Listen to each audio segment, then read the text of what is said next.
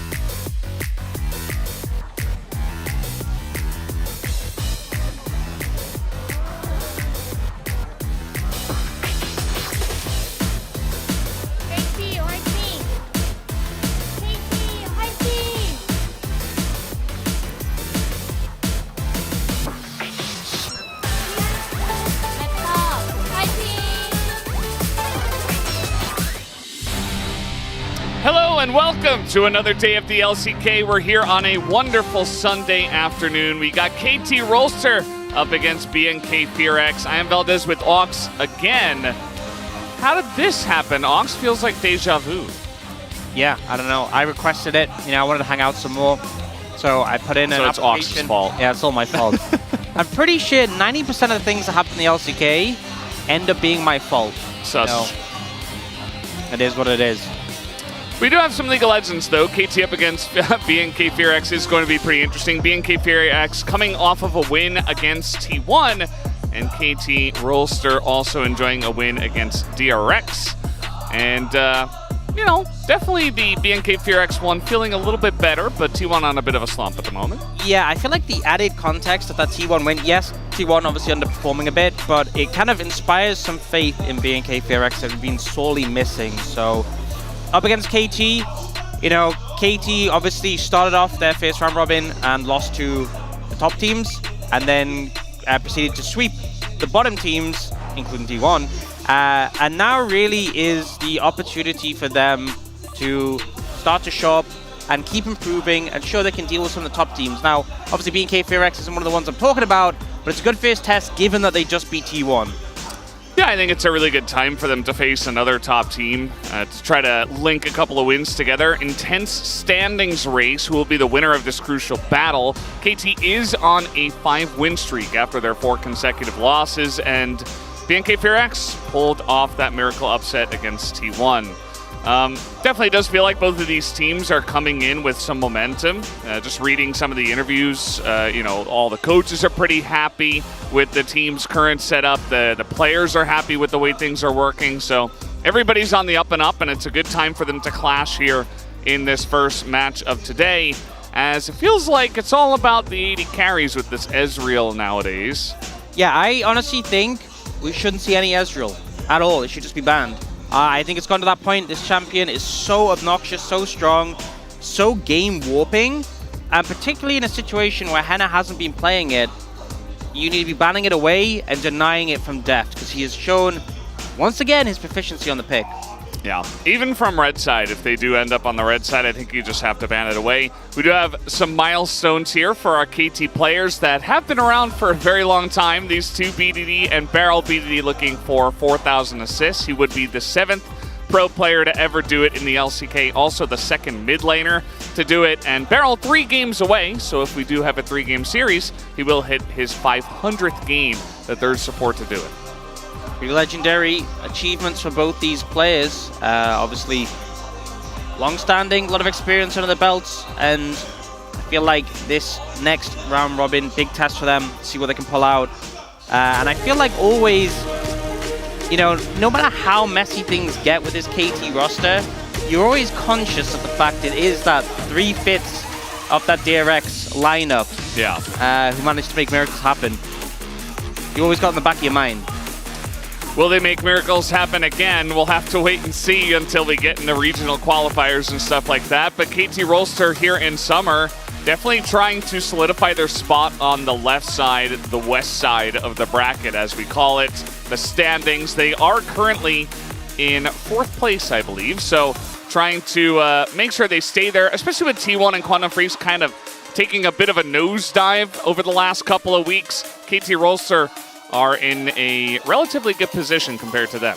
But still not too far ahead compared to Quantum Freaks and T1, who are both 5-5, and KT are 5-4. So if they lose today, we have 3 teams 5-5, and KT will actually have the worst game score out of them if they end up losing. So pressure is on to maintain that, how quickly you can go from 4th to 6th, and potentially further. And BK FearX should have high spirits after the upset against T1. Showed a lot more than we've seen from them for a while. I think there've definitely been inconsistencies with this lineup. Definitely felt like they were finding their footing with some changes up in the roster. And it feels like we saw a glimpse of what they're trying to achieve. Yeah, absolutely. I think the play was there. They were all playing as a team. Everybody was on the same page. They also had better drafting, I think. And it kind of helped that T1 were definitely just kind of doing the same thing every game that we did see. So BNK FearX were able to adapt and kind of iterate throughout the 3 games that they played. Here's the key player matchup, our 2 AD carries going head-to-head. Yep, and I think really champion pool is a big thing here, and getting the right pick for your AD carry. We've talked already about the Ezreal, but I feel like there's been a lot of picks that you can just take over games with. You know, we've seen the Zeri utilized well. We've seen spots where the Kai'Sa's felt really oppressive.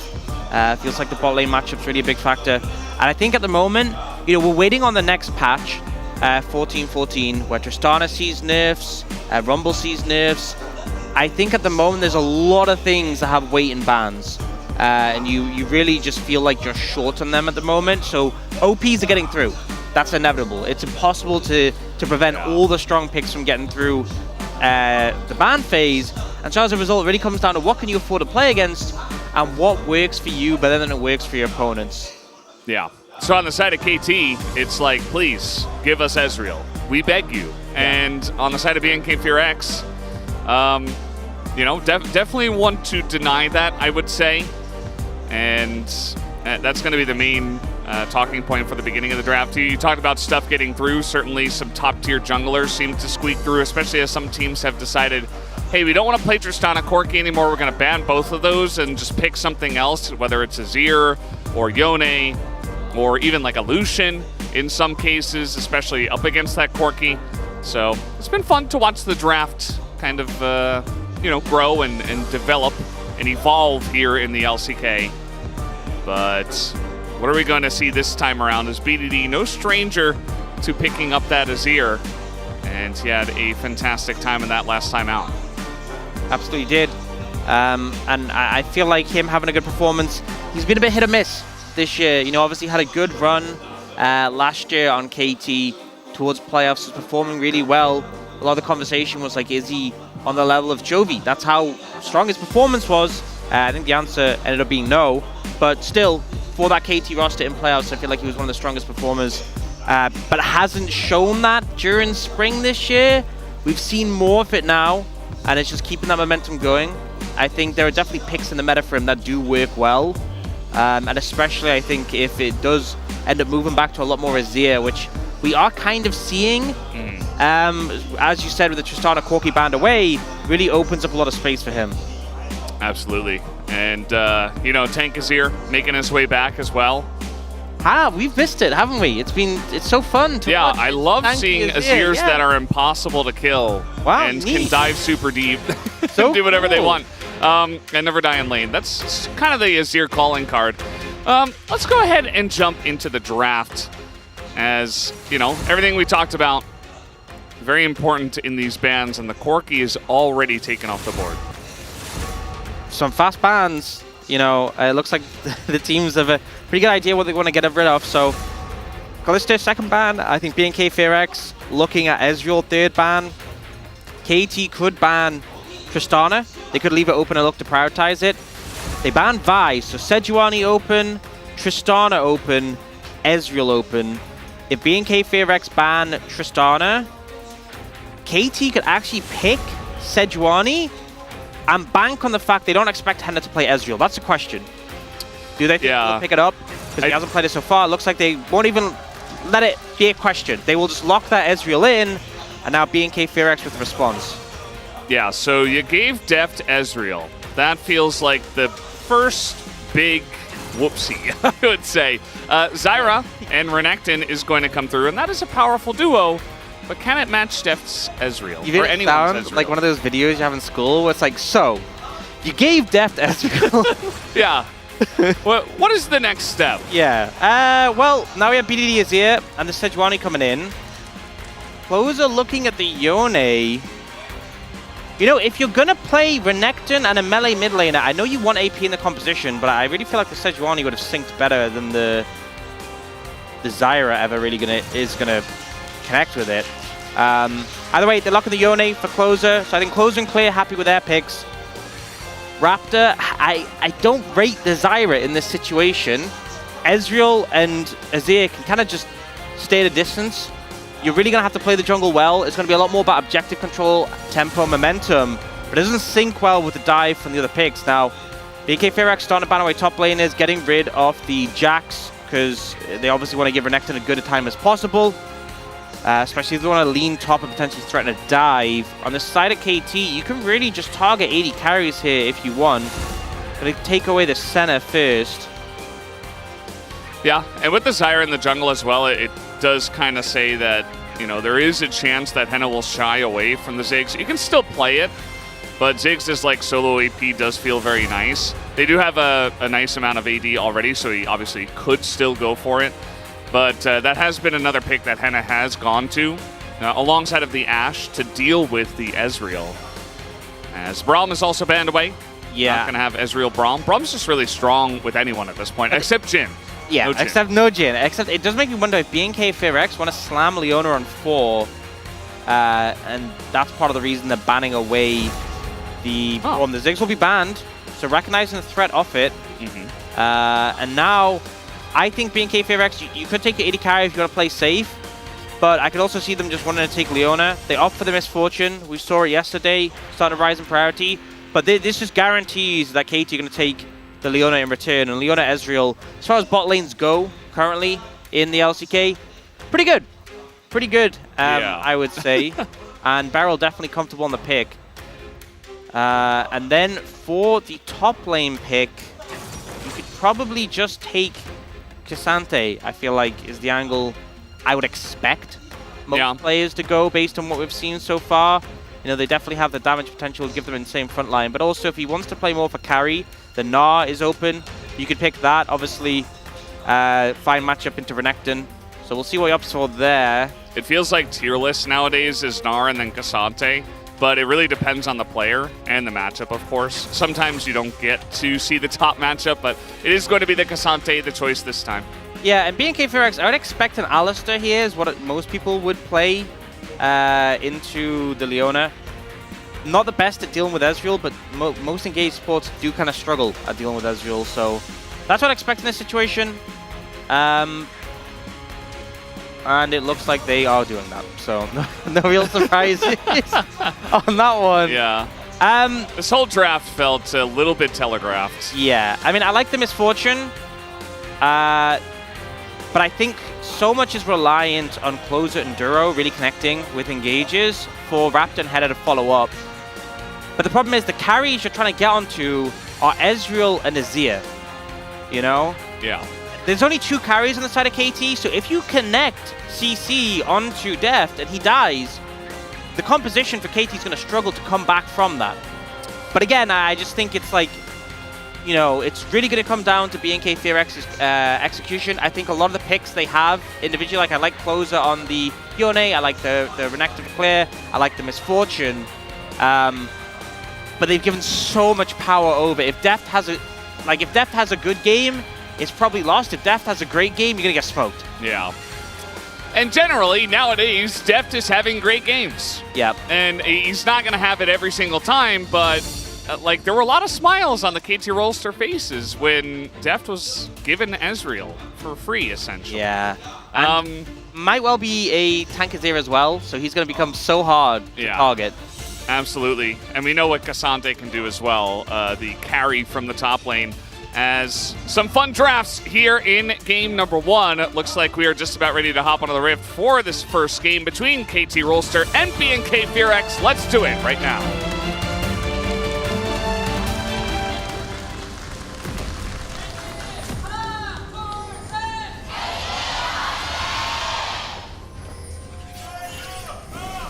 소환사의 협곡에 오신 것을 환영합니다. All right, game number 1, and the dancing begins. You know, you mentioned the Zyra in the draft. That does feel like, especially after seeing all of the champions picked, it felt like the perfect spot for Sejuani. Go like Renekton, Sejuani, and then you know BDD wants to play Azir, and then you just pick Yone. Yeah, I mean, I think the 2 things I will say is, one, they obviously wanted some AP from it, and they weren't confident they could get like a Ziggs, although I guess maybe you could have gone Kai'Sa. That still provides some AP. Yeah, Sejuani Kai'Sa, we've seen that before. Zyra does mangle front lines. If it's a good Zyra game from Raptor, like, she will shred Perfect Pyosik and Beryl. The problem is, generally Zyra is going to be favored more when the enemy team's like trying to run into her, you know? Yeah. And if Deft is strong and can just fire mystic shots at you without even approaching, you're not going to have a good time. He's already doing it! He's already started early. It's level 1! Oh my god, look at the resolve abuse from KT. The resolve abuse. What? 4 overgrowths, by the way. You know, I do remember somebody telling me that overgrowth was really strong 2 years ago. Smart dude. Smart dude. It's free HP, you know? It is. And you know what else is free HP is Grasp on Azir. This is already happening. They're going to get a stun down on a Henna as Deft, he lands a couple of Qs, but it's mostly just auto attacks, and now Henna doesn't have cleanse. And this is why Beryl is Atlas's favorite player, because he knows that he was just unlocking Hex Splash there. Yeah. That's why he uses the flash. Absolutely. Unlocks Hex Splash, burns the cleanse, chunks Henna out, and Henna makes the actual correct decision and recalls. So, yeah. But that leaves Duro. He's level 1! He's level 1! Okay, the Pulverize is pretty good, but Aftershock, Beryl just gonna trade his life for it, and he might even live! Oh, he's gonna live as well! The perfect dive comes down to take down Duro. Yeah, so I actually think Henna made the right decision, because if you stay there, you're just dying too. Henna was so low. The person who made the wrong decision was Duro. Why are you staying alone as a level 1 Alistar? I guess maybe the thought process is, I can live, I can survive, I can win. The answer is no, you cannot. And you didn't even get the return kill. Still level 1 now. But yeah, just a really good early trade from the Leona Ezreal and just showing the power that this duo has and why most teams refuse to let it go over. Yeah, as you mentioned, you know, it is the duo. Beryl is going to be spotted. Nice ward here, but Beryl actually knows about it, so he's just going to clear it out. And he could just go into mid and pressure, but it is pushing into closer, so not going to stick around for all too long, just using the roam timing. And, I mean, the confidence from them in the 2v2 and then the setup for this dive was just immaculate. Yeah, and the thing is they have to go fairly fast because they don't want Duro to hit level 2 off these minions. Beryl does a pretty great job of using the Zenith Blade to get out of tower range. Considering he didn't have flash, very risky for Beryl to be the one to tank. but he pulls it off, you know. I think Yoshik having flash still on the Sejuani might have been safer, but the execution was crisp, and KT managed to pull it off. Yeah. Even if Beryl dies, it's like, whatever, man. The Ezreal gets a kill. Deft is getting ahead in farm. Henna wasn't there. Duro got some money, but like, he's Alistair. Yeah, Beryl is no stranger to dying for the team. Yeah. Sometimes he just dies not for the team. He's no stranger to just dying, regardless of situation. Yeah. But, you know, generally, it feels like he gets value. In this case, he gets a lot of value because they already won the lane at level 1, and now Deft is a kill. Yeah, so, I seem to forget, we were saying something in draft about Ezreal being a big issue if he gets fed. Something like that, you know, ballpark. Not looking good for BNK FearX. To already have this Ezreal who has like a 15 CS lead and a kill at 4 minutes with a Sheen and a Tier, by the way. Yeah, already got it. TP'd back. He has teleport as well, so he just TP'd back. Yoshik is hiding on bush here. Can just Q and then steal it with Smite. Yep. Well, he didn't get it. Raptor didn't even smite, he got it with an auto! Oh, well, Yoshik, yeah, that wasn't great. Raptor is going to feel good, though, about picking that one up. And well, Yoshik awkwardly goes down to his bottom side jungle. This is the Zyra win con, so I'm glad Raptor's making use of the pick and getting value out of it. You'll see Closer take the wave in a comfortable spot, but BDD's going to TP back in. And Perfect's actually super low. This is so diveable. And BDD just TP'd mid, so he can't come to help. I think you're just dead, buddy. It is Cassante, but level 6 Renekton with Flash, I think he's dead. I do agree. Level 6 hit here by Perfect, but I don't think it matters as Clear does get stunned up there a little bit. Oh, he's gonna go down! Clear taking one too many turret shots. He had Flash as well. He thought he was out of range. That is a criminal error for BNK FearX. What looked like the freest play. I think the thing was that Perfect leveled up to 6, and that made them hesitate a little bit. The extra health, the extra stats as well, coming in clutch, even though he didn't get to use his ult. But they just couldn't burst him down in the initial CC chain. Yeah, and they need big wins on the top side of the map. And unfortunately, that kind of turns into just a pretty minuscule win. I'd say. I mean, I think Perfect, considering the context leading up to that, perfectly happy. And he just gets to TP back in, and he's fine. You know, got some extra armor. It's actually him who got the kill versus Clear who got the kill. He's now up in experience. Clear should make this back with his wave, but he is feeling a lot better about the matchup now. Yeah. You mean Raptor, right? Picking up that kill. Oh, yeah, sorry. Yeah, Raptor picked up the kill on the other side. Yeah. And that's going to make it much easier. Nice flash here from Yoshik, actually. Yeah, that was a good flash, honestly. Quick reactions. Yeah. Could have been in trouble there. Doesn't make his jungle life much easier, as we do have a sweep coming in just to trade from BDD, but Closer just holding on to his ultimate. Yeah, so you see Perfect pretty low, but actually hits this minion, gets level 6. They go for the burst combo, and I think if he wasn't, he would have just died if he didn't hit level 6. Just flash. And then here, you know, honestly, I feel like it's in that situation, he was so close to not getting the final shot. Oh man, look at that damage from the True Shot barrage. Duro's level 4. He doesn't have his flash. He goes down.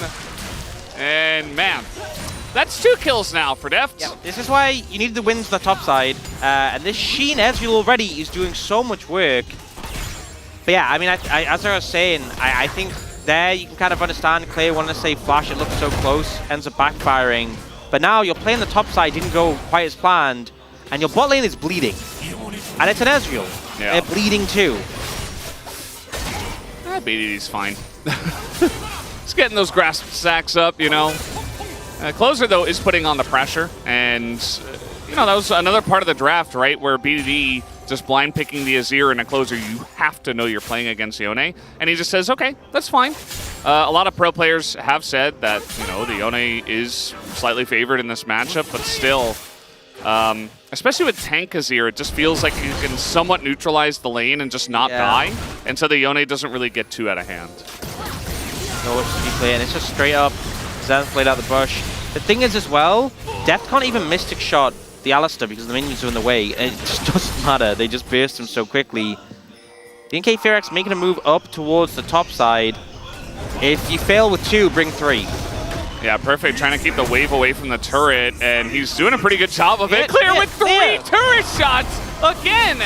And now, I mean, missed damage coming on in, but it does not quite matter, as with enough people, they will kill him. That's why they had to bring 3, because Clear not getting along with the tower is all I'm saying. Not the best performance there. And now Raptor is low. This is the thing though, because they're so low in health, they could be vulnerable. Beryl is making moves.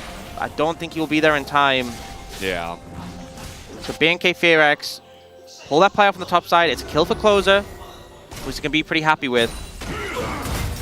Trying to make a little play here on a BDD, but yeah, I don't think he cares. And no. yeah, talking about the Yone Azir matchup, I feel like especially with the grasp, like the Yone is so annoying because he can constantly trade in on you, and he sustains so much with like the early Vamp Scepter, with Fleet Footwork, with Second Wind, Doran Shield.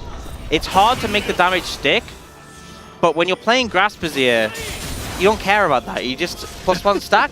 yeah. A +1 stack. You know, that's your game plan. It's a good game plan as well. I think especially in matchups like these, the Grasp Azir really does flourish. We saw yesterday, I forget exactly who it was, they played Azir, I think it was Chovy, into the Ziggs, right? That's what it was, Showmakers of Ziggs, and he just played regular straight up Azir. And that made sense, because you're not getting a lot of Grasp stacks against Ziggs anyway.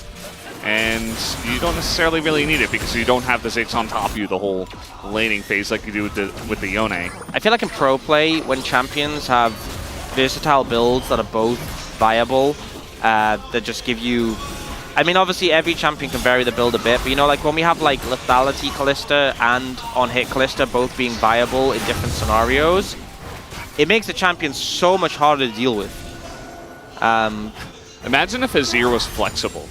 Like we had bot Azir as well. Oh God, don't. It would just be top Azir. It would just be permabanned every game. Yeah. And yeah, we did have top Azir there for a little bit. But the fact that you can play Azir with the more mage heavy build, right? And you know, honestly, maybe we should see top Azir as closer's just gonna ult away. it could honestly. Like in Tekasante, you just go grasp. You're like, hey, Back.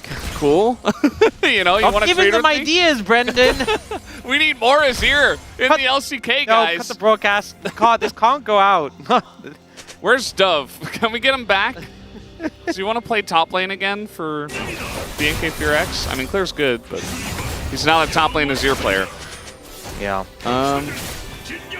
Yeah, this is the trading pattern. Clear goes in, BDD's like, yep, thank you. Stack. I said it right when he got it. Oh, man. That's why you're the play-by-play caster, you know? Yeah, the timing has to be really on point. Yeah. Are they really going to dive perfect again? No. They are TPing in, but now Raptor kind of in an awkward spot. Even takes a turret shot, but the stun is going to miss. It's 4 people in the top lane. He does avoid the Zyra ult, and now trying to flash away, but an Alistar is there as well. And that'll be the end of Perfect, who's just not having a fun time. They keep saying play safe top, but it's not working as everybody dives him there, and it's a trade of turrets, but BNK Fearax is going to get the first one. I actually think Perfect could have killed Raptor there if he committed the flash early. Feels like he was kind of like, you know, I'll just buy as much time as possible, but I actually think he had kill pressure. You can see he was trying to look for the angle under the turret. If he'd flashed to get the stun on a Raptor, then ulted, I think Raptor's just dead. But doesn't find the opportunity there, doesn't see the window. And BNK Fearax actually having a gold lead on the back of these kills they've picked up. Particularly Closer, pretty fed in the mid lane, and Raptor on this Zyral, watch it back again. I just think it's like this angle here. The wave is really small. Raptor ends up getting aggro. During the flip back, if you can like flash, right? Yeah. Maybe go for the stun into ult. Raptors have flash as well, so maybe. I mean, it's hard to say for sure, but the problem is he ends up burning his flash later, only to die. Yeah. But I guess hindsight's 20/20, right? Absolutely. It feels like he almost thought he was going to get out of that situation because he had trimmed the waves so much. Hey, He's like, maybe they can't dive me? I didn't think they were going to dive, and they brought 4 people. So it's not fair. Yeah. 4v1. Not fair. BNK Fearax actually do have a gold lead, so everything we've, you know, said about Deft getting fed. He's still very fed, and he's still going to be very obnoxious in the mid lane, but at least BNK Fearx have found those wins eventually. They did go up top again and again, and they bullied Perfect. They got a bunch of kills. The Zyra pretty fed in her own right. We'll just see if she can get as much value as the Ezreal will. Yeah, and it really comes down to a battle of who's the most fed. I think also it's interesting that Closer is getting quite far ahead. If he connects on a Deft, that's a big thing. You know, very tanky composition, 2 carries on KT. You kill one of them, the comp will start to flounder, and Clear is on this great flank angle. It's going to be such a good fight for BNK Fearx. They're pinging it. They know he is somewhere in there. He's got to be. There's a crocodile hiding in his brush. Oh, there he is. He's level 11, though, and Perfect's only 10. I feel like BNK Fearx, if they were ready to go on this one, they might just want to fight for it, and yes, they will. The TP is going to come in. Duro, though, look at his health bar. He's dead already. Yeah, this is a 4v5, actually. Duro can't fight, and they're just going to say, well, we don't have a support. Let's just give the objective over. Yeah, and that's after they TP Closer in. So Deft actually did this really nifty Ezreal mechanic where you land 3 Mystic shots in a row. And there's no counterplay. Maybe like Essence Flux as well. That's the name of his W, right? You know, I was watching. I don't think he landed an Essence Flux. I think it was literally just 3 Mystic shots. And that was it. Yeah, in BDD, he did the cool Azir thing where he sends the little jab. Yeah. Stab it. He's got Leandri's. Yeah. Well, up against the guy who's only building health. Duro's like, please get me this Warmogs ASAP. Well, it's going to take a while. He needs another component, and then he needs to complete it. Duro, there's a wave bot. You should just take... Closer doesn't need it, you know. Closer has enough items. Steal it, yeah. He's Blade Rune King. That's full build for Yone, right? Yeah. I love how much control KT have over mid lane. A lot of control right now. Okay, a bit less control. I mean, at least on MF, okay, you they've lost can the soak control, yeah. one Mystic shot, right? Yeah. You can soak one, and then you can get the shield back because you do go for this BT build. Yeah, we talked about this yesterday. Staying through the poke. You know, because one of the things I've talked about with Ezreal is the fact that he can just position himself mid and just force everyone off the wave, kind of like Lucian Nami used to. But the thing is, the Bloodthirster MF is basically immune to poke. You just walk up, stand in front of the wave, and auto it.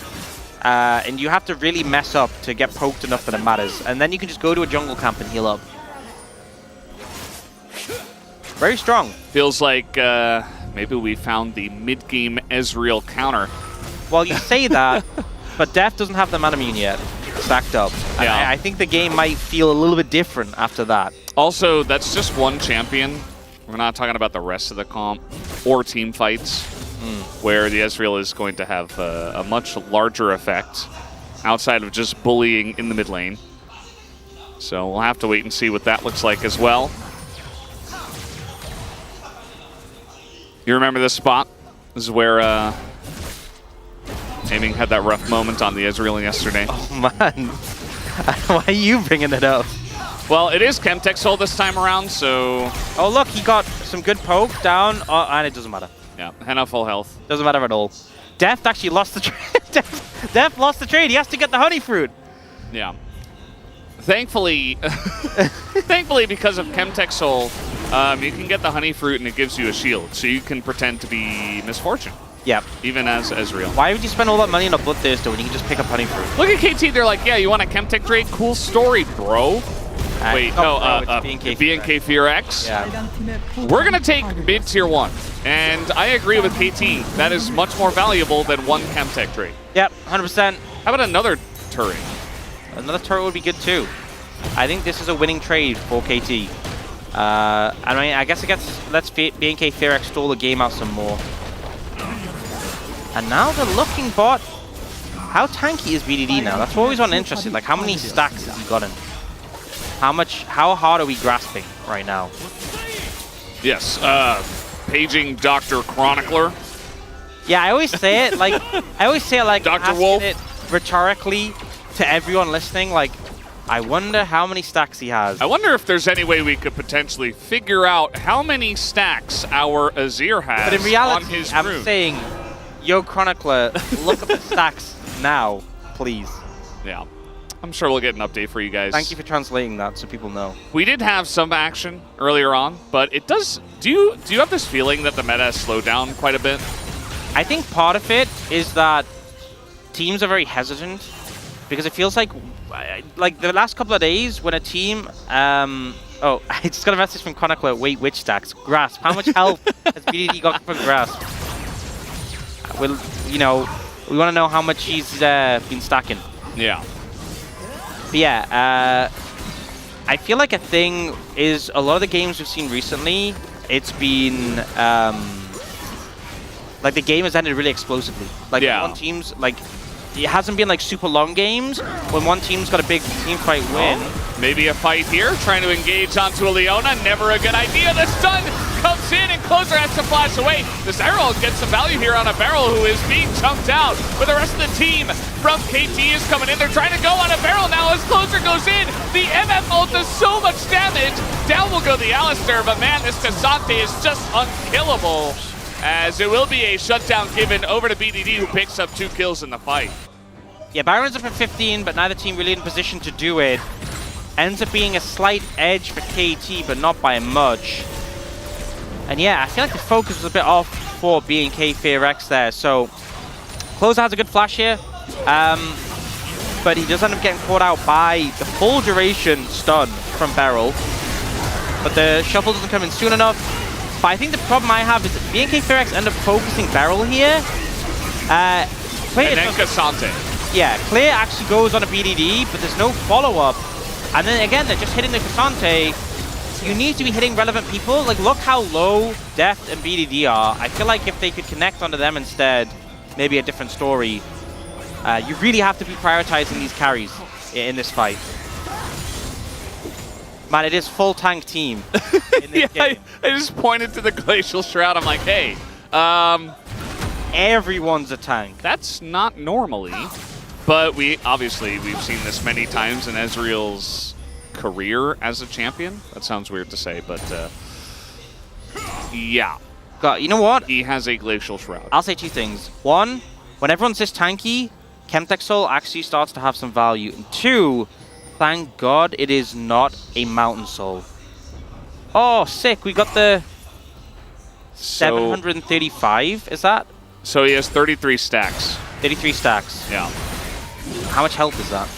I did not see that number. Oh, I couldn't read the Korean. I would assume it's like 150, 200? 133 health. That's a lot less than I expected. That's honestly, I'm very disappointed. I expected to be significantly more. It's better than not having 133 health. Yeah, but only by about 133. Yeah, approximately. Now we do have Beryl in a really rough spot. He is Leona, but oh, the double stun coming in. But nobody's here on the side of KT. It's just Beryl making cool plays by himself. Not the first time we've seen that. Nice setup here, though, from the side of BNK FearX, and they're going to start the Baron. Yeah, they should be able to scout this out. Definitely has his ult back as well, so huge value connected here. It's not going that fast. Raptor hasn't committed the ult. They clearly want the fight here. Duro looking for the angle. That's... He went backwards. That's not quite the angle. We do have the TP coming in. As now 4v5. The front line, though, clear in a rough spot. And Pyoshik's in the pit. It's a flip, and it goes to Pyoshik. The MF ult does get some huge value. They're hitting the backline. Deft is dead. And yes, KT got the Baron, but what does the fight look like? It's BDD unkillable in the pit. Nobody's hitting them. They're all hitting Pyoshik. As finally, BDD is going to get some attention, but it's too little, and it's too late. As KT, they win the fight afterwards as well. And they just leave BDD unchecked in the fight. They were chasing the Cassante. Stop chasing the tank. Well, I guess it's Sejuani. I guess Azir's a tank too, but BNK FearX, it backfires so hard in the initial play, actually starts off fine. They end up going for Beryl when they know he doesn't have support. They've seen both solo laners, and they don't opt to TP in. The problem is, you're in Ezreal, so you know you're going to take a fair bit of damage around this Baron, and Closer starts to get chunked out. He does cross over the wall with the Q, so he's going to get hit by the ult. But then here, Clay gets chunked, and I think Closer does a fantastic job of getting on Beryl. The grasp and roots from the Zyra is huge, but then they all move to peel to Henna, and BDD is just completely untouched. You know, Closer tries to get on top of him, doesn't succeed, clears super low. Henna just charges into BDD. I guess confident that he can take BDD down, but BDD is so bulky. Far more than you expect from a typical Azir. You know how much more? 바로 About 나쁘지. 133 health. Approximately. Yeah. And KT fans very happy after that one. Because not only is it the fight win, but it's also just a straight up flip. Like, it's Sejuani in the pit.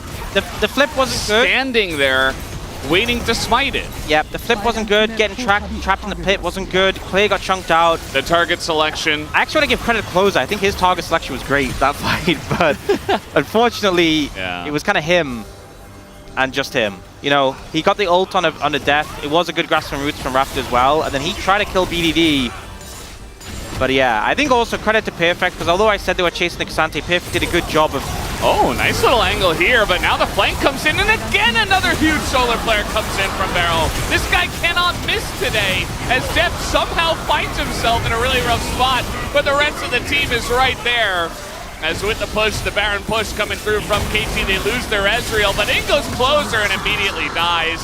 Actually, the main carry of the game now is BDD. It's not Def's. Def dies and they're like, yeah, we don't need him. Yeah, honestly, Def, caught by Yonil 2 fights in a row, ends up dying.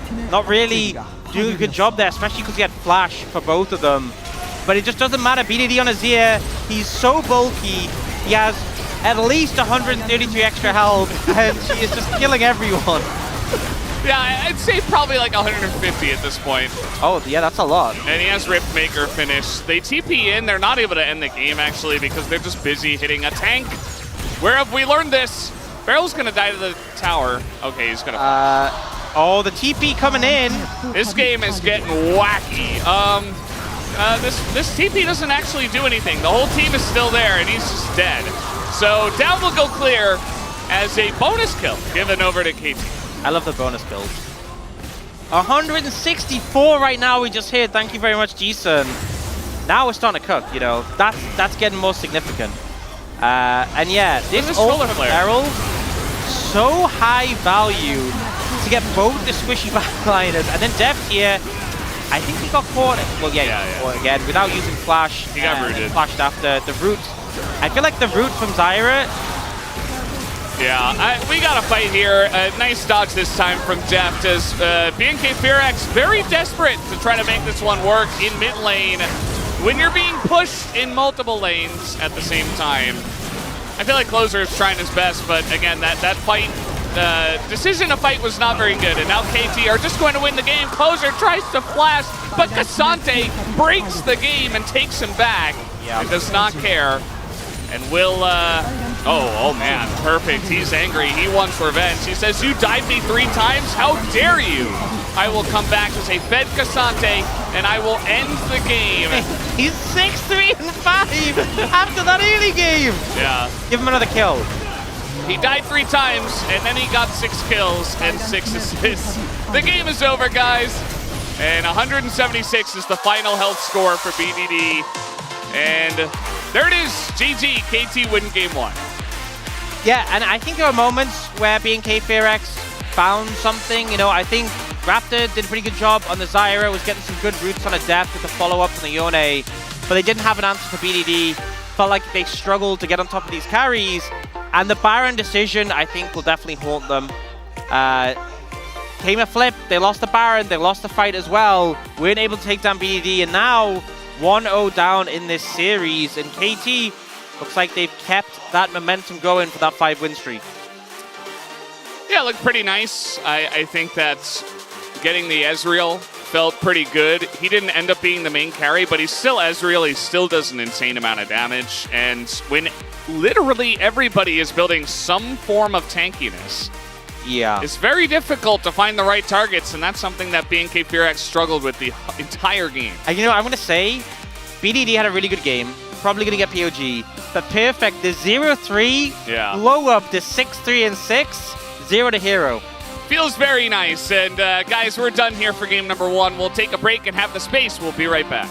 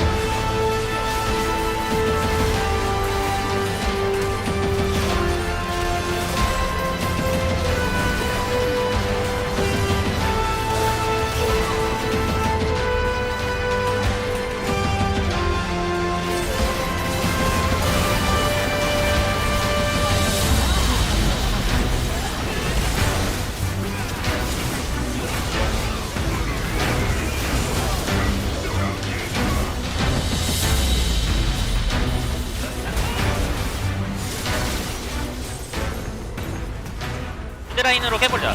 요네 노공이야, 요네 노공. 여기서 봐줄래 요네? 템플 몰라?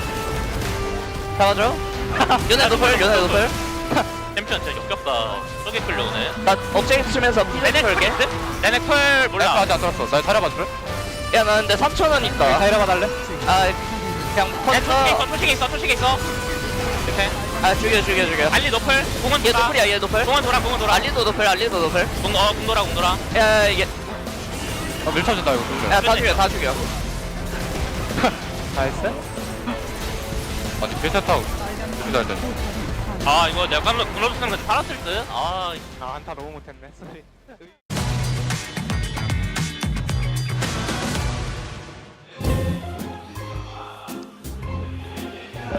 왜 웃기는데? 나? 나 뭐 했는데? 날 쳐다봤잖아. 나 형 안 쳐다봤어. 그래? 아니 근데 내가 형 쳐다본다고 웃겨 그게? 웃기잖아. 성 나가네. 사이드 나 방에? 해볼까? 맞아 내가. 아, 이제 슬슬 가는 중. 나 잘 받아볼게 그거. 천천히 가봐. 위로 올 수 있나? 형 위로 오면 살릴만해? 잘 받았는데? 클린즈 없어? 얘 봐도 돼. 얘 클린즈 없어? 난 누웠고. 살만해. 앞에 봐줘야 돼. 앞에부터. 얘 노플이야, 노플. 야얘 공 맞았는데. 나 나 킬 킬쳐 있어? 줄게. 다 형. 보자. 바로 나자, 바로. 바로 가자 바로. 나이스. 아 빨리 먹고 용 준비해야 돼. 이번에 나오면 공 볼게. 공 볼게. 들어도. 공 보자. 나 봐줘봐. 너무 빨리지 마. 들어도. 아니 이길만해. 괜찮아 내가 다 야, 해줄게. 슬로우. 야, 이거 봐줘봐. 나이스. 내꺼. 맛있고. 가는 중. 와. 야 끝났는데? 건이 형 없이 가족 사진? 뭐 찍어? 가족 사진 어떻게 찍어 이거? 가족이 없는데?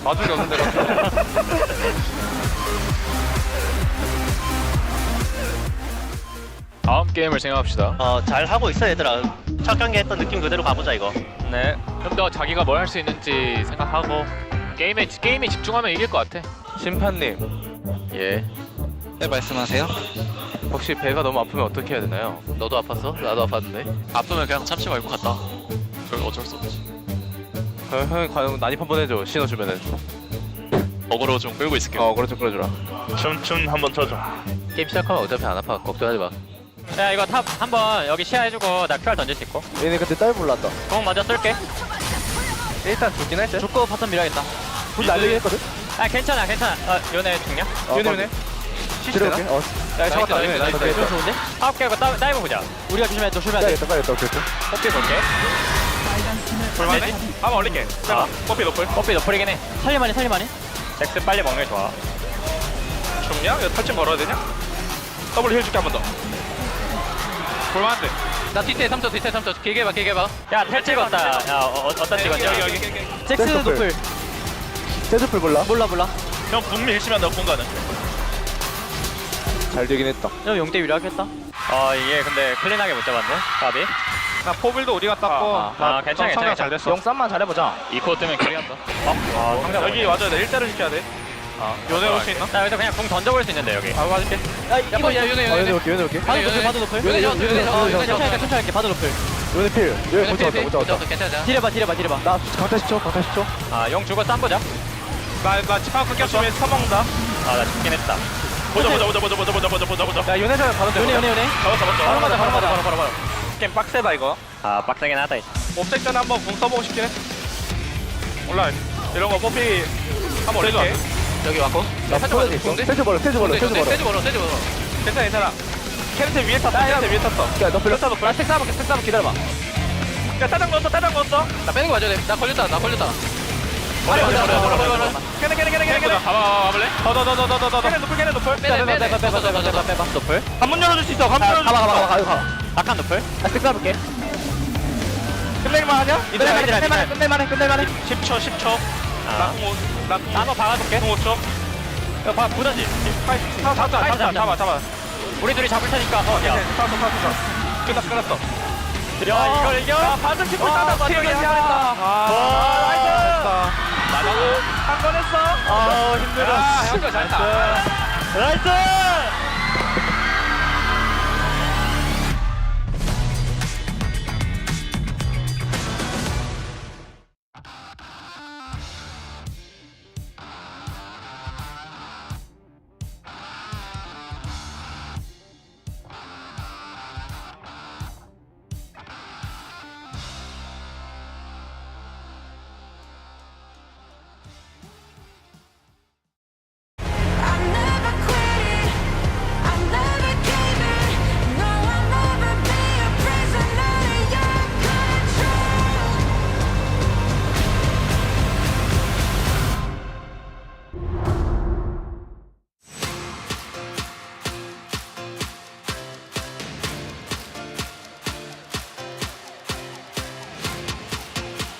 Maybe an expected result for many, but an unexpected journey here as BNK put up a great fight against KT, but KT take game number 1 after a pretty close Baron flip there. Welcome to the space, Degon alongside Chronicler and Wolf to break down game number 1.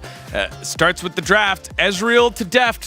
Valdez called it out too. Yeah, I actually think that giving over Ezreal to Deft in game 1 is fine, depending on what you get for it, because KT have really heavily prioritized the Kalista, and I think that BNK isn't confident that they can win the bot lane if they play into a Kalista lane either, which I honestly think is fair. I imagine they'll swap it up, but as the casters were saying as well, there are so many OP picks right now.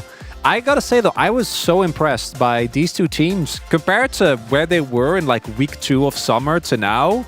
Yeah, the It's growth, night and day. the growth has definitely been there. I do kind of agree. I mean, you and I were talking about it a lot during the draft. The Kalista ban means they don't think they can actually outplay the Ezreal. We've already seen Deft is willing to play the Kalista and prio that into first pick as well, so they clearly came into this prepared for it. And what they got in return, as you mentioned, was a strong top side that they played through incredibly well, got advantages up there, didn't ultimately end up mattering here, but I think this draft is pretty smart for BNK considering their players. Really, the only thing I would have liked to see swapped is pick Leona, because playing MF into Leona, which you know is coming, because it's one of the best picks, Braum is banned, and it's Beryl.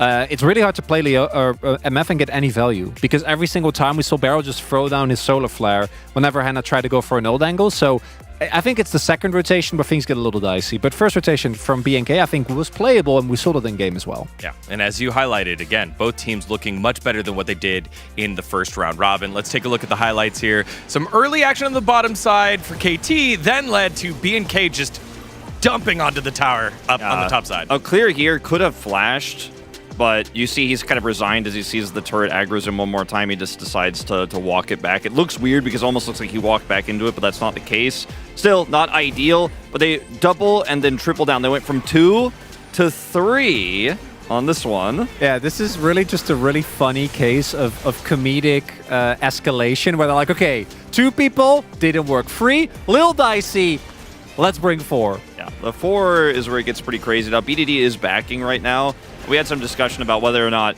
he should have TP'd in here to try to save the play, but the turret's so incredibly low. Once it falls, then he might die as well, so he opts to just teleport back to lane. Perfect. He weathered the storm in this early game, right? I mean, he was dove several times, did fall behind in farm, did fall behind in gold, but he actually made a much larger impact on the game later on than his counterpart in the Renekton. So, you know, it's been really nice to see how Perfect has... He went from being a guy who was like really, really low in the laning stats because he's losing lane to being the guy who's now like getting dove and then still making an impact. Yeah, flip side, it was cool to see BNK be able to execute a play consistently, right? A team with an identity. They said, hey, this worked. Let's just keep going back to that well and make it happen. And with that, they had a gold lead. Baron comes up at 22 minutes. This was so close. If it goes the other way, we might be talking about BNK win. This was a turning point, and it's just a straight up flip. Beryl was dead, which is why they go for this. I think the problem is Hannah hasn't really been in a position to find big ultimates, gets immediately dragged out there, and because the buff went over, like, I want you to look how close this fight ends up being. BDD obviously with Senkazir onto items, insanely hard to kill, but I truly feel like with how close this was, just the extra stats from the Baron could have been a difference maker, and it could have been a BNK win instead, but from this point on, KT obviously not going to let them get back. And you mentioned Hannah, you know, getting pulled out. Also, you know, focus firing the Cassante for the majority of that fight, basically the entirety of that fight. I think a lot of the damage was wasted onto Perfect, and then BD was able to, as tanky as he is, clean up the other part. All right, well, with that win, KT have the POG. Could go multiple different ways here. I know that you guys were flipping between 2 guys. Who is it here for KT in game number 1? It is BDD in the mid lane. 7-0-5 is third of the split. And BDD's been pretty consistent on Azir. I think KT have realized that they don't have to put him on AD mids. He hasn't looked as comfortable there as he does on his Talia, on his Azir. They've changed up their drafting style. It's looked really good this week. And, you know, I mean, it could have been Pioshik because he had the really cool steal. His early game was, you know, pretty decent as well. They got the dive on Duro, but I voted for BDD. I thought he was more consistent throughout the game. Yeah, I went to Pioshik because I feel like the game just came down to that 50-50. I imagine we'll see a split, and yeah, I think BDD getting the majority of the votes makes sense.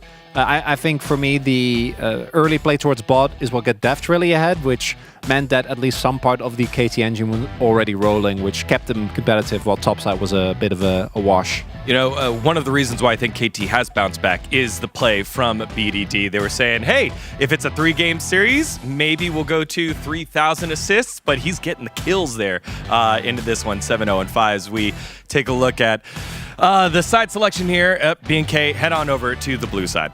Yeah, no surprise. I imagine that they're going to try and secure the Ezreal for themselves.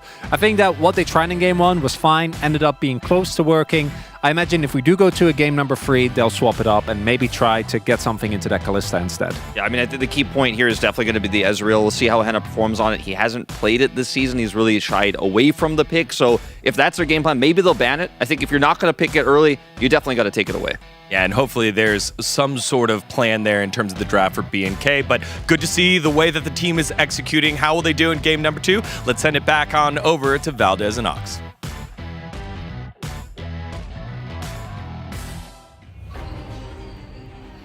Thank you, Spacers, for that wonderful breakdown. We are just about getting ready for game number 2. As you guys can see, the Korean desk finishing up here. The reaction as BDD picks up the POG.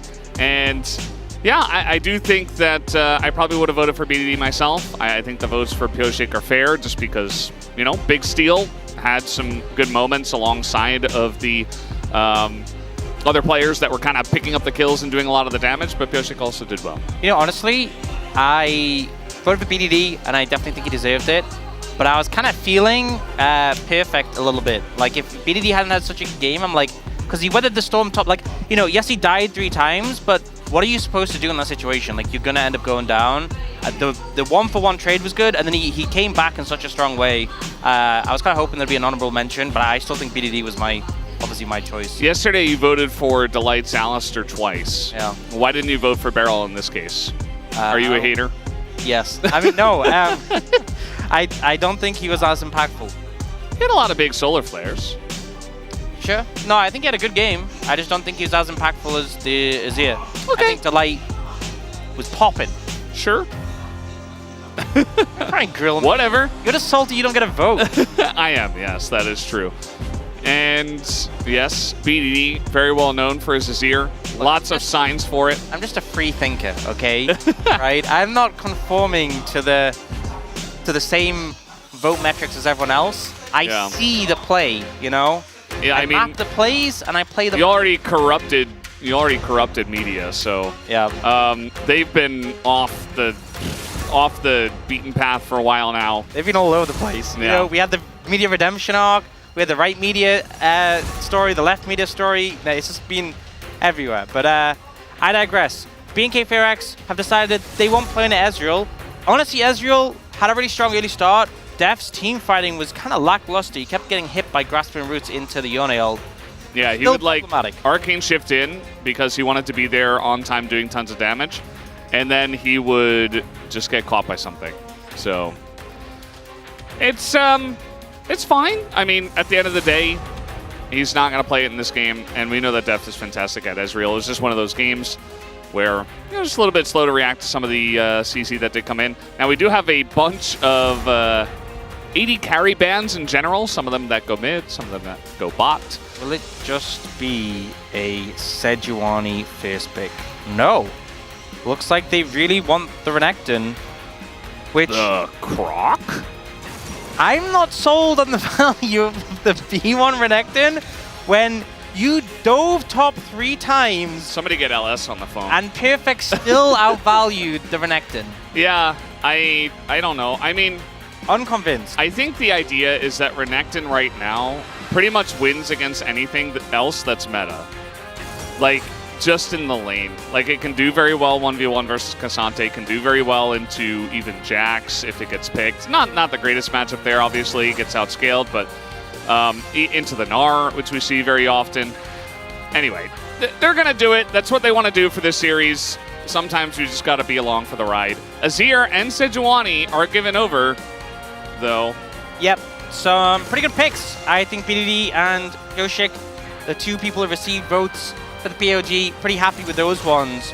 They have gone for the Zeri, though, so they opted to pick up the Vi with no Ezreal available, and then take the Zeri, so they have point-and-click CC for whatever KT take, have a good answer to their carries, and the Zeri is going to be there for the cleanup. Now, KT could just take top in this situation. I don't think they're hugely pressured to take AD carry now.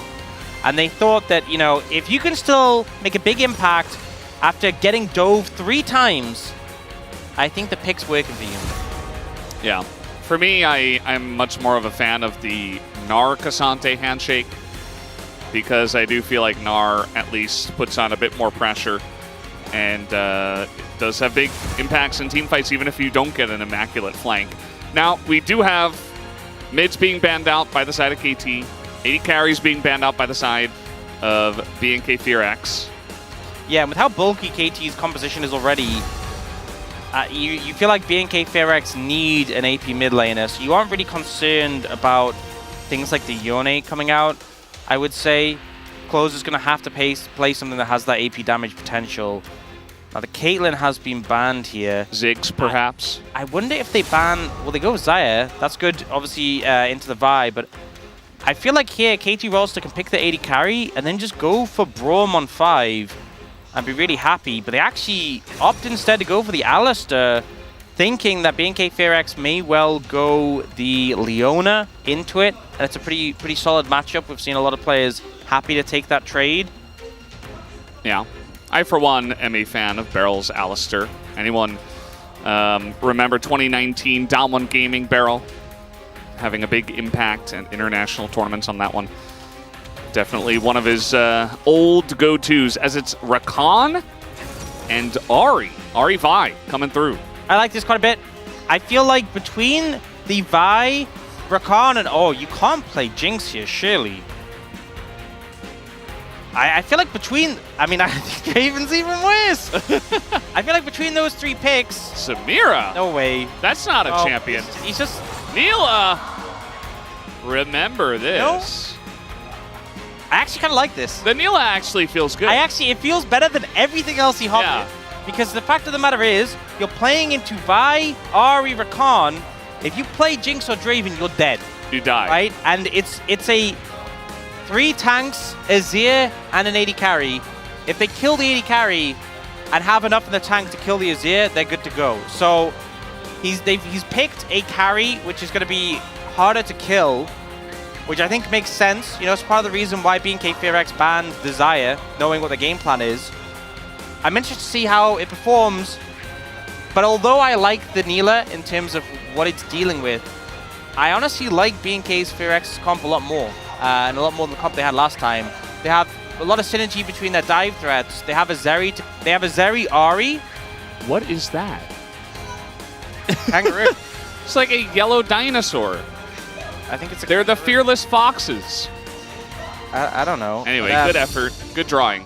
Yeah, if you get that good engage off with this composition, which you can definitely do, Zeri and Ahri will find the momentum in the fight and clean up. You have a lot of go tools. This is the sort of composition you want to play if you're an Eastern team. It just, you press your buttons, you go, you fight. Yeah. On the side of KT Rolster, it's a very bulky, hard to kill comp, but only 2 carries once again, and a lot of answers to them.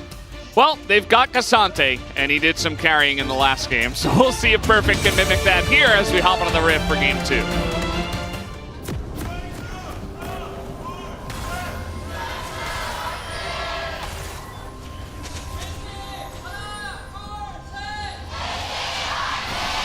소환사의 협곡에 오신 것을 Game number 2 comes out, and BNK FearX, they pull out a very aggressive composition. One that feels very good for their team as well. I love how...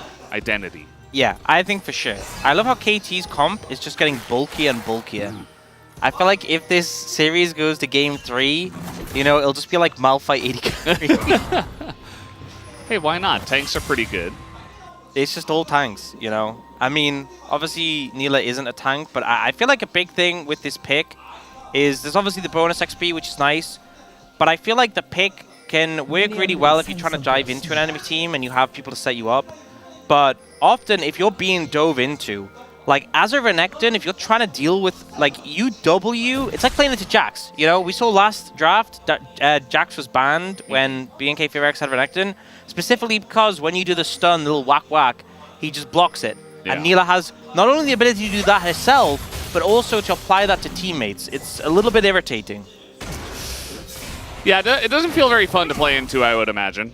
And she has a lot of anti-dive ability herself. And once again, some resolve abuse. Yeah, we got 4 of them over here. And it's actually 5 resolve pages overall. Yeah. 4 primary.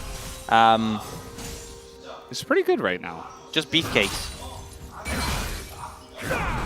Perfect. Gets over. BDD has not lost a single game on Azir just yet, which is pretty impressive considering that, you know, they had 4 losses in a row. I guess at that point we were still seeing a lot of Tristana Corki. Yeah. And Azir wasn't really as prevalent. And now as they've started winning, he's started playing it more. Is it related? Is it correlated? BDD plays more Azir, they win more? I think it's more so the first 4 games they were playing against teams like Gen G and D+, and in the last 5 games it was teams like Nongshim and Bro. I think that's more relevant. And T1? And T1. Also an Eastern team right now. Yeah. So they're in that pool. No, but I think that is oversimplifying it. They definitely improved as a team over that time. You can see from the play, even if the opposition has been a bit easier. I think, you know, the bans, because the Tristana and Corki weren't working that well for BDD. So I think the fact that we're seeing them banned now and the Azir's kind of opened up, I think it has helped KT.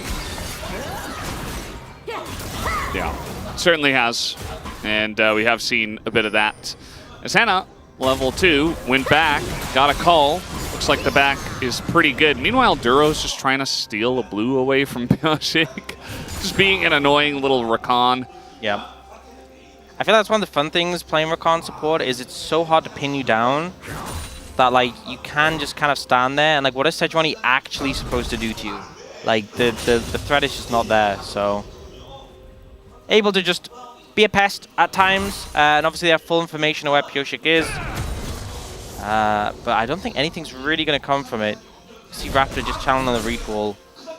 And Claire has been trying to get some good trades in. Nothing has come. Oh, there's a wave crashing here. They might go for the dive. But with barrier and heal and level 3, this is risky. Let's see if it works out as they do get the double knockup, but TP is coming in, and the flash, they do get the stun, but where's the damage? It's non-existent. Barrel will survive. The flash comes in from Closer. They're trying to turn it on to Closer as now stun comes in from Pyoshik, and yes, they get the kill, but he's going to go down as well. Double kill to the Zeri, as immediately Zeri moment to set up here early on in this game. Raptor going to take the 3rd kill away, but Henna very happy with the way that one went. I don't think this could have gone worse for KT, and I think the thought process was, hey, we don't have cleanse on the Zeri. The Neela stacks the Sejuani passive. You know, we've had games where no one stacks the Sejuani passive. You have everyone, apart from Azir, stacking the Sejuani passive. The problem is, it's barrier heal from BNK FearX, and there just isn't that much damage. It's 2 tanks and a Neela. It wasn't even close. Like, actually just look at Henna's health in this situation, okay? Gets combo, the barrier comes in. Still full health, by the way. Okay, you're like 70%. They were just, like, Closer's closer to dying than Henna ever was. Yeah.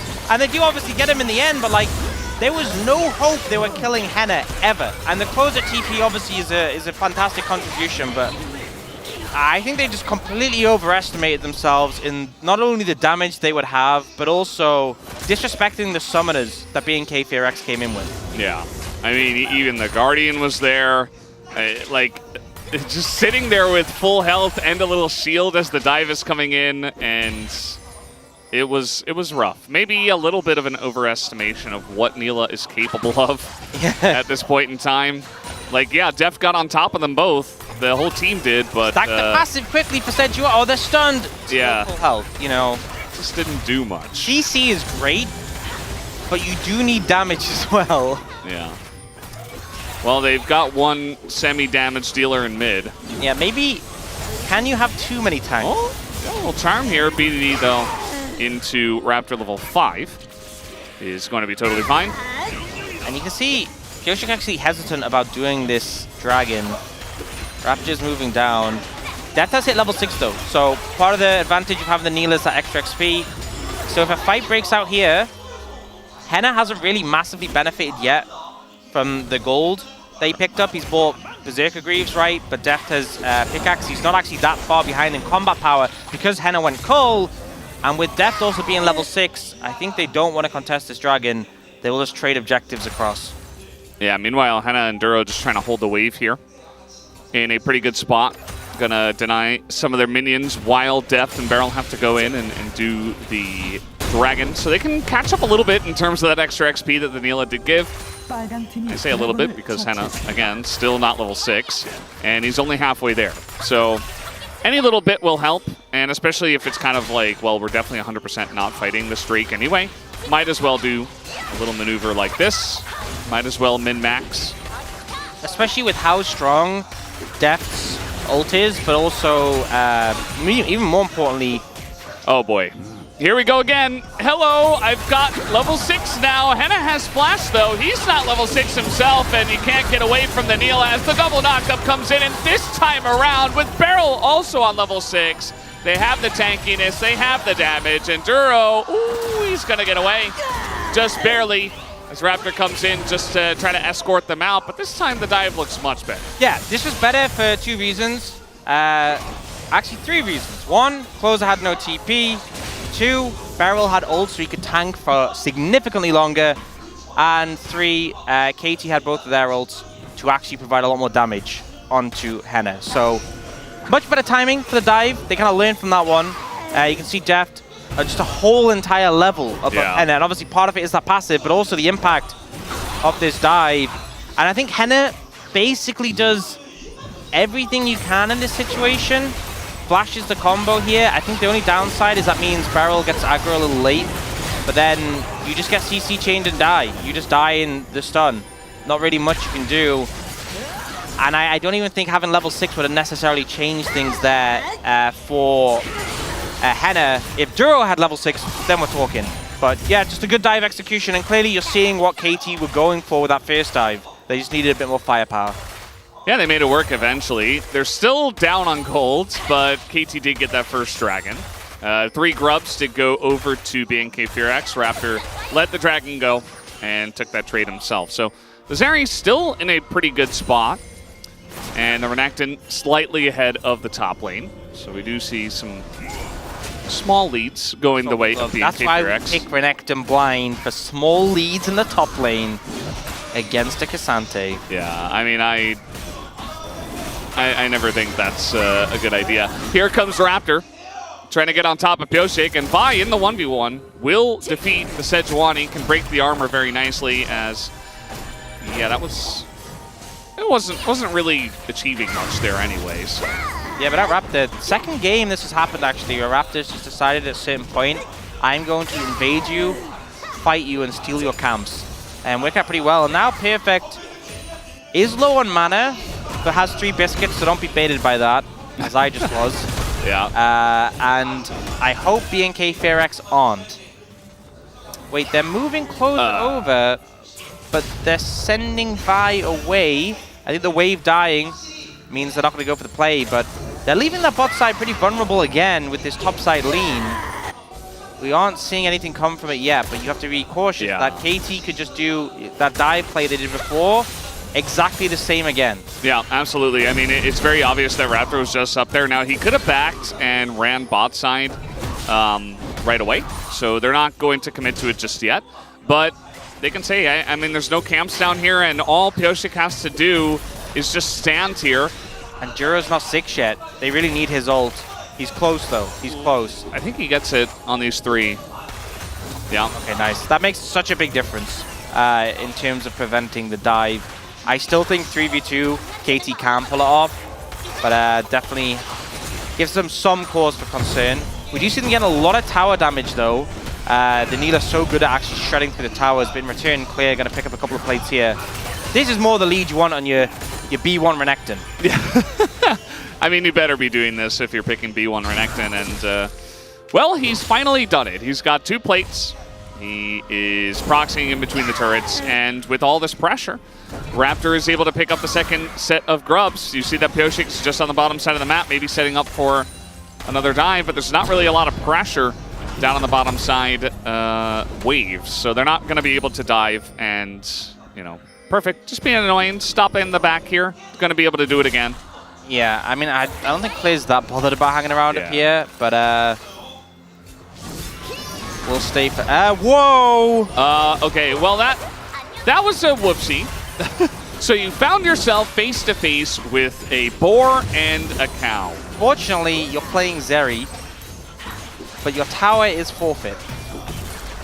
Yeah, the fact that he had to dash over the wall, and even just, again, like Piosik's presence, just standing there, not even killing Henna, but it's still a full turret and a full turret full of plates that goes over to Neela and the team of KT. So now they're going to try to take the second dragon as well.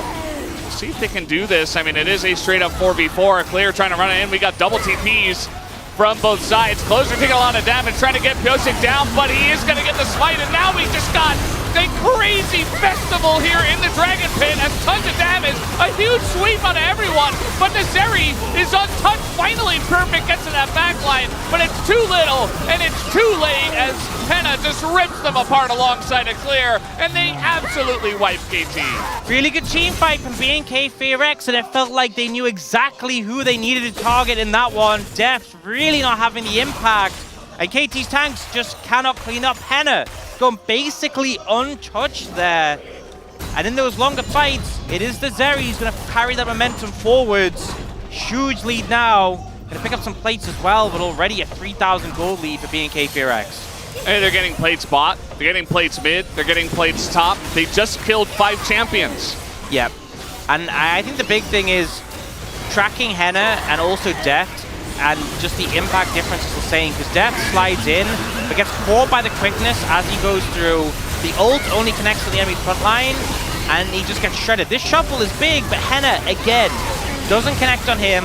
Targets are getting low. Perfect tries to get on top of Henna, but it's too little too late. The dash back into cleanup as well.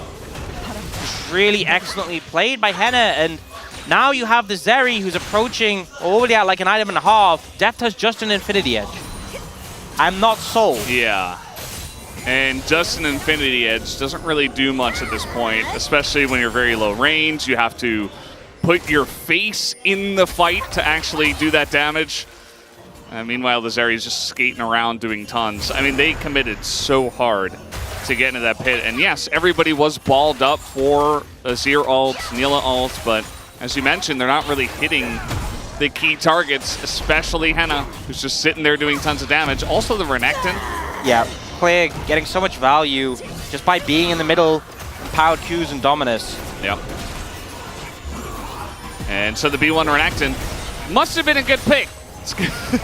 Got value in the last fight. Now KT trying to make a play here on this one as BNK FearX, they say, this is our objective. You guys can't really fight us here, but now trying to engage onto the Renekton. Clear does have Dominus still as they push into the Banana Brush, and now the engage comes out, and Deft is going to survive. He only hits the Vi and immediately dies. He does nothing in the fight. The sweep comes in, hits 3 though, but the damage is not quite there, and the Zeri once again is getting some done, but they don't commit as everybody turns around to deal with Perfect.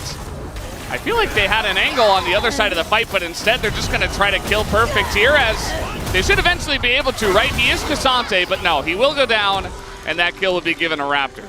And I'm gonna be honest, the difference between KT's mid-impact and bot-impact is night and day. VDD doing his best to try and carry this in depth. I'm yet to see him be useful. We'll see this one, trying to connect on the Renekton. They don't manage to land the stun. And then I love this decision. Duro goes in with the ult on a Deft. We get the follow-up from Closer. The Vi ult, just one shot. Not much you can really do there. And this is the power of this composition. The BNK FearX, BDD does get a lot of value with the ultimate. Connects to the Closer. You know, I was kind of saying Neela would make sense because any other AD carry is just going to die immediately. I was wrong. Neela also just dies immediately. I mean, it doesn't help that Deft on Neela, he is ulting a Vi who then just says, okay, Yep. and then presses her R button on her. Not the target you want to be ulting. No. Yeah. No, it's... I think, you know, Vi is such... I think particularly the Vi Ari Rakan is so capable of just picking a target and saying you don't get to play the game. And in some compositions, that isn't as bad as it sounds because you have a variety of carries that can make an impact. But you have BDD, who doesn't have the highest damage output on this tank, is here, and you have Neela. Yeah. Those are your carries. So if one of them doesn't get to play the game, we've seen 2 fights in a row. BDD just couldn't do enough, especially not at this point. Maybe later on has more potential, but later on, it's going to be a Zeri who's already 4-1-6. Been a part of every kill, and just getting extremely fed. Goes for shield bow second, and you know he's getting ready to make sure that he can dive into the fights with the rest of this composition and not die immediately, and also have a big impact. And as he gets 3rd, 4th items, Henna is going to be shredding everybody on the side of KT. You know, a lot of tankiness, but he can itemize to deal with that, and the team is so far ahead that oh, the drift. They should have the wallets. Here comes the drift. Let's see how Raptor does it. Should be pretty simple, and he's going to knock it straight into this turret and take that one down. Very nicely done, Raptor. And actually, Perfect TP's out. How about another one?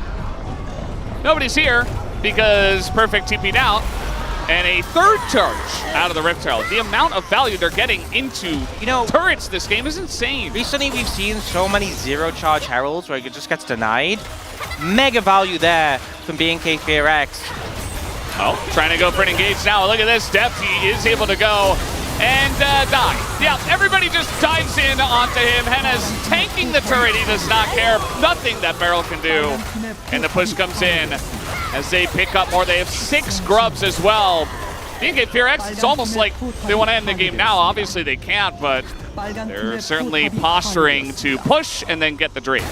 Yeah, and I feel like BNK FearX, I don't think you could draft a better composition for them. They just seem to be all on the same page. They know what the win con is. They know what they have to do. Kill depth.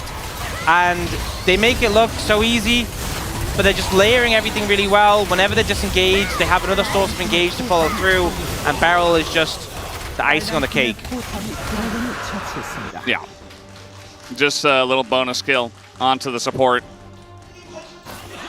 And Henna has been very fed. Clear got very fed.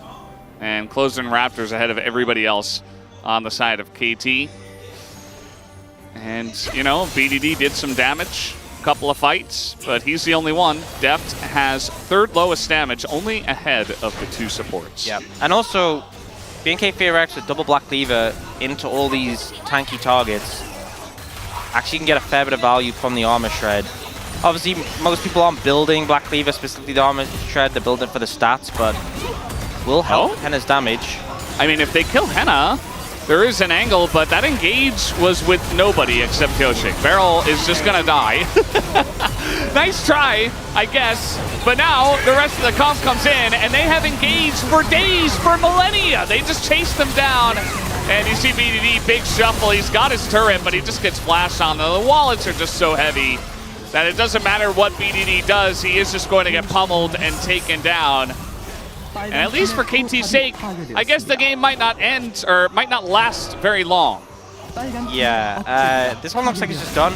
Kyoshik gonna have his recall interrupted. They're just gonna end here. BNK FearX, deserved win. You know, composition that works for them. They played it perfectly, and KT just crumbled. KT fell apart so quickly. And man, BNK FearX absolutely fire in the 2nd game. They draft a bunch of engage, they deal with the dives, they have a couple of huge team fights where they absolutely destroy KT, and they make it look so easy. A 20-minute win for BNK FearX. And I feel like BNK FearX, if they could play like this every game, they would be probably top 4. Genuinely. Yeah. But they don't. And I really hope they follow through in Game 3. Drafts like this work so well for them. They played it well. Keep it up. And you will beat KT. And there'll be such a big boost for a team that's already beaten T1. I really hope they do, because I love watching this team. The way they all love just to find these fights. They play aggressive. But consistency has been their downfall. But a good win here over KT. BDD doing his best to try and keep things alive. But it just wasn't enough. Yeah, outside of a couple of dives, one of them going horrifically wrong, actually. Well, at least Neela did nothing. Deft did more damage than Jiro, so slightly more. So apparently this was also the fastest game of the season. Not too surprising, 20 minutes and 2 seconds. Yeah. B&K FearX did not waste a lot of time in this one. They pressed their buttons, they engaged, and they crushed them. And they force a game number 3. We're going to have a break after the second game, and we'll have the space to break down this one. We'll see you after the break.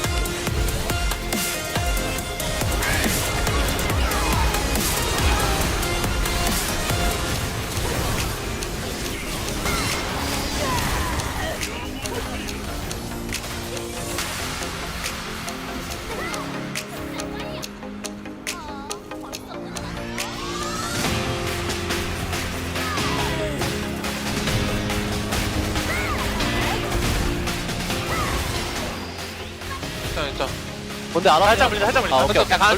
해볼게. 썸보자. 빨리 알리스 쪽 지금. 나 하는 중. 프리스터. 풀었어. 천천히 빨리지 마 이거. 빨리. 나 갈게. 닐라 볼게. 닐라. 무조건 닐라. 아지르까지 보자 이거. 나 더블 3초. 아지르 보면 돼. 난 선택 먼저. 야, 아지르 울풀. 아지르 죽여야 돼. 야 끝내. 야, 라인 끊는다. 아, 끝낼만해 이걸로. 가볼래? 이거 빨리밖에 없어. 야, 해줘 놀아. 놀게. 빨간 팀의 정한씨 바텀 텔 지렸지? 맞다. 일단 끝내보자. 다음 판 잘해보자. 세준이랑 노는 중. 아직 안 끝나긴 했어. 다음 판. 아 끝났어. 나이스. 좋은데? 빨간 팀의 아, 형 미안해.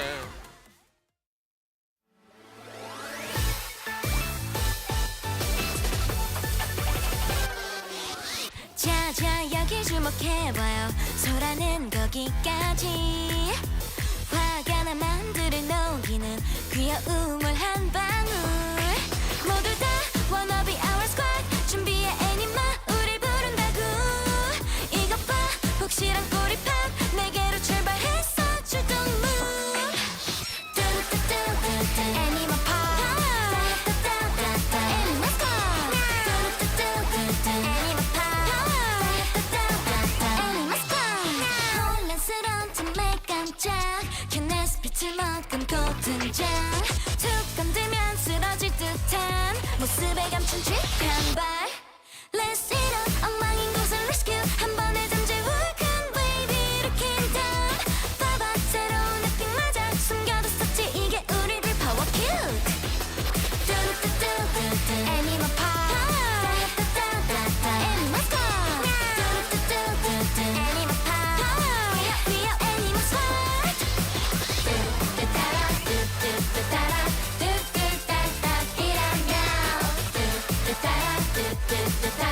이게 우리를 power kill.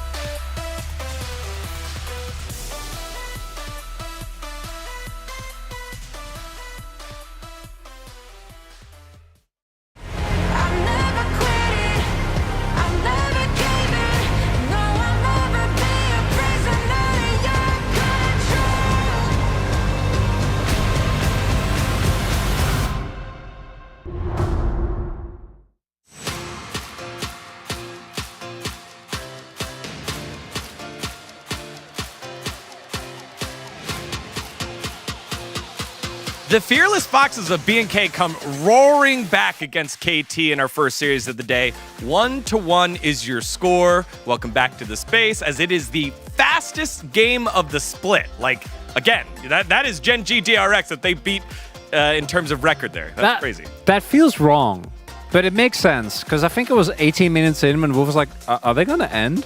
And I'm like, We were having a discussion. They didn't end on the first push, but then the follow-up came through, and then they were able to do it the next time around. This was almost sub 20. Obviously, we do the official game time based on the few seconds as the Nexus explodes actually counts in official game time. Let's talk about the draft, because this is where the game ended, actually, was when they got caught. They forgot about Zeri, right? And the Vi rotation here is actually super smart from B&K because it allows them to play the top side incredibly well. They have this Renekton. They had pre-planned they're going to play the Ahri with this gold classic combo. Then they banned the Caitlyn, which would have been perfect, into the Zeri. They also banned the Xayah, which is a great defensive tool. So Deft was kind of priced into playing something that could win lane against the Zeri, but it was also going to be, you know, maybe less vulnerable to the Vi engage. So they opted for the Neela, which I just don't think is in a great spot right now in this meta. And with your tank Azir, you don't hurt people. So I can't believe I'm saying this, and I wouldn't have thought it during.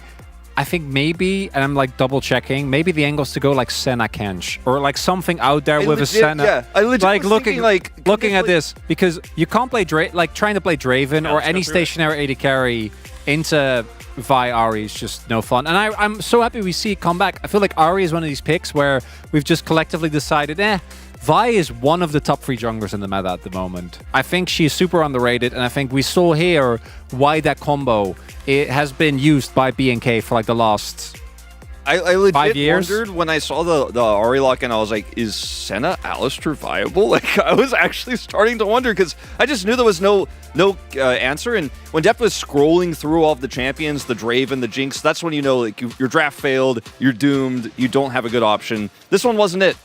Yeah, and a pretty good draft here by Ryu. Again, props to B&K for making it happen. However, the Neela did see a lot of action in terms of the early game. First one, oopsie. Second one, pretty good. This was really nicely done by Closer. I think his teleport actually ends up making a big difference here, because it adds a good amount of threat, and it also drives Pioshik to flash in, because he's like, hey, I can get that kill. He did. Probably should have just gotten out with his life. And this, in of itself, doesn't end up being the difference maker in the game, but I do think it says a lot about the mind state of KT, that they're hard forcing these dives. And yeah, this one ended up working out. But Neela is such a weird champion, and I feel like I still haven't seen anyone but you actually pull it off. Yeah, we saw like Guma play it a little bit. It's just been very niche. It's been very fringe. This time Raptor isn't there to actually bail them out. They don't have the teleport, and Henna gets caught by the edge of the Neela ultimate. I think if Henna is able to avoid that, then maybe actually they could trade back some kills there. But the Zeri was so online so early. There's a follow-up dragon fight that we're not going to highlight where Henna just sits on the edge and actually does a ton of damage. And this game was just super one-sided because KT were really set behind by the fact they didn't have an AD carry. They just didn't have one. And because they were set behind, we get to see some really cool macro play by B&K here in highlight number 2 with the Rift Herald, a triple drift. When you start losing to Vi Ahri, there really isn't a lot of recompense, right? You're just kind of sitting there going, well, we can't really stay underneath our turrets because it's so insanely easy to dive, particularly when you have a Rakan, a Zeri, and a Renekton. And then I just thought this was really cute. The triple drift to come through here from Raptor. Look at the top lane. They have BDD and Perfect dual pushing a turret and are not getting it, by the way. Meanwhile, 3 charges here for Raptor. And Raptor didn't make the greatest impact in the early game, but this was a really sick play when they had map control. Because basically KT are just in the fetal position, like hiding. They're like, there's nothing I can do, you know? Like, we don't have an AD carry, and it's Vi Ahri, and we're behind, and it's doomed. And then this happens, and the game is over. This is when I was asking the question, can they end here, that Chronicler was referencing earlier. They could not, but about 2 minutes later they did. Yeah, this whole series has been about counting. Remember, in game number 1 on the top lane dives, it was like, we're going to break 2, 3, 4. Now this time it was 1, 2, 3 drift. Who gets the POG in game number 2? More numbers. Henna gets it. First one of the split on the Zeri. Played that team fight great here in the Drake pit. I'm sure we'll get it in the highlights here. 100% KP, kind of wild, but I mean, when you get this far ahead, I mean, we certified this one. And then obviously just kind of did boom boom damage. They had a lot of setup, and there wasn't an enemy AD carry to try to stop him. I'm really hoping we get another split vote, though. I think that BNK, both in the series that they won against T1 and now, actually look like a team. I think KT is going to go back to blue side. I think KT is still favored in this matchup. I think it's most likely that they're able to get it and pull it back in game number 3. But I again want to reiterate, it's so fun, it's so nice as an LCK fan to see two teams that at the beginning of summer looked horrible. Like no one was on the same page. They didn't really find a draft that worked for them.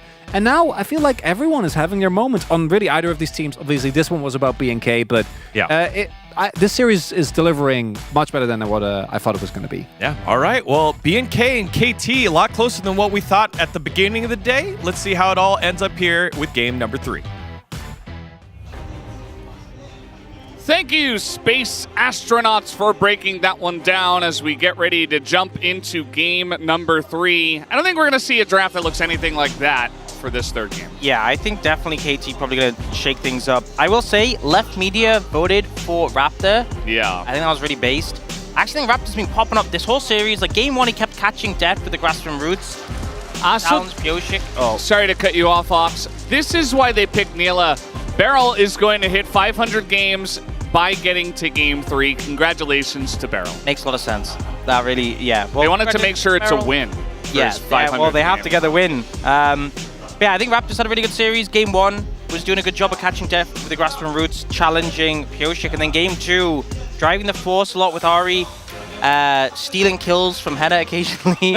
But mostly just finding those big engages onto the side of KT. And I think for KT, Pioshik has really been like the shining light when they've had struggles in spring. He was often that carry, not necessarily playing like carry champions, but like he had like his Rammes where he was finding wins for them. And it feels like Raptor is doing a good job of matching him so far. Is KT again on the blue side. Corki, Ash. The other side, it is Rumble. Kalista was the next ban for BNK FearX. And then it was Vi, Tristana as the final 2 bans. BNK FearX, are you going to give Ezreal to Deft again? I would strongly suggest no, don't do that. Because especially when you look at the compositions that BNK FearX like to play, like that last one, it's a lot harder to do that to an Ezreal. Significantly more difficult. They don't ban it. It's first pick Ezreal. Now, Vi is left available this time. I'm not saying that this is okay, but it does mean that BNK FearX could actually try to run back the draft that they had, right? Because you've got everything except Renekton. You could get Ari, you could get Vi, you could get Zeri. I think Rakan. A big thing though was how easy it was for them to target the Nila. It's going to be harder to target the Ezreal in this game, and also it worked well because KT had this 2-threat composition. There's no guarantee they'll end up in the same spot here. And honestly, I think for KT, it would make sense not to do that. Or you can just draft the exact same thing. Yeah. Just draft the exact same comp with Ezreal. And on the side of BNK FearX, they just won a game that was the fastest game of LCK Summer 2024, and it had these 3 champions, so they're going to do it again. Yeah. Honestly, I can fault BNK FearX less. I mean, to be fair, I can't even fault KT for drafting these 3 picks. Really, that 4-5 is what I'm looking at. Will they give Perfect more for carry so it's not just all the weight on Ezreal and Azir? But to be fair, I just think Ezreal is a lot more of a champion than Nila has ever been. You know, he is very strong, and Nila is so niche. You know, they were saying on the desk, Jivu has made it work occasionally. Guma. Occasionally. And that's it. That's it. Yeah. Whereas Ezreal is very strong right now, and I think that does make a big difference. I wonder what they're going to ban here. Maybe, okay, Poppy. I was thinking Alistair. It feels like kind of the next step after Ezreal Leona. But it is Poppy. FearX 1 Cassante then? Maybe they go Cassante on 4? KT could ban Lulu here, I think would make sense if you're concerned about like a Lulu kind of pick coming in. Maybe you ban Lulu and then you pick Braum because Rakan and Lulu both good into Braum. You'd probably want some more engage from maybe your top laner if you haven't. But Braum Sejuani's still so strong. They ban the Rel instead. I think BNK FearX, if they go Cassante here with the Poppy ban, I think it's fine. And they could get a good counter pick for Juro. For Juro, yeah. And prepare for what KT are going to take. But instead they just go for the Alistar. They want to save their top lane counter pick. I imagine, I'm going to be completely honest, I imagine it's probably just going to be Cassante again for Perfect. And this is why I think this is a humongous fumble. Because now you're playing into Ezreal Karma. Yeah. And you're just going to lose lane. Like, categorically, You there's no way to spin it. You did choose to lose lane. That is true. You know, they might pick their top laner first. Yeah, Perfect can pick Nara Cassante, and he is unfazed. I think KT should do it. I think, honestly, they should pick the Karma. Is there any world where they pivot to Braum? I mean, I think Braum is fine here as well, honestly. It feels good into the comp. A little bit less pressure on the lane. Yeah, more of a survivable lane for BNK FearX, but the Braum Sejuani duo with 3 pretty auto-attack focused champions on the team is pretty solid. I don't think Braum's as suffocating Don't for do Alistar this. as other champs, but definitely good into him. Even if it's not like a fantastic matchup, you can still definitely cause some issues, and he can just get locked down. And Juro going the Kennen, which I actually really like, because Braum doesn't do a fantastic job against Kennen. Yep. And also really amps up that flank threat. You know, obviously in the later stages of the game, the Nard does outscale in the side lane, but early on, you just keep launching shurikens at him. And it fits with the theme of what BNK have wanted to do every time we've seen them play, and that is dive and play aggressive. And this comp isn't too different from the last one, in the sense that they've swapped supports for a different engage support, and they've swapped top laner, and everything else is the same. Yeah. KT roster, though, we'll see what value they can get out of the stacking passives, and I think that'll favor them a lot in skirmishes, because I think last game they were trying to play around the Neela stacking the Sejuani passive. They're like, this will be strong in skirmishes. It fell apart really quickly. This time, though, the Ezreal, Braum, Sejuani trio seems so scary. Okay. Yeah, he did do the dance. A lot of Shake. effort went into making that, and I can only commend it. Yeah, it's got like the joint on the knee and everything. That's really cool. That just set a whole new bar for standards. Yeah, there's always ever-evolving fan signs here. But then I also saw someone who drew a Kirby, so you know, they got my vote. I guess Kirby wins, at least in Ox's mind. So we have evolved here on the side of BNK FearX. No more Rakan, but you've got some pretty significant dive once again. We'll see if they can utilize that to potentially take down KT Rolster here in Game 3.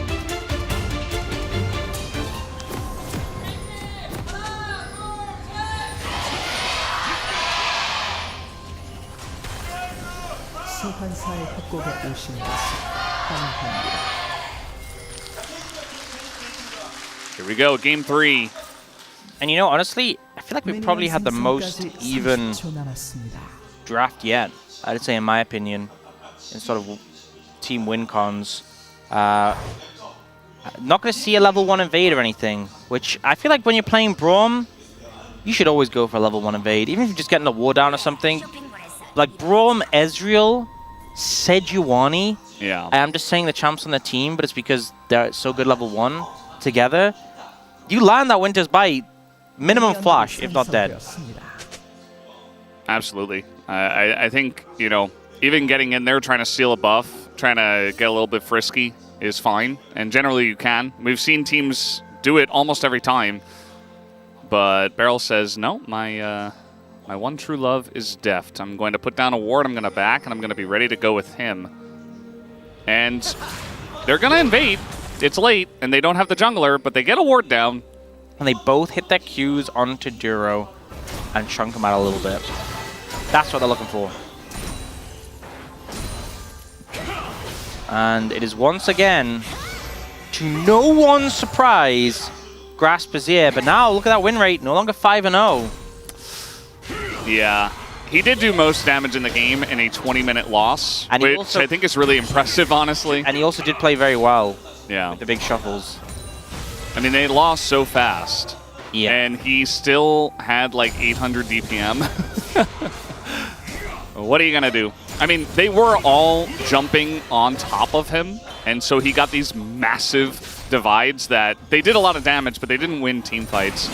So yeah, it felt like maybe if KT had a second carry, perhaps an attack damage carry on their team. Ezreal. Ezreal's one of them, yeah. Okay, so most broken champ on the patch is Rumble, obviously. Is Ezreal number 2?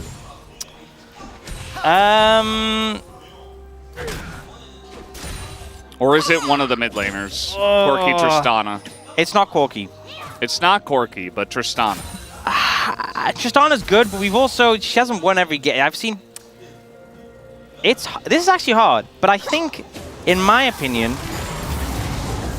it might just be Ezreal, and I think just because of how much he warps the game when he gets his mid-game items and he sets up and he starts like poking people out and Clear good flash. Yeah, Clear is in a bit of trouble though as Pyosik has his flash, just flashes on in. It's as easy as that. Clear is in so much trouble. And the sun comes in and the kill will go to Perfect. Nice setup from him to get Clear low and to force the flash, and then Pyosik comes in for the alley-oop. Yeah, good gang timing. Wave in an awful spot for Clear. Very vulnerable there. And Perfect sets it up. And burning the flash before Pyosik had even touched him definitely made it easy there. The confidence on Pyosik as well goes for the Q flash and actually sort of landed it, so he knocked him backwards. We'll see that here. So obviously Perfect goes in and gets this great flash stun, which obviously doesn't hit, but forces Clear's flash. And then Pyosik, he hits the Q, so he like bumps him back as well. And Clear instantly knows it's over. There's no getting out. He misses the Q on Perfect as well, which just means there's no chance he's getting a trade kill. And yeah, and now Perfect can buy a little bit of MR before getting back to lane. And you know what I respect? Clear's like, I'm doubling down. Dark Seal. Yeah, I mean, that's the best time to buy it. Might as well. You know? Yeah, buy it now, you get your refillable as well. Buy it when you're already fed, and, well, you haven't got any stacks. You've already got the kills. Yeah. Buy it when you're 0-1-0, because it's all uphill from here. Like in game 1, he went 0-3-0. Yeah. Up to 6-3. You have to have your Nuggery arc, you know? Yeah. 0-2 cannon. And then you just take over the game. Yeah, and honestly, he did that all the time. Even with that gank, he's doing pretty good. You know, he's up quite a bit in terms of farm. Perfect can claw some back with his wave, but not enough. Yeah. Meanwhile, this bottom lane looks entirely different. You know, it's Zeri and Alistar, and the Alistar isn't going to do too much, but Deft and his pressure alongside of the Braum, they just get to, you know, if you're Alistar, you don't really do much into this. Yeah. Especially with the Zeri, so you're just kind of standing around, which means that Deft just gets to poke them down and get leads. And they don't have to dive. I will say, though, playing Alistar, very different to playing like Leona into Braum. When you're going in on Leona, you're kind of in, right? But especially duo with this phase rush Alistar, you can combo proc the phase rush and then just sprint away, you know, which is very goofy because Alistar's run is just so goofy, but it's got a very big upper body. Yeah, and also should be on 4 legs, you'd think. When he's running around like this, it looks right. I mean, Volibear does it, right? Where he, like, charges at you on 4 legs. He pulls it off. How come Alistar doesn't do that? I don't know. Oh, level 6 hit here, and that's actually a lot of damage into Perfect, but it was a bait! Beryl comes in! He's exhaust Braum! They land the stun, and Clear can't do anything. Oh, he gets the kill! Never mind! As the Q comes in at the very last moment. Perfect thought it was done, and so did I, but Clear had different ideas. Super well played from Clear there. I was about to say it's a disaster. Oh, more of a fight coming in. Yeah, we're going to be fighting over the grubs as the slow comes down. Winner's bite here on a Raptor, but now they're just going to try to peel the layers. But BDD goes in, only hits Closer, who does not have the Spirit Rush, and I think that means that they're not going to be doing too much here as Duro. Oh, my goodness. I was like, Duro's just going to save his flash. He knows he's dead. And then last second, he's like, oh, but I can flash? Where? Into the wall? I actually think that play... I mean, it wasn't great. It was still KT getting an advantage, but BNK FearX felt like they were getting away, licking their wounds, escaping the situation, and he just burns flash for nothing. And now... Yeah, he gets so much damage down with the ult. Beryl jumps in. and tries to like stagger the wall and the exhaust to minimize damage, but just they don't kill him quick enough. Yeah. And here, the problem is they've already burned Closer's ult to get to top lane, so they're really behind in this fight already. And I think maybe if Juro flashed Yoshik's Q, he just gets out. But here, you're just so dead! Even if he flashed into the pit, Where are you going? he dies. There? Yeah. I mean, BDD circles around the wall and he autos him once and kills him. It's fine, he's just unlocking Hex Flash, right? Alistair's Yeah. Flash. Flash on Alistair against an Ezreal Azir. Just walk at them. He's like, I don't need this. I'm just going to throw it away. And he did. Sometimes you just need a hands-off keyboard moment. You just need to go, look, I'm dead. There's nothing I can do. I'll let it happen. Yeah. I mean, don't literally take your hands off the keyboard, you know, but just don't flash. You can do it, but don't let your coach see. Might get you in trouble. You gotta keep trying to the last second. Burn all your summoners. Yeah. Well, it's Chemtech Drake here to start, so that's good. We already had our Chemtech Soul moment. I didn't mention it earlier, but, you know, we have some downtime now to just throw in some Ox sausages for the first game. But anyway, it's not going to be that here in Game 3. Yeah, and KT with a pretty solid gold lead across the board, but no one with a really significant advantage apart from Barrel. Barrel has a 500 gold lead. He's vibing. And also BDD, a decent amount ahead in this matchup. And it feels like in all the trades we've watched, when we've looked in, Closer has not been having a good time. And we didn't see too much of the mid lane matchup in the last game. But it didn't feel like it was... Actually, no, he was pretty... I think it was a similar amount of CS behind then as well. Yeah. I mean, in general, the RE doesn't feel very good into his ear because you have burst damage, but you kind of need to use your Q on the wave if you don't want to just be pushed under turret consistently, but then you don't have good ways to trade with the Azir who's I'm gonna be honest autoing with you. I think the correct statement is it doesn't feel good playing into Azir, period. That is true for pretty much everybody. Yeah, not a fun time. Yone has some fun. I don't think he does. I think Yone just weathers the storm and just gets... Yeah. That's not fun. But he also trades. I mean, at least he's got his own annoying trade patterns. Sure, so it's not like only basically you are have suffering. You have to match the annoyance. Yeah. Okay. Absolutely. Well, I guess you can do that. Well, I mean, I guess Tristana can just order the wave constantly. But we are getting into the realm of broken mid laners. Beryl once again going for the... I feel like Clear has been really good in the 1v1s this game. They just haven't existed. You know, he's 20 CS up, he got that trade kill, but he just keeps getting ganked. Beryl just came here for level 6. Yeah, he's just here to leech XP from Perfect. Yeah, and he did. And he hit level 6, and now he's backing. Thanks for the assist, Perfect. Yeah. You see that Raptor, he tried to go top, but he was seen the whole way, and Jonas Strong did a good job of just showing all the vision in the top jungle that sees exactly where Raptor is, and they can just map out where the Vi is. So this time around, it's not just free Vi kills as KT are diving bot. It is Vi being spotted the whole way through, and they can just kind of sit back, get tankier, and not get so far behind like they did in Game 2. Yeah, I do find it kind of funny. The last game, we kind of saw Perfect constantly getting ganked by the enemy team, like the first game. Sorry, constantly getting ganked by BNK Fearx. Yeah. Now Beryl is ganking him and just taking his XP away. He's just doing Beryl things. Yeah. And, you know, if Raptor was top, Beryl would have helped a lot.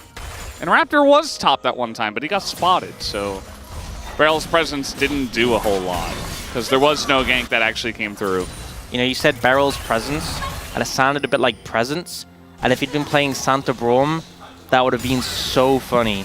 That would have been hilarious. That would have been one of the funniest that would have been really, of all really time. funny. But unfortunately, he's not playing Santa Brom, so meaningless. Honestly, just meaningless. Yeah. Very disappointed after that. But it's okay. We'll live. We'll move on. And KT, 4 grubs now, and that Fierce Dragon. Pretty big advantage in terms of those objectives. But not too much action outside of those early skirmishes coming in. Definitely feels like we've had a slower pace of games outside of that second one. The second one, lightning fast. First and third, easy going. Yeah. But now Clear going to get some alone time with the turret, and this is really the payoff for his strong laning he's had so far this game. He has really challenged Perfect in this matchup. Yeah, the Kennen and Dinar matchup has always been a fun one. That is why Clear did go for this. I really love the choice to go for Kennen instead of something like a Camille or a Fiora. It just feels like it's really difficult for teams, especially teams that aren't extremely dominant, to get tons of value out of picks like that, right? Not everybody can be Bin. Not everybody can be keen on Fiora, right? And not every team can play around those certain players that play those champions that well. So I think just picking Kennen, you get in, you press your ult, you win lane as well. You don't win it quite as hard in the side lane as the game comes along, but you're still enjoying a lead in a certain sense, and then you're still able to fight with the team. I think as well, if you're playing Camilla Fiora into the Gnar, you really have to challenge constantly to get the advantage in the matchup. Get the plate! Get the plate! You're also Take it away, Ox. You're playing Zeri, so you could just walk up, Q the tower once, and then slide away. No counterplay. Yeah. I don't feel good about that. I don't think anyone feels good about that. That doesn't bring me joy. I think even Henna, in his decision to not get the plate, doesn't feel good about that. Yeah. I think he also doesn't. If he knows. Maybe this is one of the things the coach needs to go over with him after the game. He'll get that clip and he'll just show it, and Henna will just be head in hands, distraught. What have I done? Yeah. I brought shame to our team. 125 gold. Yeah. Wow, we said that at the same time. That was weird. We're in sync. You know, this is the second day of us casting together in a row. Yep, and looks like we're about to get some action. Players, like, I'm going to recall so I can TP in. Yeah. And the Dragon's already gone. So if this fight actually breaks out, we might get it. And yeah, they're just going to dive into the backline. It's death. Well, in so much trouble. The flank from Clear is immaculate. And now Perfect is going to hit Meganar, but it just doesn't matter. He doesn't have flash. And everybody on the side of KT is routed. Look at BDD. He wasn't able to help out the team at all. He got one kill and left. And now Pyoshik is just dead. It's another huge team fight here for BNK FearX around the Dragon. And you know, we talked a little bit about the Ahri earlier, pairing with the Vi. Vi obviously very hard in the meta, but Ahri not seen as much. This feels like BNK FearX's meta. This feels like what they should be playing. We've always thought of them as this aggressive team who love to challenge, who love to drive forwards. This gives them the tools to play with. And you know, I was concerned about the Ezreal. I'm like, okay, he's a very safe AD carry. Can you pull this off against an Ezreal who can play at such a long distance? Well, the Arcane shipped in, and he immediately gets punished. And the charm hits the Sejuani, but the flank from Clear is really the icing on the cake. Oh, it was so good. The exhaust came through as well, and it's just not enough. You know, the CC is still going to come in, and with the Ahri, the damage is there too. Look at Ryu. It's like he just had a big epiphany. He's like, man, I should just draft this for these guys every game. You know, I'm so used to disappointed Ryu as the reaction back from his days as the player. It's great to see happy Ryu. Oh, it is. I mean, he's ecstatic, obviously, after that. As I didn't want to see this graphic where we get the one plate and bot that was not taken. Wait, how come Fortunate Zero next to Zeri. DRX have 2 plates, a KT of 1, but the gold's the same? Explain it, Brendan. Explain it, Henna. Well, he didn't have to explain it. His team is getting it done in the team fights, and the coordination as well, the synergy. Man, it was just really fantastic for BNK FearX. You know, it's good to play meta champs, but I think we do it too much in Korea. And I think as time comes along, teams like BNK FearX, they're figuring it out. Just dive them. Just play your game.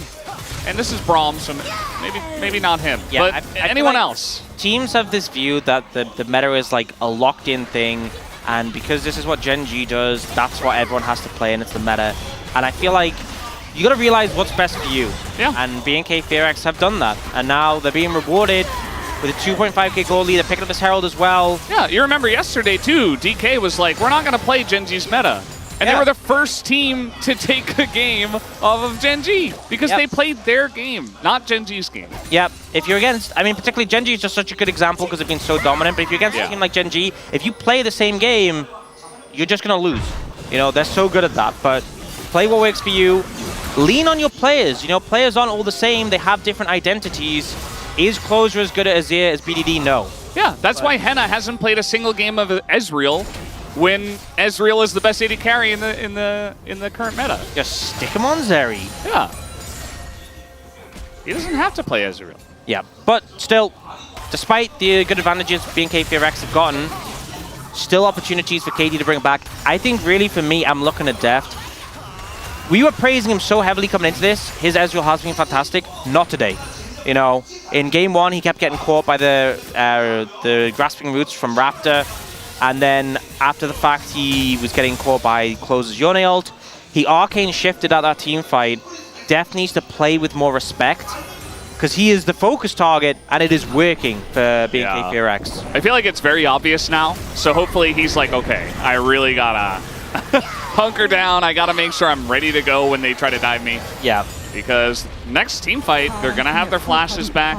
Henna's level 11. Yeah, everybody's going to be diving into the backline again. Okay, well... Drift, not quite as good. I'm just going to say that Raptor's driving instructor significantly more accomplished than Close's, because that...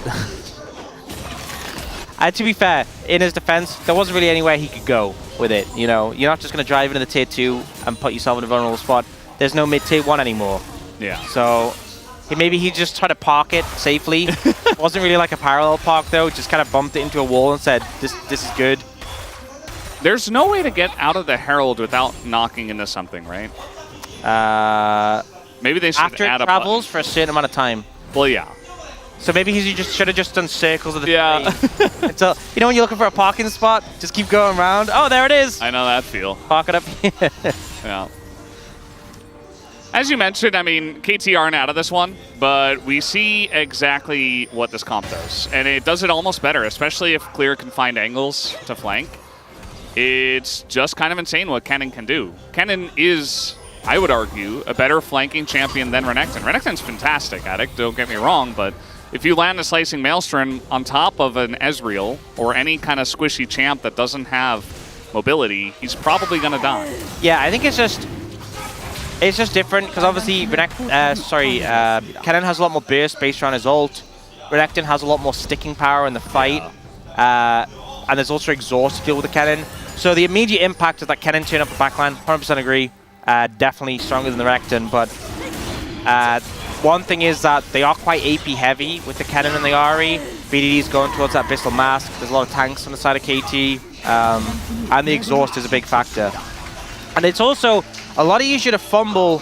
I mean, you can definitely fumble on Renekton, but like, if you miss your ult on clear, what have you got?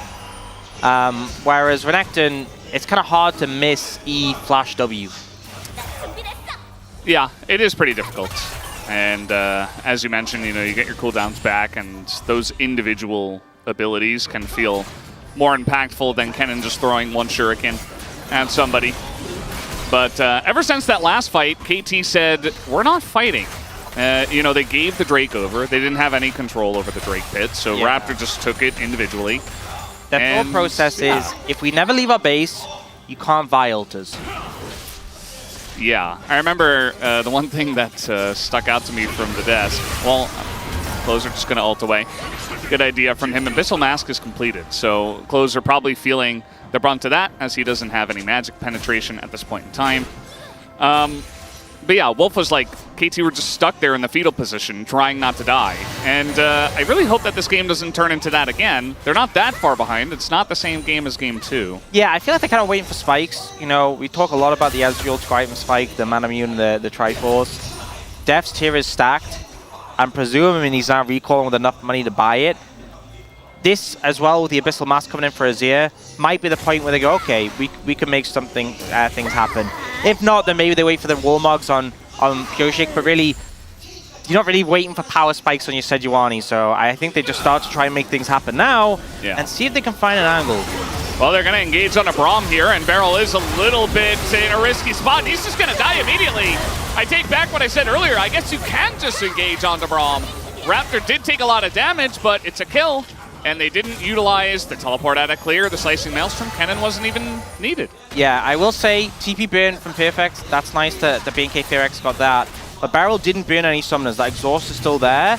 And I can commend that decision because his exhaust, oh my. Okay, he's totally fine. Yeah, if that was anyone else but Sejuani, wow, he's perhaps not. Totally not dead.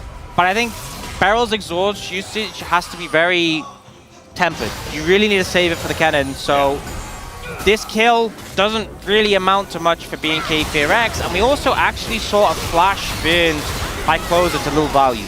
So they kill the Braum, flash ends up getting burnt, and I think Closer was obviously fishing for Pyosik, was like, if we kill him, we get Baron. Didn't find it, unfortunately. But yeah, in the end, not the most impactful kill. But it kind of shows we've seen a lot of teams targeting the Braum because you feel like he's super tanky, but he's not Alistar, you know? Yeah. He's not even Leona. And as much as the shield can prevent a lot of damage, can block it.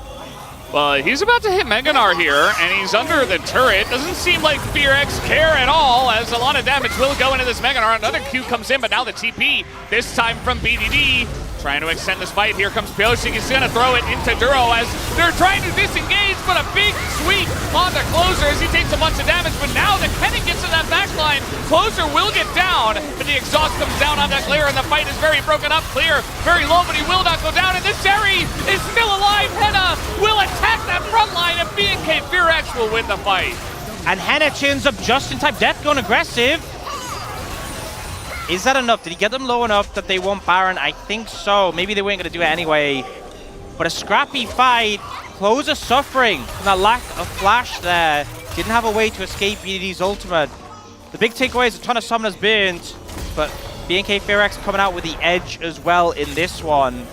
And unfortunately for Raptor, the Q doesn't connect. I don't think that would have meant they would have killed him before he got Meganar, but he would have maybe been in a more uncomfortable position. The Closer's been all ult charges here. No flash from before. So he gets shuffled in and he has nothing. But then here, Clear managing to get on top of Death again. The exhaust does come through. Does obviously mitigate the damage, but Death is so low. And then Henna flying in, flashing over the Winter's Bite to connect on those two kills. Really well played. If Henna was there sooner, that's an ace into Baron for BNK FearX. Yeah, and, you know, it's not an ace in a Baron, but it's still a big win. They extend their lead. They're 5,000 gold ahead. Zeri 2-0-2. The only person who went down in that fight on the side of BNK FearX was Closer. And now, how can you fight Dragon when there's no exhaust for the cannon, and they're just even more fed? In this position, it's so scary. It's a 5k gold deficit. You don't have flashes neither if your backline carries for KT, only on your support and jungle. Clear's got a great flank, but it's Hextech Soul point. Like, I feel like you really want to contest it, and it's so scary right now. I think it's probably just going to be gone by the time they find Clear. Okay, well, yeah, Barrel will find him. And Pyosik, meanwhile, is trying to get in the pit. So now slicing Maelstrom, Clear's nearly killing him, but he will go down. He was alone, and it is a shutdown that's given a death, but BNK FearX got Hextech Soul points. Yeah, and BNK FearX got what they wanted. KT knew they had to shut down the cannon, but that is just a great example of what happens if you don't have exhaust. That was only Clear's damage, and he nearly just one-shots Death. Yeah, Deft has to be very careful about Deft is buying how magic he's gonna, right now. Yeah. He's like, I need this. What's he gonna go? I mean, Maul? You could go more. Or... The thing is, I think QSS obviously stops the stun, but if you're out of mobility, you might still be in the ultimate. Oh, they're starting this. There's no TP on Clear. Yeah, but it's a little bit slow. They do have Ezreal and Azir, so I think they're confident to take it down, but can they take the fight? Closer gonna have to ult away. Pyosik dashing out of the pit as the call was to fight, but Closer is Ahri. So he just Spirit Rushes away, and the Baron take is done. Yep, and also, with this being a composition with the Braum, like the Sejuani, the chances of Sejuani hitting an ult on Closer is almost zero. You don't have a Vi, you don't have a Nautilus, you can't just press R and go. So Closer able to pull them away, and KT lose their tier 2 as a result. And this is that replay, they find him, and they commit onto him, and then Clear just goes, look at this. I can just do 1 million damage. He almost killed him. I mean, the Extendo Beam almost got him too. Yeah, he nearly did go down. And this isn't like one-shot cannon build. This is Leandri's Crypt Bloom. Yeah. He's pretty strong, I think it's safe to say. And Deft, definitely don't want to be arcane shifting into the cannon anymore. Does have the Hex Drinker now, and Beryl has Exhaust again. But we're now looking at a scenario where 3 dragons are BNK FearX. their comp already feels so hard to disengage from with the amount of engage they have. If they get Hextech Soul, no chance. Like, you're not going to be able to walk. Oh, they're going in. Raptor, okay, you got the Grom. And the rest of the team is coming over. The ult is here on the Braum once again. Has nowhere to go for Beryl. He will go down. As we see True Shot Barrage hit everybody. Didn't even do that much damage. Meanwhile, we got Clear versus BDD. More like Clear running away from BDD, who has hit level 16 and takes down the turret. Yeah, and Raptor, I feel like his target selection on Vi has been so good. And it sounds like such a simple thing, just press R, but knowing who and when specifically. The big thing is the when. To ult, and just locked Beryl up there, said, hey, we can kill the Braum. Easy peasy. He's just a support. And I feel like he's been so good this whole series. I feel like out of the team, he's been the really consistent performer, even though everyone's obviously stepped up. Raptor's been having a fantastic game as well. And here you can see the thought process is, okay, we'll wait for Beryl to try and let him get over the wall. But he's locked in place for so long. And then the headbutt comes in from Juro to knock Yoshik away so that he doesn't have someone to jump to. And he just ends up getting locked there. Beryl no flash, so wasn't able to get out. And again, holds on to the exhaust, but that feels less and less relevant when BNK are now 6,000 gold ahead in this game. 6,000 gold. You've got a Zeri that hasn't died on 3.5 items. You know, you just have so many threats. You have Arivi as a duo, and you have Kennen on the flanks. And then if something goes wrong, as we saw in the last fight, BNK Fearix kind of got caught. Eventually, Zeri gets there, and you're going to use a lot to try to kill one of those people. You know, we saw the divide that hit closer, but then you had nothing for Henna. Oh, Juro? I think he's okay. Little Phase rush. Little run away, do a little throwing his arms around. Another thing to mention is Raptor's hella fed right now. And the thing is, obviously, Vi is still valuable if she's behind. You can just press R on a target. But Raptor's so strong now that he can actually just blow up any target he gets onto. The damage he's going to be doing is insane. And he's so bulky, so hard to deal with. Yeah. And obviously, Deft is reliant on hitting the skill shots and is often the one being ulted. BDD, his damage output isn't that high. A lot of the value he gets is the fact he's so durable, he lasts a long time. But he's going to take a fair bit to cut through this Vi in team fights. Especially with the DRX as well. 30 seconds until that dragon. All summoner spells are back up and available, which I feel like KT are happy about. That they have those. They definitely need summoners, I feel like, more than BNK Fearx, but they're still in such a deficit right now.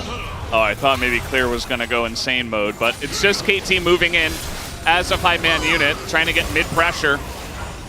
But, yeah, pretty even spot at the moment, and Clear's just kind of in the mid lane. I mean, if he's spotted and they know exactly where he's coming from, that surely diminishes his effect. There's 2 wards behind them he could TP to. Oh, good catch. The play from Yoshik, and now Raptor, he is quite tanky, and he does have flash, so he gets away. Here comes Duro, just gonna ult.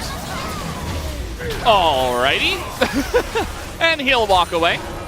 There is 1 ward behind now that Clear could get to, but it feels like it's come to a bit of a poke war, and definitely KT winning on that, but there is a red buff on BNK Fearx to heal up. Perfect loses Mega. Henna has Bloodthirst, so he can just heal off the dragon. Yeah.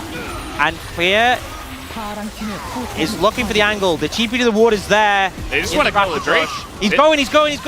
Yeah, they're just going to try to flip it, and it does go to Pyosik, but let's take a look at the fight. Clear is not here. He goes in behind it. Closer so low, but BDD, he can't get the job done. And look at the rest of the team just being shredded by the Zeri. Henna getting on top of everybody, and the fight is so broken that Fearx, BNK Fearx are just so far ahead of this one. Deft trying to kite away as, nope, no TP for you. And Deft eventually will be taken down as well. Perfect trying everything in his power to take something to get away. And oh, he's going to be denied once again. It's an ace. And BNK Fearx will try to push to end. They should be able to get this with both carries up, with 2 grubs as well, with a little bit of help from that. They should just be able to end here. You see the rest of the team coming in, and BNK Fearx, they were ahead in this game, and they find the winning angle in the team fight, don't get the soul.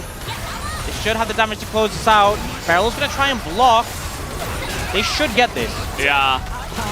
I think it's just over. The turrets are falling like pieces of paper, and the Nexus will as well. And BNK Fearx, they get another upset victory, you can call it. They are on a huge streak, and it feels like they've really found their identity here in the LCK. 100%. They found their identity. I feel like Raptor has gelled so well, playing at such a high level with this team.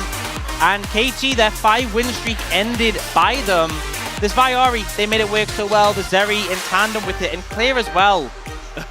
Clear on this Kennen had a really good eye for these flanks. In the last fight, he took a while to get into it, but he posed such a threat to KT that he made the game so uncomfortable. And obviously, they were really far ahead at that point, but it just feels like this team has leveled up so much since what we saw from them early in the split, or just early in the year in general. Nice. Good one from Raptor. He's getting better. He's getting more confident. And the team is as a whole. Closer gives us the heart to all of you BNK FearX fans out there, he says. Absolutely. And, you know, I feel like the T1 win, I think most BNK FearX fans, they would have taken that. They'd have been happy. They're like, that's great. This win as well. 2 upsets in such short succession. They're feasting right now. They absolutely are. And there's no, you know, overly insane ceremonies or anything like that, or celebrations, but it's still really happy vibes for BNK FearX. I'm just really happy that it feels like they figured it out. You know, they figured it out, and, you know, maybe some teams will come into this in the future games and say, we're banning Vi, 100%. And that might change up the way that BNK FearX have to play, but it just gives you that confidence that these guys can figure it out. They figured out 2 matchups against 2 really strong teams. They've won in drafts, and yeah, it just feels like they've improved so much. Yep, and I feel like the addition of Raptor, you know, I feel like at the start of the split, we weren't really sure how much impact it would make. I feel like he's really come alive in these last couple of series. I think this Vi game as well had such a good eye for the engages, and I feel like this is the thing that BNK FearX do so well, and that makes them then, is these dive comps, these engages that we've seen today. But just the fact they're all on the same page, like Closer, Clear, and Raptor there, all in sync. And it's just really great to see them lean into that so heavily. And I feel like there were some hiccups in this game. It wasn't all clean sailing, but the general trajectory was just in their favor constantly. And the Kennen value, massive. Yeah, the Kennen value is huge, and it brings you back to the draft. We saw Corki, Ashe, and Renekton banned by KT. They got their first pick, Ezreal, but that was nothing compared to the Ahri and especially the Vi, who kind of made it all happen. I think that's going to be something that the coaches are going to be looking at for future drafts. And so good. Closer, the initial engage on a deft, chunked him low, and then Clay comes in to slam BDD. And again, you know, this time they had the Gnar at least, but it feels like into these dive-heavy compositions, it makes you wonder what KT could have done differently. Like, I feel like if you're diving into a Zyra, things are drastically different. You could see that backfiring, but it just felt like BNK FearX decided, we'll kill Deft, and they just did it there. Yeah. Especially if the team has a lot of momentum and one player is playing out of his mind in the last series they just played. Just isolate him and kill him. Yeah, Deft did not have a good time this game. This series. Yeah. 근데 이거 브라운 무조건 라인 막으려고 몸 들이밀 거야. And just talking about how Braum was going to respawn and try to stop it, and just stay calm, hit the tower, only hit the tower, only hit the tower again, and then a bunch of nices. Yeah. They get hyped. They know the moment when it's definitely in the bag.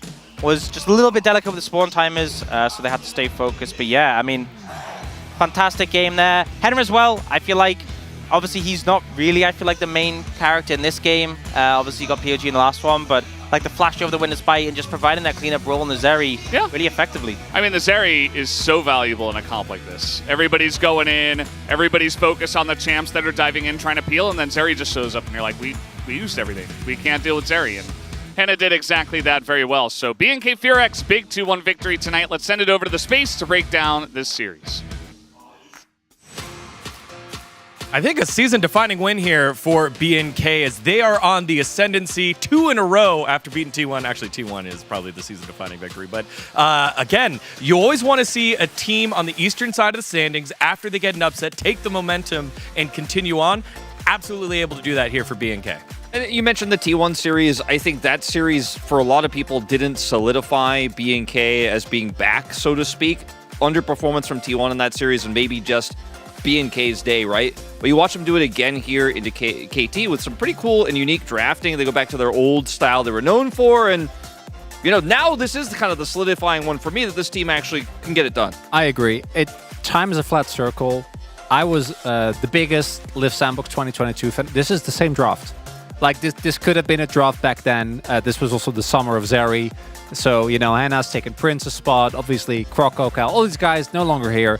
But it's the same idea. And I am so impressed by BNK. I think that, talk about the draft, it's basically the same draft as the last game. So I feel like it doesn't warrant as much discussion. But it is so in line with the identity of this organization for the last... Again, I think we just always go back to like Sandbox since 2018. I think it's really good. It's very funny that it took them this long to be like, you know what? Just dive. And it picked 5 dive champions and it ends up working out. I think the Cannon in particular, I think Clear finally is starting to show who we, and I personally really expected him to be when he came into the LCK. Because this was a player that we were hyping up, in 2022 in Challengers. And I think that seeing him actually be able to take hits and still have a big impact is a really big moment. Yeah, but just one more point here on the draft. It's just the Ezreal pick still goes over to Def. Last time we were just crushing them, being like, hey man, we gave Ezreal over to Def. And in the laning phase, early cleanse burned, the Alistar got dove, and that was the end of the game in game number 1. Very different in terms of execution here of this draft. Yeah, I think also the lack of a strong pressure point with the Sejuani was something that we were a little bit... we weren't really enjoying as much in this draft as the Sejuani Gnar are very strong tier list picks individually. We've seen a lot of teams push that Gnar priority even closer, but ultimately in this game, without real engage, the consistent engage onto such a mobile comp with the Ahri and the Cannon, it's just really tough to play this one out for KT. All right, well, let's take a look at how things shook on out with our highlights here. Took a little while. It was a little slow, a little skirmishy, but then at 23 minutes, we finally have the team fight that breaks things open. Perfect looks like he's caught, and Fox clean up. And it's BNK being really proactive. And that's one of the big things we've seen KT, particularly in the first couple of weeks, just lose games by themselves. But this felt like it was BNK actually outplaying them, which I think is one of the more surprising things coming in from today. And this was close until Clear showed up to set things up for Hannah. Yeah, this is a really good ult from Clear. Hannah comes in as well, just tosses the ult in, and everyone's kind of a little bit split on the calls here for KT as well. I do think it has to be said this is somewhat of an underperformance by KT in this third game. I think maybe perhaps the loss in game 2 kind of affected their mindset, because happy game until it was a sad game, right? Then we move into this one and they just got outplayed straight up by BNK. So I think on one hand, underperformance, but also very clearly the stronger team today, BNK. Yeah, we take a look at the second highlight here. Kennen value as well as BDD, man. Had a good game in game 1. Watch this ult here in this third one. Yeah, unfortunately, BDD not really able to live up to his 0 title this time around. And what really, for me, is the main difference maker today is how cohesive BNK look. When Closer goes in, he creates a lot of space. The rest of the team is actually applying pressure. We've seen a lot in the first couple of weeks where, like, Execute goes in by himself, nothing happens. And that leads me to the other big standout here. Obviously, we talk a lot about Clear. I think Duro's team fighting has really transformed this team. I think that he is a really good support, always was in challenges, was contesting for being one of the better supports in that league. And to me, there's a very clear before and after Duro came in how BNK moves around the map. Absolutely, and the less flipping of the game in lane. Oh yeah, and all the stuff that came with Execute. So I do feel like that has really given this team a little bit more of an opportunity to get off the ground and play out some mid games with their playstyle you were mentioning. So definitely been a big upgrade in that department. Yeah, you saw how much in one of the team fights earlier. We got a coach's cam for Ryu. It meant a lot for this BNK squad, meant a lot for the coaching staff. Congratulations for them for the win. Let's see who the POG is here for BNK in game number 3. And it's Raptor on the Vi. 2 wins on Vi here, and it's a huge third one for him. I think we've had a bit of a trend happening in the LCK where I think the Korean side's been a little bit more reluctant to vote on players who've had big errors in the game. But I think for Chronicler and I, Clear was the vote because his, all the team fights are about his ultimates basically, and he was the focus of the entire game even early on in the laning phase. I do think Raptor has leveled up over the first couple of weeks. There's basically 2 trajectories that a player new to the LCK can have. One is For example, Sepik to call me to say tap. Early, it's rough, and then they never really get over the hump of learning how much more punishing LCK is compared to challengers. For Raptor, I think we're starting to really see that development. I think the one closer vote makes sense as well. He again had a lot of impact on the map. And the clear votes, we're also big fans of. I just want to mention as a side note, this is the end of KT's win streak. They went 0-4, they won 4 in a row, or 5 in a row, and now their first loss. So starting off the second round robin, a little bit rough, but I think they could definitely bounce back. Also, I'm pretty sure they're now in perfect equilibrium. Yeah, 5-5. 5-5 with a 0 game score, if I'm not mistaken, because they lost 2-1. They did. Which is actually perfect. Love that. Top lane. Well, KT perfect. All right. I'm sorry. We just got. I got Cronny. I got Cronny really bad. Okay, we have interviews standing by. We'll put Cronny back together. Ji-sun, take it away, please.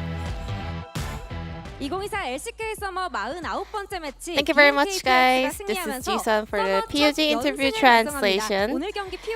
And we are here joined by Hannah and Raptor on the side of BNK Firax, as they started off their winning streak for the first time this season. And Hannah, congratulations on winning your first POG. How do you feel? Yeah, actually, I have never won a single POG so far, so I was feeling small at the moment, and also I was feeling sorry for my teammates as well, but today I finally showed up, so I'm so happy and grateful. Raptor, BNK Firax achieved the first winning streak of the summer season. How do you feel? So I'm having my debut season in the LCK, and I'm so glad that I managed to start off a winning streak. So after losing a game, what did you guys focus on in order to secure a match win?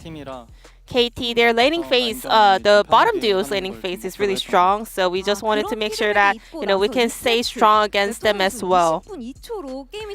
Raptor, we had the fastest game of the season, 20 minutes and 2 seconds. How did you pull it off? In the early game, actually KT set up a really good turret dive, but closer, he was having a really good priority in the mid lane, so he could save his teleport to say later on he could cover the dive attempt with his teleport, which was really effective. Were you expecting a Nilla pick into Zeri? That was actually my plan. I was about to play Nilla into Zeri, but I was not expecting Def to, come up with that counter pick. So I was a little bit surprised, yeah. So how did the laning phase go? Could you break it down for me? Nilla is a very strong lane pick, so yeah, she was definitely really strong in the early game. So in game 2, let's take a look at this team fight around the dragon. The Zeri's positioning was so on point. How did you manage to play out this fight? I mean, already my teammates managed to kind of force all the major cooldowns out of the opponents, so I was able to stay in the back line and do the damage. And Hannah, this is actually your first match win up against Theft. You were on a 14-match losing streak and you managed to escape from it finally. I mean, I was actually aware of it. I've always told my teammates I have never got a win against Theft, so it means a lot to me today, It's what a wonderful day.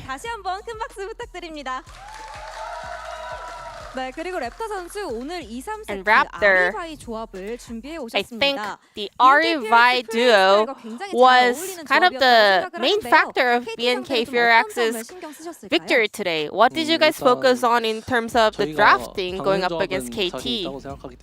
We're very, very confident in, dive comp, so we just wanted to focus on the playstyle that we are good at, and that was the dive comp. 같이 보겠습니다. Now here's another replay. Let's take a look at it together as well. 이때 한타를 너무 잘하시더라고요. The team fights from Firax, BNK Firax was so on point, especially Vi managed to dive on top of the Ezreal in the backline. Actually, I thought we were in a pretty much of a rough spot, and then I noticed Ezreal actually using his arcane shift forward on the bottom side of the team fight. So we managed to kind of, catch that play and kind of punish it in order to seal the deal. Anything you want to say to the coaches who was very enthusiastic and supportive throughout the series?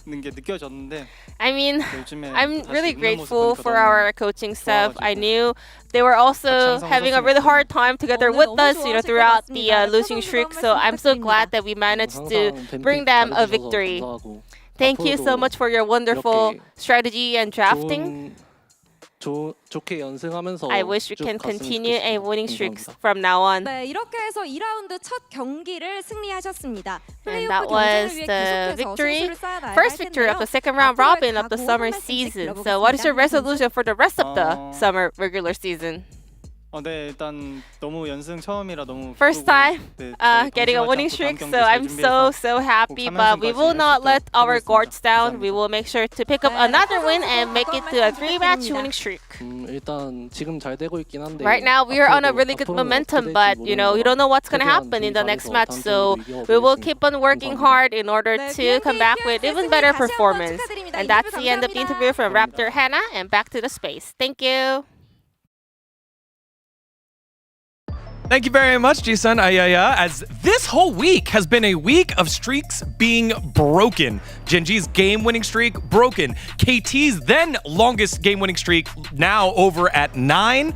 Fox, 2 wins in a row. That's a pretty good streak. You could see it clearly, especially with those Oakley sunglasses. We're, if you look at from Kwangdong to BNK, it's getting a little murky about who's going to be the team that gets knocked out of that playoff contention, as well as potentially where those spots are going to line up. I still think T1 will probably go up to 4th, but who knows? It's crazy. Actually, the middle of the pack with this win becomes so much more exciting. So I can't wait to see how these teams develop over the next couple of weeks. Yep. Well, we have one more match left in this week. It is DRX versus Nongshim, but we've got a brand new translated episode of Lane Mates featuring the head coaches of all the teams in the LCK. Make sure to watch that one. We'll see you in a little bit for the final match of the week.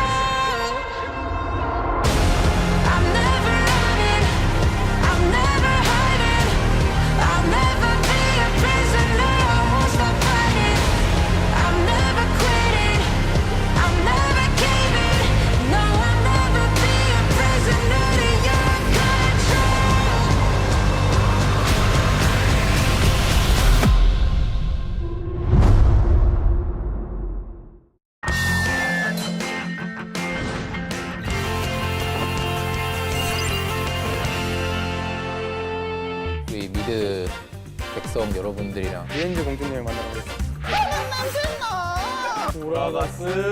그냥 게임 같이 하는 건데 왜 그래?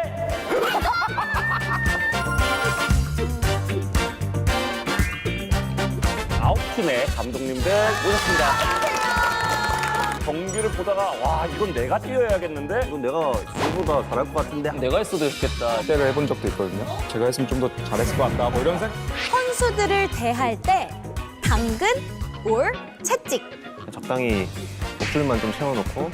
저는 딱히 지금 채찍 줄 게 없어서. 안녕하세요. LCK 단합대회 MC 윤수빈입니다. 안녕하세요. MC 배혜지입니다. 안녕하세요. MC 캡틴 잭입니다. LCK 팬분들의 뜨거운 관심과 사랑을 받아왔던 LCK 단합대회입니다. 저희가 이대로 끝내기는 너무 아쉬워서 오늘 또 스페셜한 단합대회를 준비해봤습니다. 그래서 지금 이제 선수분들과 뗄래야 뗄 수가 없는 분들을 지금 모셨습니다. 네, 안녕하세요. 농심 레드포스에서 감독직을 맡고 있는 박승진 첼리라고 합니다. 광동 프릭스에서 감독을 맡고 있는 김대호라고 합니다. DRX 감독을 맡고 있는 김목경입니다. 젠지 감독 김정수입니다. 네, 안녕하세요. OK저축은행 브리온 감독 최우범입니다. 플러스키아 감독 제파 이재민입니다. 키형 감독 김정균입니다. BNK PRX 감독 유상욱입니다. 안녕하세요. 하나생명 e스포츠 감독 최인규입니다. 반갑습니다. 네, 오늘 좀 아쉽게도 KT 롤스타의 강동훈 감독님은 건강 이슈로 부득이하게 참여가 어렵게 됐습니다. 그래서 이제 또 지금까지 모임장을 뽑았었거든요. 맞아요. 그래서 이번에도 감독님들의 이제 감독장을 한번 뽑아보려고 하는데 이미 투표가 됐다고 해요.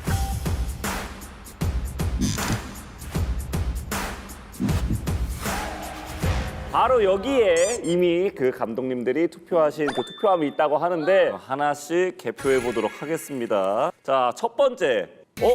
익명이라고 되어 있는데요. 네, 투표자 익명. 김정준 감독님 3표 나왔고요.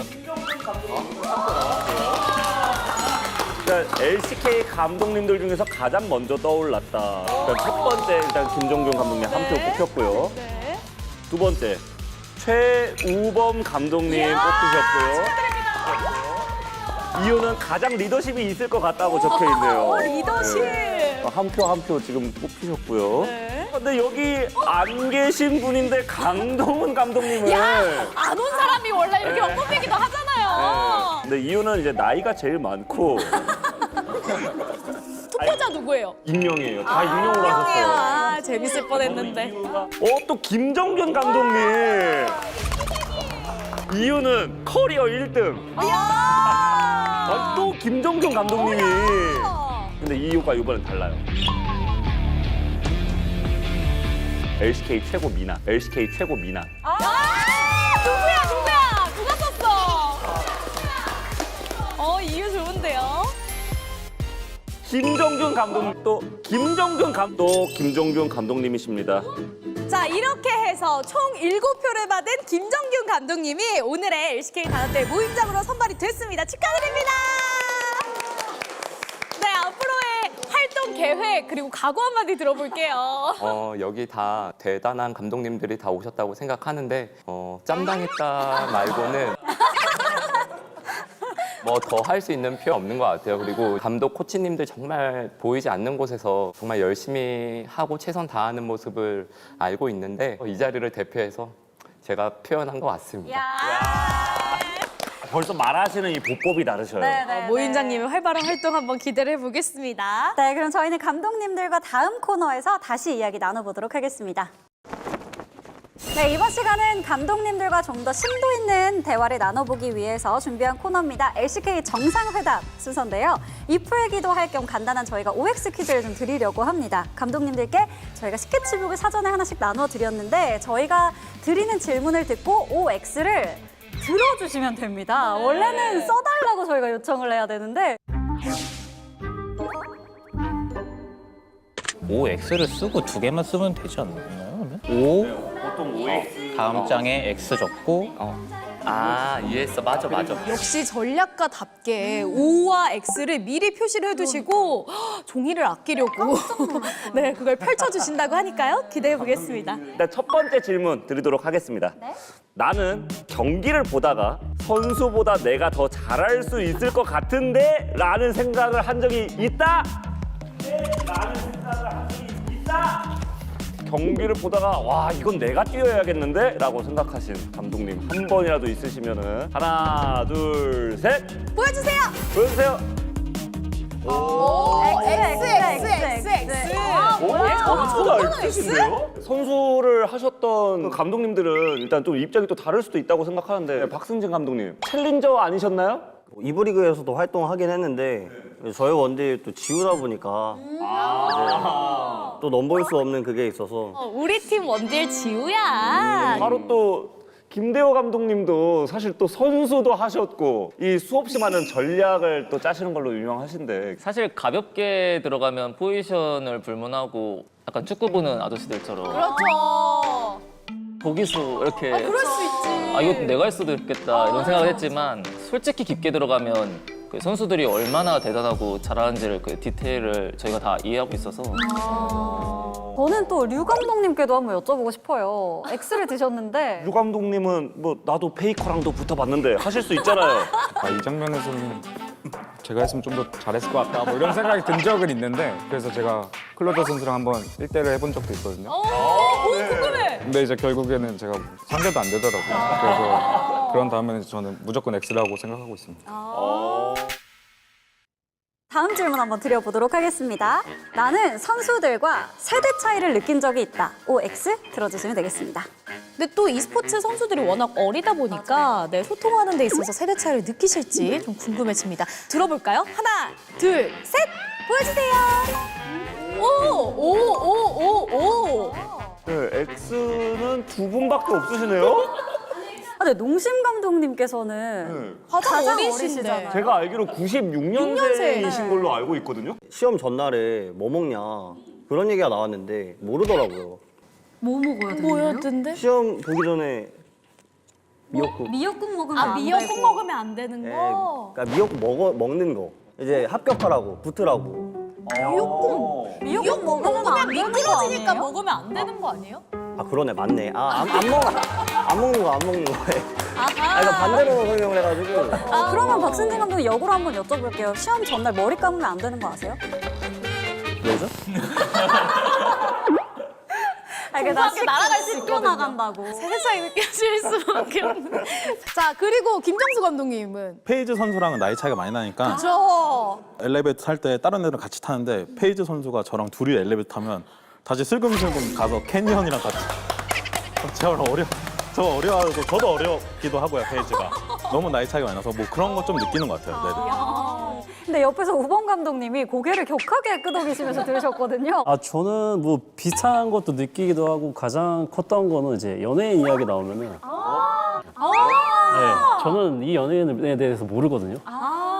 차라리 이 감독님들에 대한 관심이 더 있지.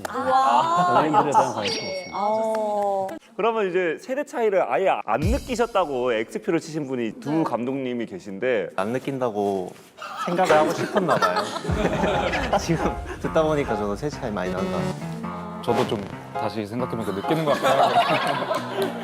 제가 처음에 생각했을 때는 좀 안 느낀다고 생각했는데 막 연예인 관련 부분이나 다 같이 공감이 되는 것 같아서 저도 사실 엘리베이터 둘이 타게 되면 도망가는 선수가 있긴 하거든요. 아니 엘리베이터가 되게 공포의 공간인데요. 네. 이거 다음에 선수분들 나오면 한번 질문지에 넣어야 될 것 같아요. 감독님과 엘베를 같이 타면 기분이 어떠냐. 엘리베이터를 둘이 타면 안 되겠는데 이 정도로. 그러면은 저희가 이제 다음 질문 한번 드려보도록 하겠습니다. 인터뷰 때 일부러 거짓 정보를 흘린 적이 있다. 있으면 O, 없으면 X. 잘 생각이 안 나는데. 보여주세요.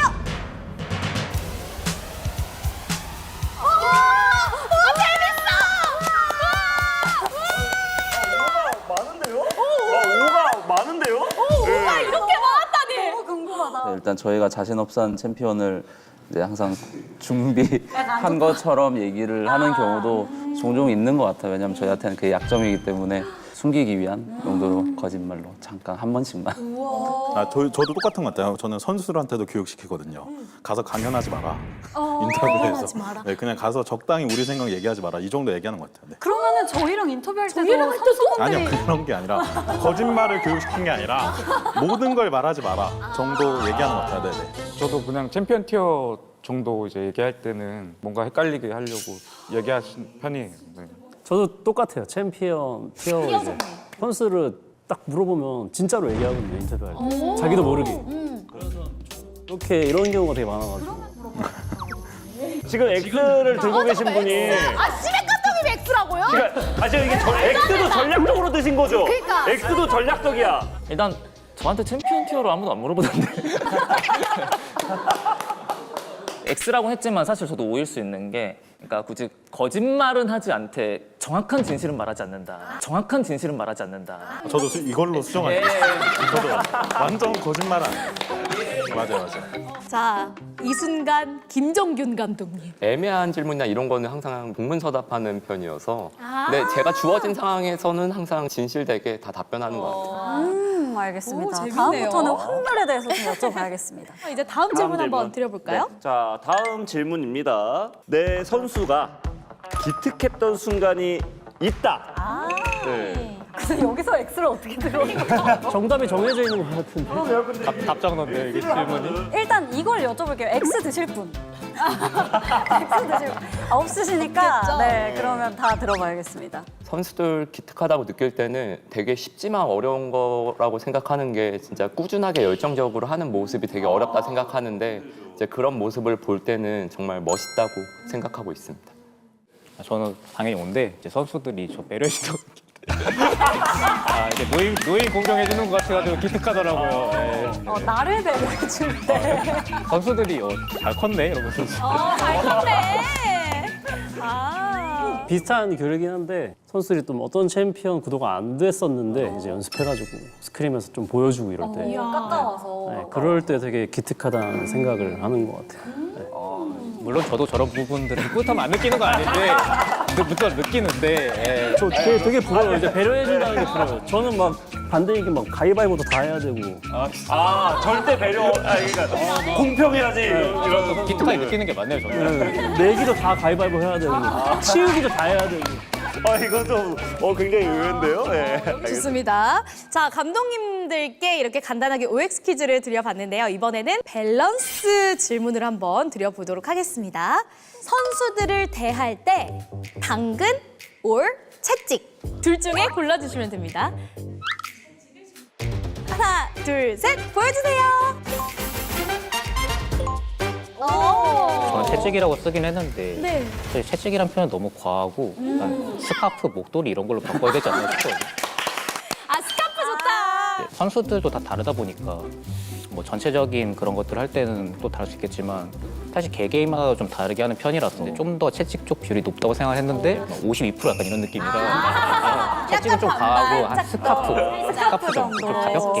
네. 자, 그럼 이제 당근 한번 들어볼까요? 네, 요즘 애들은 또 칭찬해줬을 때 좀 더 좋은 분위기에서 잘하는 것도 있고 적당히 목줄만 좀 채워놓고 당근을 주면은 알아서 잘하더라. 목줄을 채워놓고 당근을 준다. 좋습니다. 목줄은 채우지만 당근을 준다. 네. 좋네요. 우리 팀 이제 선수들 입장으로 봤을 때는 너무 이제 유능한 선수들과 코치진들이 있기 때문에 지금은 일단은 당근을 많이 주고 있는 것 같아요. 네. 김정균 감독님 하면 어록이 되게 많잖아요. 기억에 남는 당근, 최근에 준 당근 한마디, 따뜻한 한마디가 있을까요? 조급해하지 말고 여유롭게 하자라는 말을 많이 했었는데 선수들이 잘하기 때문에 하면 이제 좋게 나올 거다 생각하고 있었지만 저 혼자 있을 때는 굉장히 많이 힘들었었어요. 선수들에게 그렇게 말했지만 감독님의 고충이네요. 그럼 다음으로 김정수 감독님은? 저는 딱히 지금 채찍 줄 게 없어서 말할 게 없네요. 모든 매치 승리를 하고 있는 젠지팀 감독님의 자신감. 무실세트 전술이죠? 뭐 이게 촬영이 언제 나갈지 모르겠는데 지금 또 현재 나갈 기준 때쯤이면. 네, 지금 현재 기준. 기준입니다. 네. 아하. 자, 이렇게 해서 당근, 채찍 한번 이야기 들어봤습니다. 자, 그러면은 저희 마지막 질문 한번 드려볼게요. 현역 선수들 중에 은퇴 이후에 감독이 되면 잘할 것 같은 선수는 누구일까요?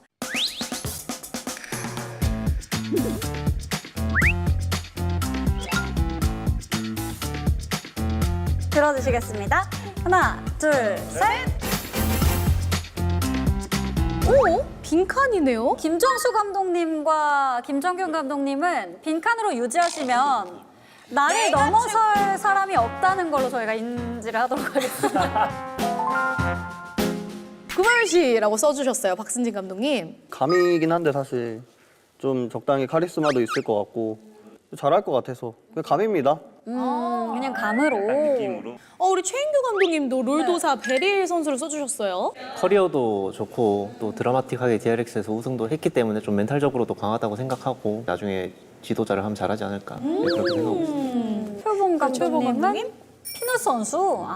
게이머 생활을 오래 지속적으로 하고 있고 자기 관리도 좀 되게 잘한다고 생각을 하고 리더십도 어느 정도 있다고 생각해서 좀 감독 같은 거 하면 잘 어울리지 않을까 그렇게 생각합니다. 팀 에이밍 선수 적었는데 예전에 에이밍 선수랑 한번 같이 했었고 다시 이번에 최근에 다시 만나서 다시 같이 하고 있는데 그런 게임 이해도적인 부분이나 가장 놀란 게 이제 화법 부분에서 되게 많이 어른스러워졌다고 생각을 했어요. 이제 그런 부분들을 놓고 봤을 때 어떤 선수들을 설득하는 거라든지 게임 이해도적인 부분을 얘기를 하는 거라든지 선수를 이끌어가는 그런 것들은 좀 잘할 것 같아서 딱 뭔가 떠오른 게 그런 것 같아요. 김정수 감독님 혹시 쓰셨나요? 곰곰이 생각하는데 저희 팀 애들이 감독 코치하면 망할 것 같거든요. 왜요? 아니 그런 애들은 아니에요. 그러면은 앞에 나온 의견들 중에 제일 뭔가 공감이 갔다 하는 에이미? 네네. 만약에 진짜 그렇게 합법으로 피드백을 똑같은 말을 하더라도 설득을 시켜야 되지 그냥 자기 의견만 주장한다고 되는 게 아니라서 그런 거에서 공감이 갔던 것 같아요. 알겠습니다. 이렇게 해서 감독님들과 함께 LCK 정상회담 얘기를 나눠봤는데요. 감독님들한테 저희가 묻고 싶은 이야기가 아직도 한참 많이 남아 있습니다. 그래서 다음 코너에서 한번 진행해 보도록 하겠습니다.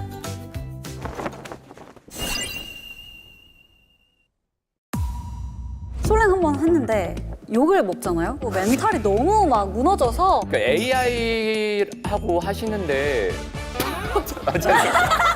우리 감독님을 제보합니다. 백현을 닮은 외모. 백현을 닮은 외모. 모든 감독님들이 이 수첩 같은 걸 그 수첩에 대체 어떤 내용이 적혀 있는지가 홈으로 몇 번 들었던 적이 있는데 뭐 팁이라고 하면 좀 그렇긴 한데 이런 꼴통을 풀어도 되는 거. 뭐야?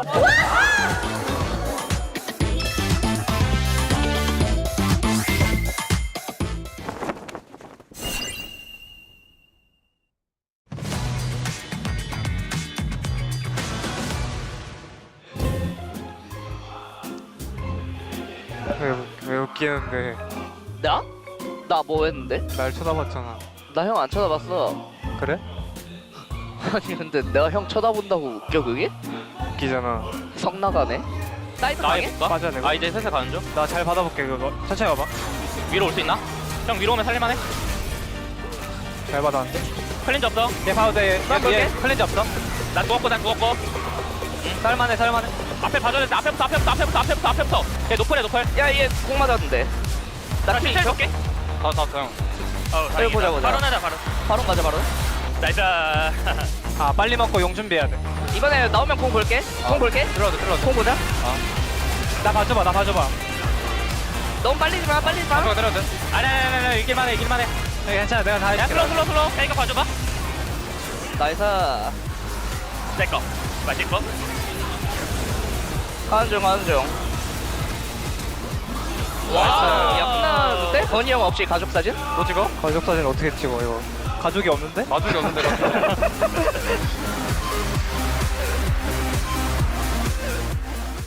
다음 게임을 생각합시다. 잘 하고 있어 얘들아. 첫 경기 했던 느낌 그대로 가보자 이거. 네. 좀 더 자기가 뭘 할 수 있는지 생각하고 게임에 집중하면 이길 것 같아.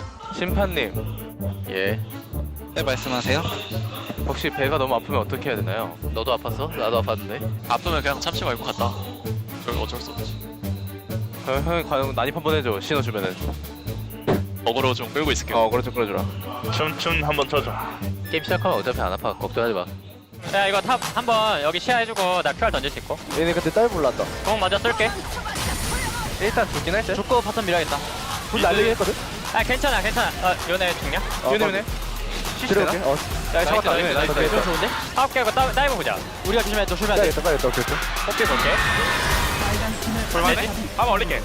뽀삐 노플. 뽀삐 노플이긴 해. 살리만해. 잭스 빨리 먹는 게 좋아. 죽냐? 이거 탈진 걸어야 되냐? 더블 힐 줄게 한 번 더. 볼만한데. 나 뒤태 3초 길게 봐. 야, 텔 찍었다. 야, 어디다 찍었냐? 여기. 잭스 노플. 잭스 몰라? 몰라. 형 북미 일치면 너 공가는. 잘 되긴 했다. 형 용대 유리하겠다. 이게 근데 클린하게 못 잡았네. 까비. 나 포빌도 우리가 땄고. 괜찮아. 잘 됐어. 용쌈만 잘해보자. 2코 뜨면 캐리한다. 여기 와줘야 돼. 1대를 지켜야 돼. 요네 올 수 있나? 나 여기서 그냥 궁 던져버릴 수 있는데 여기. 바로 봐줄게. 요네 볼게. 봐도 높을. 요네 천천히 할게. 봐도 높을. 요네 필. 요네 못 잡았다. 괜찮아. 딜해봐. 나 강타 10초. 용 주고 쌈 보자. 나 치파 끊겼으면 써먹는다. 나 죽긴 했다. 보자. 야, 요네서 바로 돼. 요네. 바로 가자. 게임 빡세다 이거. 빡세긴 하다. 옵색 전에 한번 궁 써보고 싶긴 해. 몰라. 이런 거 뽀삐 한번 올릴게. 여기 왔고. 세즈 벌어. 괜찮아. 캐릭터 위에 탔어. 야, 너 불렀다. 색 싸볼게. 기다려봐. 야, 따장 넣었어. 나 빼는 거 맞아. 나 걸렸다. 버려. 캐네. 가볼래? 더. 캐네 높을. 빼봐. 노플. 한문 열어줄 수 있어. 가봐. 낙한 노플. 색 싸볼게. 끝낼만 하냐? 끝낼만해. 10초. 나궁 박아줄게. 궁 5초. 야, 부자지. 잡아. 우리 둘이 잡을 테니까. 야. 끝났어. 이걸 이겨. 반전 팀을 따다 맞춰야겠다. 나가고 한건 했어. 힘들어. 형도 잘했다. 나이스.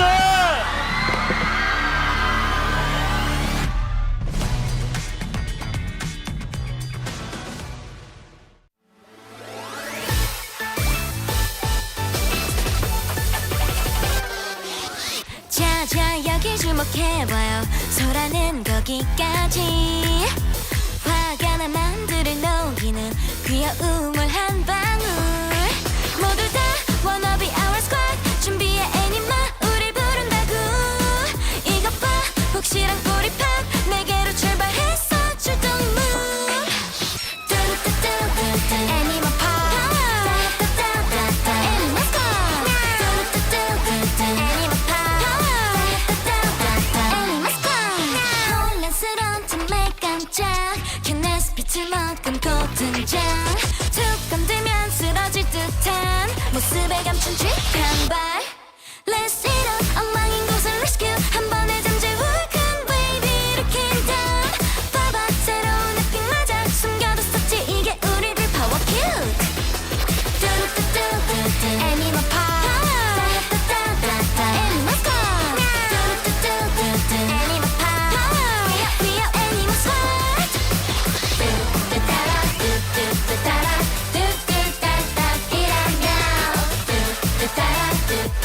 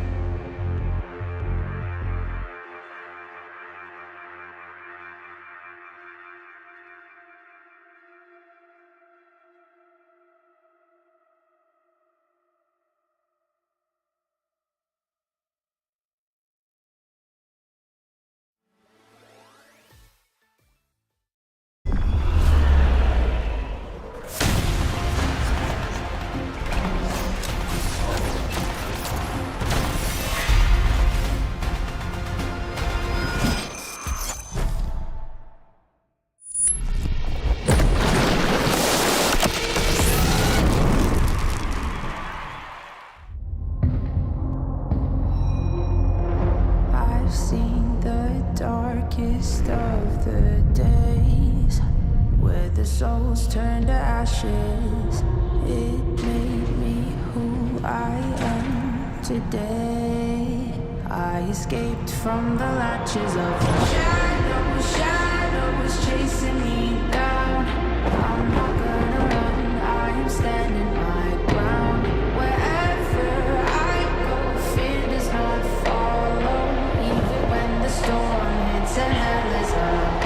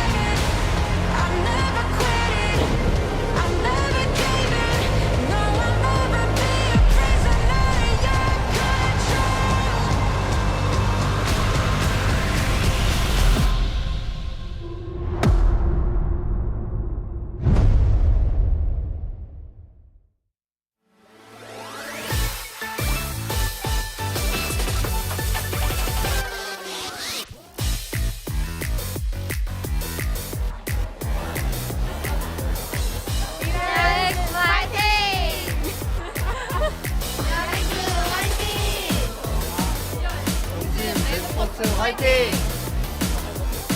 동심 레드포스 지우 화이팅! 이기자! Hello and welcome back to the LCK. We're here for the second match of the night. DRX up against Nongshim Red Force, and this one is a bit of a doozy. DRX and Nongshim looking for more wins. They haven't gotten too many wins yet, Ox. Yeah, which makes it all more important. You know, sometimes we get clashes of top teams. They got plenty of wins, you know. Gen Z DRX, Genji DK, they have a lot of wins already. Do they need more? Not as much as DRX and Nongshim do. And these two are neck and neck in the standings right now. DRX has a 1 game score advantage over them.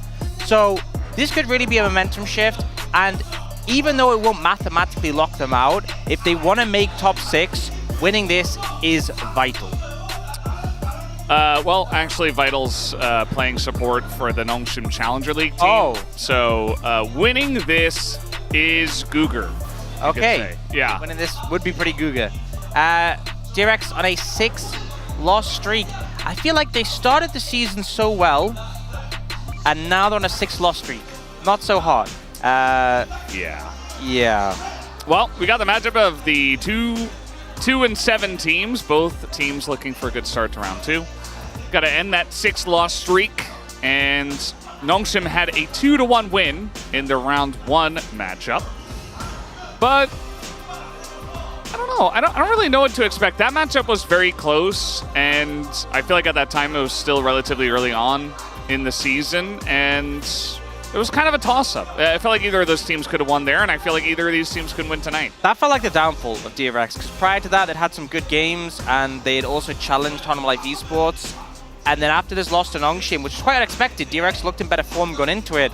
It really felt like they'd fallen down. But you can see, historically, it's been pretty close. But the edge is over to the Noodle Boys. Yeah, and they've won 4 out of the last 7, but almost every time it's a 2-1. So it's always very close. The one time it was 2-0 was Nongshim in Spring round 1. What strategy did they bring in this very close matchup? I do wonder if they were watching the first matchup we had tonight as the OG Nexus, Teddy, versus the Gen Z Nexus, Jiwoo. Which AD carry will secure the early game or the late game, which is generally where you see them pop off. Which is why I think this matchup is so fun, because often we've talked about this so much that DRX's strength is the bot lane. But again, for Nongshim, Jiwoo has always been this shining light. Everyone remembers the T1 matchup last season when it got so down to the wire and it looked like Nongshim were finally going to do it, and then a Varus arrow took the dragon out of the sky. But a noble effort. These two teams need to bring everything they can today to get an edge, because I agree with what you said before completely. This should be a close match. Yeah, I mean, anybody can win it. It just comes down to who's got the better preparation, who's going to play better on the day. You'll note that Rascal is going to be starting once again. They have been starting with Rascal for, I think, at least the last 3 or 4 matchups they've had. Just trying to get him back in form. We see glimpses of it, but we could easily say that he's not 100% yet. Their last series, we saw him on like the Ornn, playing a more tank role. Definitely feels like a change of pace, because they were pitting on carries a bit earlier in the season. I don't think it was working too well, but I feel like when you're a team who are towards the bottom of the standings, a lot of stuff ends up not really working well, and sometimes you have to be the mindset like, okay, we faced a hard opponent. Yes, it didn't give us the win, but it may still be right for us, and it can be hard to figure things out in that position. Well, here's Nongshim, the Noodle Boys. They've still got Cougar in that support role, and they're going to stick with him. And to be fair, early on we were like, why is this happening? He didn't look like he was ready for the LCK, to be totally honest. But as time comes along, he's getting better and better mechanically. He's making better calls. Personally, individually, he's not getting caught out nearly as much. And if he is providing that older, more experienced voice to the team, then perhaps it is worth it, and perhaps he can improve alongside of them. Yeah, and I feel like, we saw...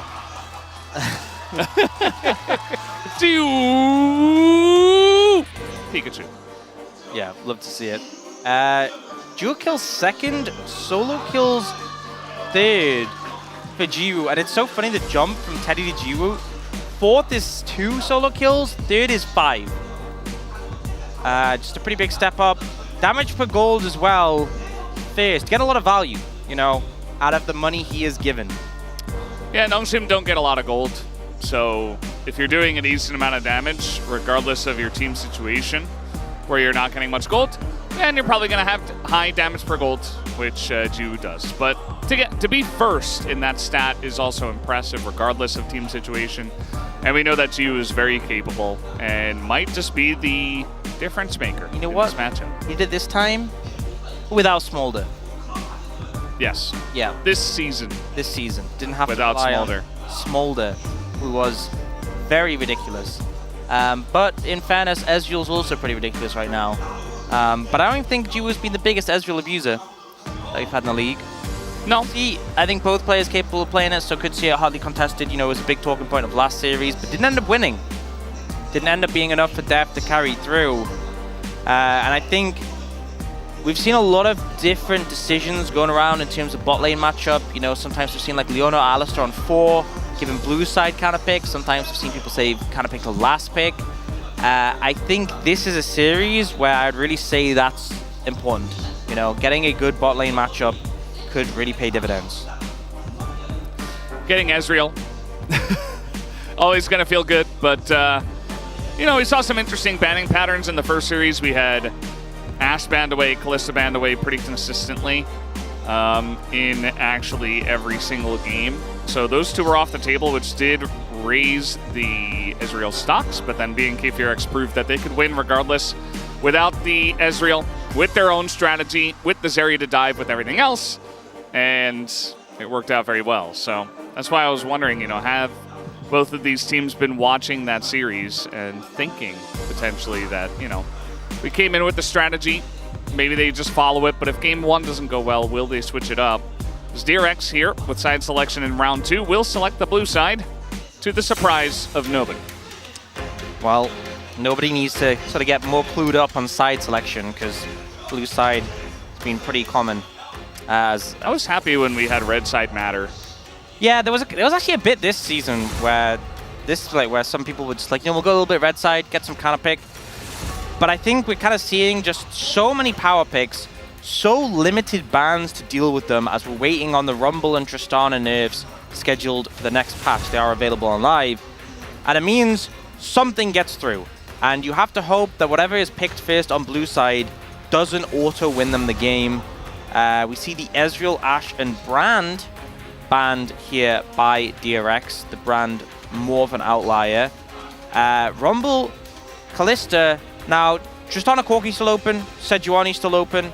I feel like you could opt to ban Sejuani and then leave the trade-off of the 80 carries, but maybe you want to get your hands on Vi. A lot of options in this situation. It really depends on the team's priority. Next, you go for the Zyra ban. So going a completely different direction. And DRX maybe thinking, okay, well, we can trade these off anyway. Well, let's just pick the Zeri.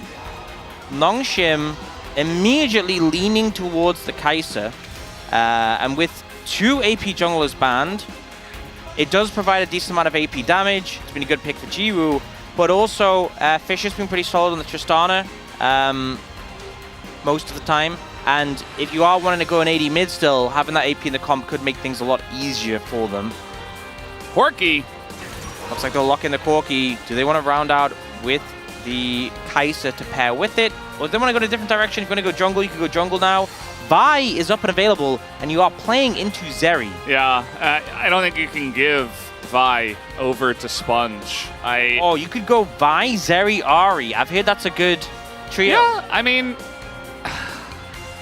And they're playing Sedge, which, you know, individually, a lot of power. Corki Sedge is all right, but, like, you're giving Vi over... They're not even going to play Vi. They're just going to play Azir and Poppy. So they have their own strategy. They are not being DRX, they say. Yeah, they opt to go for the Poppy.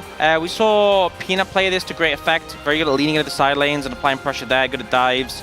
And the Azir coming out, which is gaining popularity, particularly the tank build.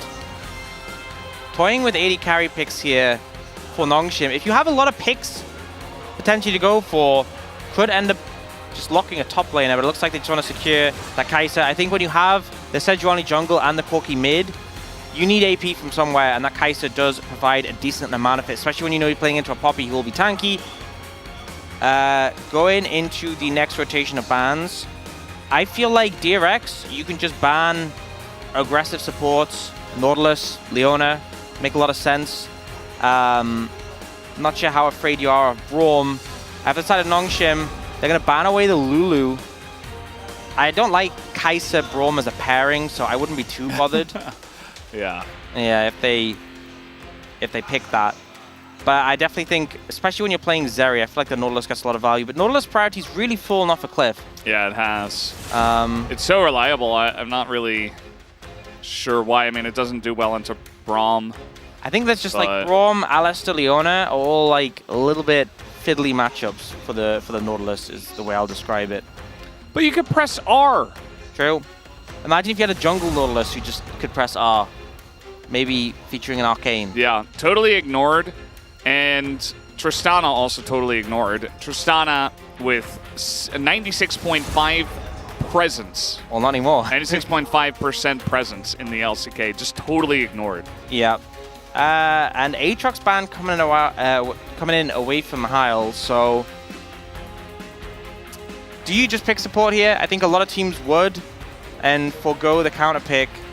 Actually going for the top. I respect this. You know, going for the Gnar. Gnar's been a solid buy, and a lot of people have been picking it on this patch. Means you get the counter pick for support, and you get to eye up what DRX are going to take. Looks like they will just go for the Alistair, which has really risen in popularity, I feel like, over this week, honestly. Alistair also has really good stats. Up towards 70% win rate with like 45 games played. Maybe not that many, maybe like 35, but still, just really popular. He's also very beefy. He has good stats like health and armor. Beefy, you say? Yeah, beefy. Yeah, sitting about there. He's actually going to go for the Jax into the Gnar, which eventually can handle it. I think it can be very finicky, especially early on, and Rascal does have a lot of pressure on him in that matchup. So now here comes the counter pick for Guger. You're not playing Relin to that comp with Alistair and Poppy. I think just go the Nautilus. Yeah. I have confidence in it. You know, some struggles in the Poppy at times, but the matchup in Alistair's fine, and so much value against the Zeri. And also, it's, you know, Kai'Sa Nord is just, that is a pairing we've seen for a long time. Always works effectively in those 2v2 battles. And again, I think an answer to Teddy is important, which they have. I don't think we've seen anything particularly innovative from this draft on either sides, but it doesn't need to be. This just kind of feels like even though we've seen like some things overlooked, like the Tristana, which is weird to us, all these picks feel like sort of par for the course in the current meta. Obviously some things a bit more fringe, like the Nautilus we're not seeing as much, the Poppy not as popular. But yeah, I think both teams coming out with compositions that are fairly straightforward. They have engaged, they have teamfight potential, they have late game. Will come down the lane matchups a fair bit, but a lot of them are sort of lane matchups where we've seen them go either way depending on how well they've been played. Which I think is a good way to start the series off, because it will just come down to the execution. And Nongshim had the edge last time. They did. Can do so once more. I love all the Jiwoo signs. He gets so much love. And, you know, he was the first main carry for this roster, and he has stuck around even through the changes that they have made to the roster, understandably. Biggest thing for me on the side of DRX that I'm worried about is the Jax in the top lane into the Gnar. I think the Mihail, fantastic Gnar, might be able to bully him early on. We'll see how that one does go, as it looks like we are ready to hop into the rift for game number 1.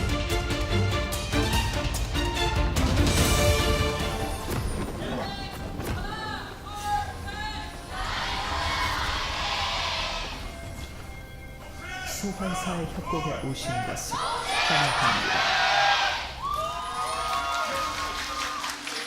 Here we go, game number 1 starts right now. Match 50, the last match of week 5. I like how you say starts now, and they immediately start fighting.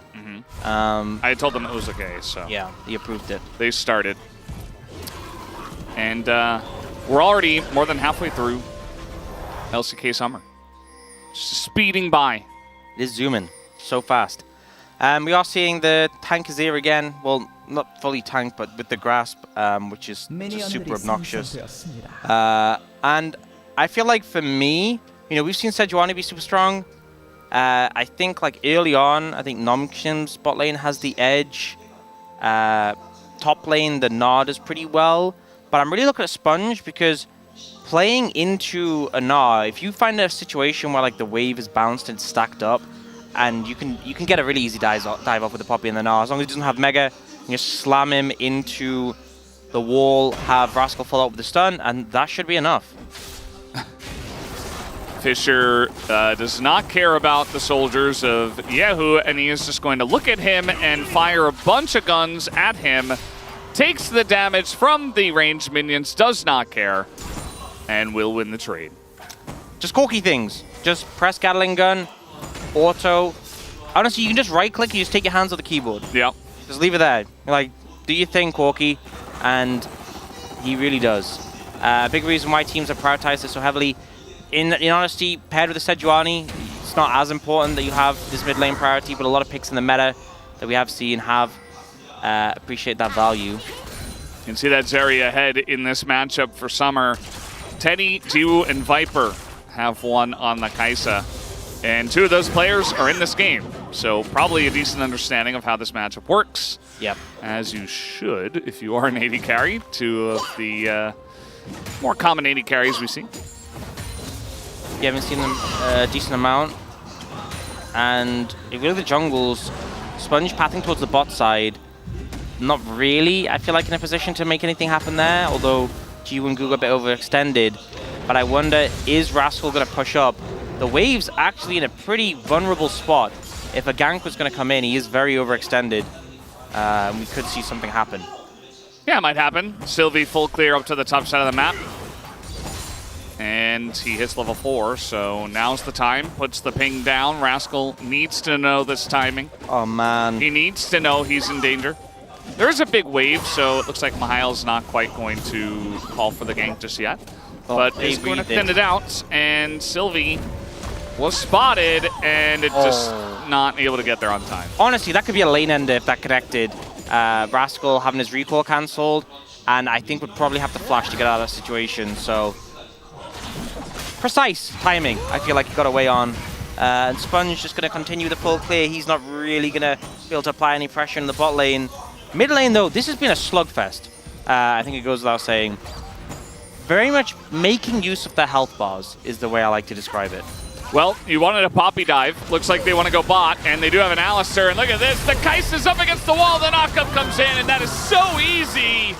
Line him up and knock him down for Teddy on Zeri, who also already gets a kill. Super nice execution there. I love Pletter's use of the... yeah, Fisher's actually legitimately in trouble here. Yeah. Well, he does have Valkyrie, and he is going to flash, and ooh, Rascal just barely out of range. Now, he is going to have another lead strike, and here comes the Poppy, and there's another one. Rascal with a fantastic gank in mid. Yeah, I mean, the stun just misses by Rascal, but what a heads-up play to roam down at that timing. Knows the wave is bouncing back, so he misses nothing on the back of this, and thanks to the help of Sponge, a second kill picked up. Yeah, I mean, that's just great awareness, as you mentioned. Just coming down, and it starts off with this dive. Yeah, so Pletter headbutts towards the wall, so he doesn't have to burn Q. Expecting the flash from Jiwoo. Jiwoo does flash it, immediately slammed in the wall with no cleanse, and then the pulverize to follow. Just beautifully played. And the extendo beam as well from Teddy connects. Great, and here the stun does just miss, but the leap strike's coming up, and the... what?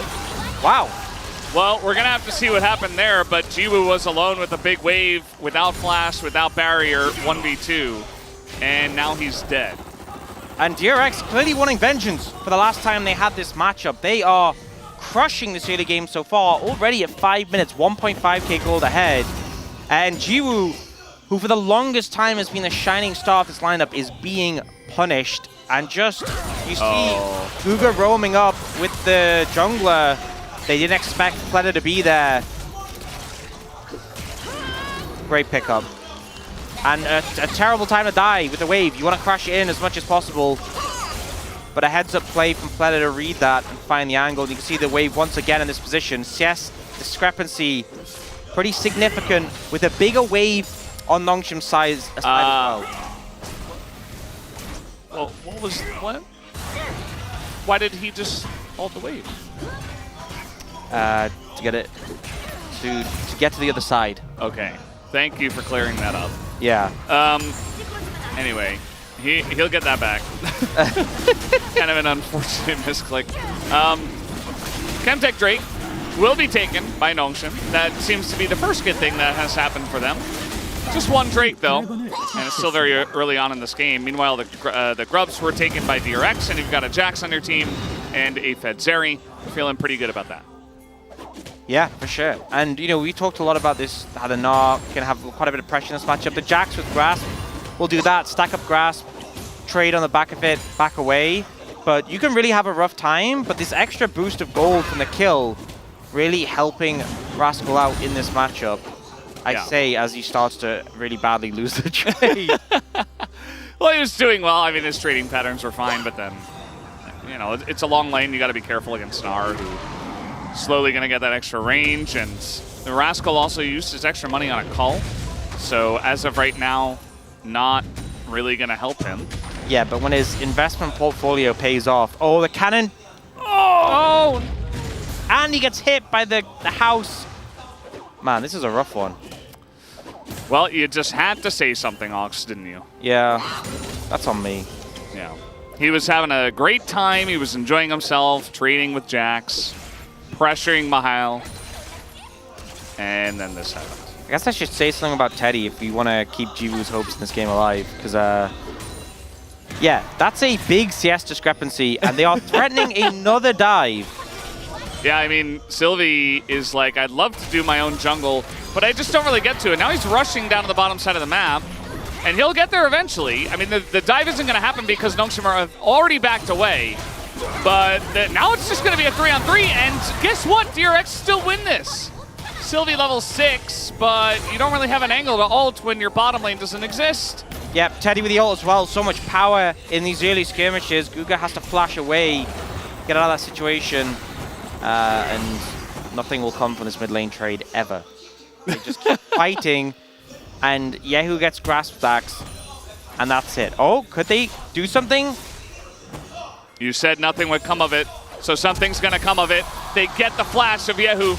That would have happened regardless of the trade, but still is very good. Maybe he gets value out of his ult. Maybe if he was higher HP, he wouldn't have bothered flashing. So. Yeah. Well, stun comes in. It's the ult from Rascal, but you get hit by a boomerang, you're slowed down, and you're Jax. Immediately. So it's like, I got ult, I'm go, and then he gets hit by one boomerang, he's like, I'm done.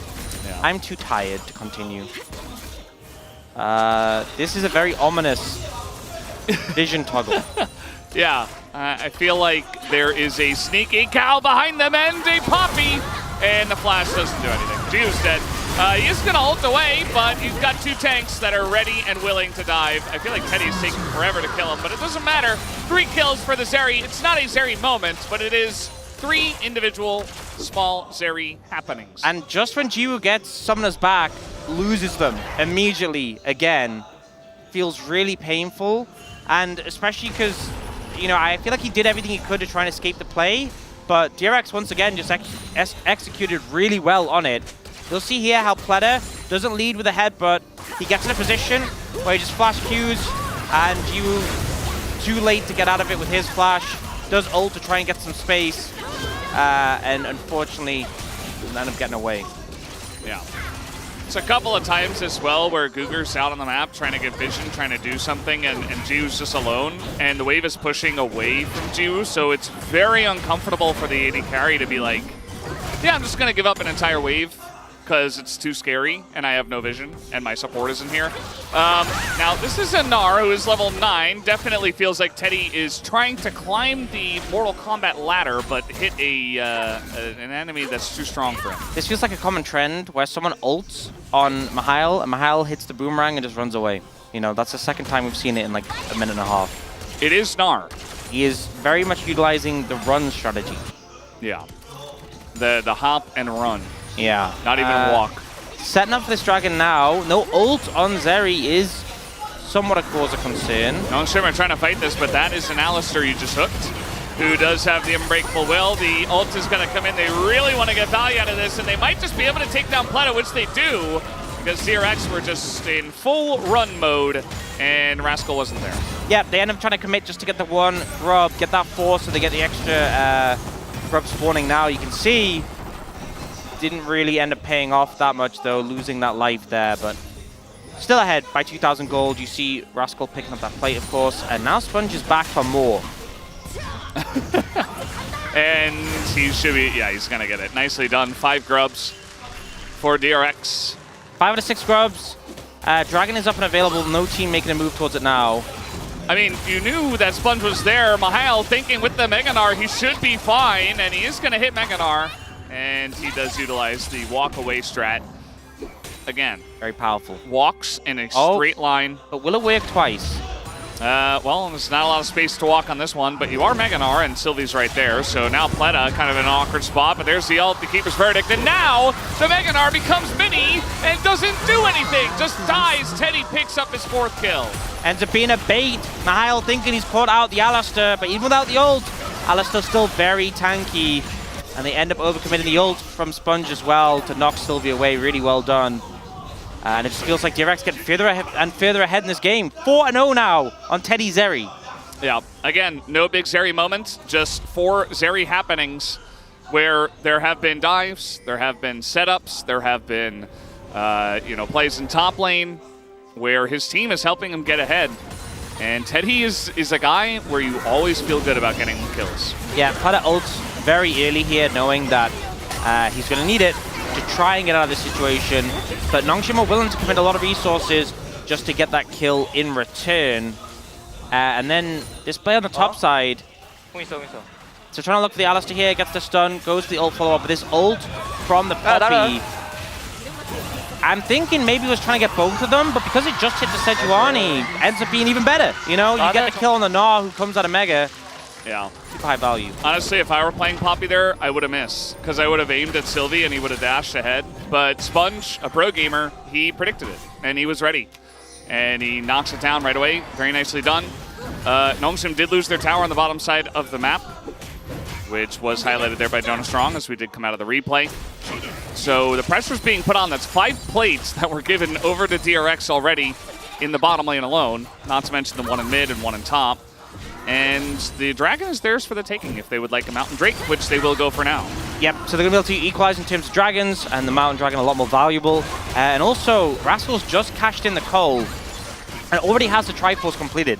So he is incredibly strong, and that scaling side lane Jax might be an issue already. Yeah. I mean, this is what happens, right? You've got a choice. You can pick the tank, you can play Cassante, you can kind of get through the lane and not really have much pressure as the game comes along, but you're a great team fighter, or you can go for the Jax. And yes, you get bullied a little bit early on, but if you accelerate this fast, eventually the Gnar is not going to be able to do anything in the side lane except throw a boomerang at you. You look at the gold spread there as well for the plates. About 300 gold for both Rascal and Teddy. Exactly who you'd want that money on. And now, Herald's been started. For Nongshim, I just don't see a way you can reasonably contest this. Yeah. I mean, they grouped up over the last set of grubs, which I think was fine. They got the kill onto Pleta, but trying to group for that, which they don't really. I mean, they kind of like look at it, and then they're like, wait, no, we can't, and then they back away. Yeah. 4K deficit. It's not going to do anything. 4K deficit this early on feels really bad. They will see Mihail get some alone time on the bot lane tower, but immediately negated by a TP from Yahoo, so not even able to answer back there. And looks like DRX trying to put pressure onto this top lane tier 1. Seen a couple of dives around this, so Fisher needs to be careful. Does have Sylvie for backup, but Teddy moving in. Oh no! Just everything sailing wide of the Zeri, who pressed one button and glided along a wall. Yeah, I think the Q from Nautilus missed before the dash came in. It looked that way, yeah. Yeah. But, we're not going to get a replay of just that little escape. It's so hard to fully comment without watching it back. But yeah, it looked like it was just short, and then Teddy dashes to dodge the Sejuani ult. Sylvie obviously throwing it. You got to throw it immediately, assuming the Q. What's the hook? Dredge line? Dredge line. Dredge line connects. The big anchor ability. Yeah. Yeah. Nice ward there. It's going to see everybody in the river. Yeah, and I feel like this is kind of Nongshim knowing that they kind of have to play around vision pockets and just look for picks at the moment. Preferably on a Zeri. If they kill Teddy, and you know what? We talked a little bit about this Nautilus. You probably feel a lot better about having a Nautilus when there's a fed Zeri in the enemy team. It feels warranted. This is very valuable. I mean, if the Zeri ever just goes crazy in a fight, you can always just press R and it'll buy you a little bit of time, a little bit of hope. If you didn't have that, you kind of just have no hope because there's no hard lockdown. You gotta pray at that point that the Sejuani can get on top of this area, which is not easy, especially with a front line that's going to make things very difficult for you. Like engaging into Poppy Alistair, I implore you to try it. It's really difficult. I feel like those two champions, when you think of like bouncers, I feel like they really live up to it. Because, you know, there's a lot of champions who, like Nautilus, who's great at engaging. He can peel fine, but I feel like if there's a Poppy and an Alistair standing on a champion, no melee champion can really approach. Yeah. Very painful. Maybe like other bouncer champions like Braum could be one. He puts up the door. No, he puts up the door and gets headbutt away. Oh, you mean other bouncer champions? Yeah. In that Bouncer champions. I think you meant champions that could approach. No. Okay, I was like... Please no engage Braum, please. Just shield up, engage Renata. Oh, yeah. Fates call Renata with Ziggs. Yeah, no, I don't want to see that ever again. Never. All right, Pleta, this is not the first time he's done this to Jiwoo, and he's going to get the flash away from him. He will happily accept that trade. And it's not even a trade because he's got Hex Flash. Shout out to Atlas, as we do have the smite coming in, but the charge still works. And they have an Azir turret. They've got a Jax in a side lane who's winning against the Gnar already. And things are just moving along swimmingly here for DRX. Right as I say that, there's a TP coming in. That's a Corki, though. Can they kill Rascal in time? Rascal does not have flash. As the Poppy ultimate going to be huge, they get the Gnar away, and now it's just, oh no, the Sejuani going to be coming up the river, and now Rascal's going to go down. Here comes Teddy, but the R button press from the Nautilus is good enough. He is so low, and he has taken out the turn from Nongshim, comes in immediately. And what could have been a pick onto one member turns into so much more because DRX are unwilling to let Rascal go, and they pay so heavily for it. Nongshim looking for the window, they find it, and burst it open. Rascal overextended here. The ult from Sponge is good, but the backup is coming sooner. To the side of Nongshim, you don't have your Alistair here, you don't have your Azir here. Teddy makes the hero play, but this is why Nautilus is broken into Zeri. You just press R. Yep. You don't need the Sejuani to hit anything. You don't need a crazy outplay. You just need a champ from, what is it, 2014? Yeah, something like that. And he presses one ability. And all of a sudden, Jiwoo, 3 kills in the pocket. The shutdown from Teddy going over as well. The game state looks far better. It's a 1.5k gold lead only now for DRX. Yeah, it was like 5k, so... yeah. DRX are still in the lead, and they're going to get this first Infernal Drake. But this certainly makes the chances of Nongshim much better. Oh, absolutely. And Jiwoo, I feel like that's the thing with a player like Jiwoo, is he obviously had a rough time in the early game, but you can always kind of rely on him in teamfights to know what his job is. And sure, all he did was kind of ult in there and clean up, but now he has the damage, the power, right? If you look comparison between him and Teddy, Teddy has 2 longsword advantage. Not that much anymore. Yeah, it was much bigger. But instead, Nongshim buy themselves a ticket back into this game. Or was it DRX that was offering out the tickets? I'll say DRX stamped it. A little bit of both, yeah. Nongshim bought the ticket, DRX went, there you go, buddy. Yeah, sure, go right ahead. Yeah. Full admission to the to the DRX game. And, I mean, there's this Baron up here, but there's no way they're going to start this. They do want to take down this outer turret This has been the focus of the game, is this top lane tier 1. Yeah. Unfortunately, the minions keep dying. Maybe they need to get Baron so they can get top lane tier 1. That has become a bit of the focus, but they do eventually put enough pressure up here to be able to get this tower. They have taken down all the outers. And still, about 2,000 gold lead to DRX is still ahead, but not as significant. And it kind of just feels like with that going down, it's a bit harder to crack the tier 2 towers. And the momentum's definitely been slowed down for DRX. You can feel them playing a little bit more wary after they made that fumble.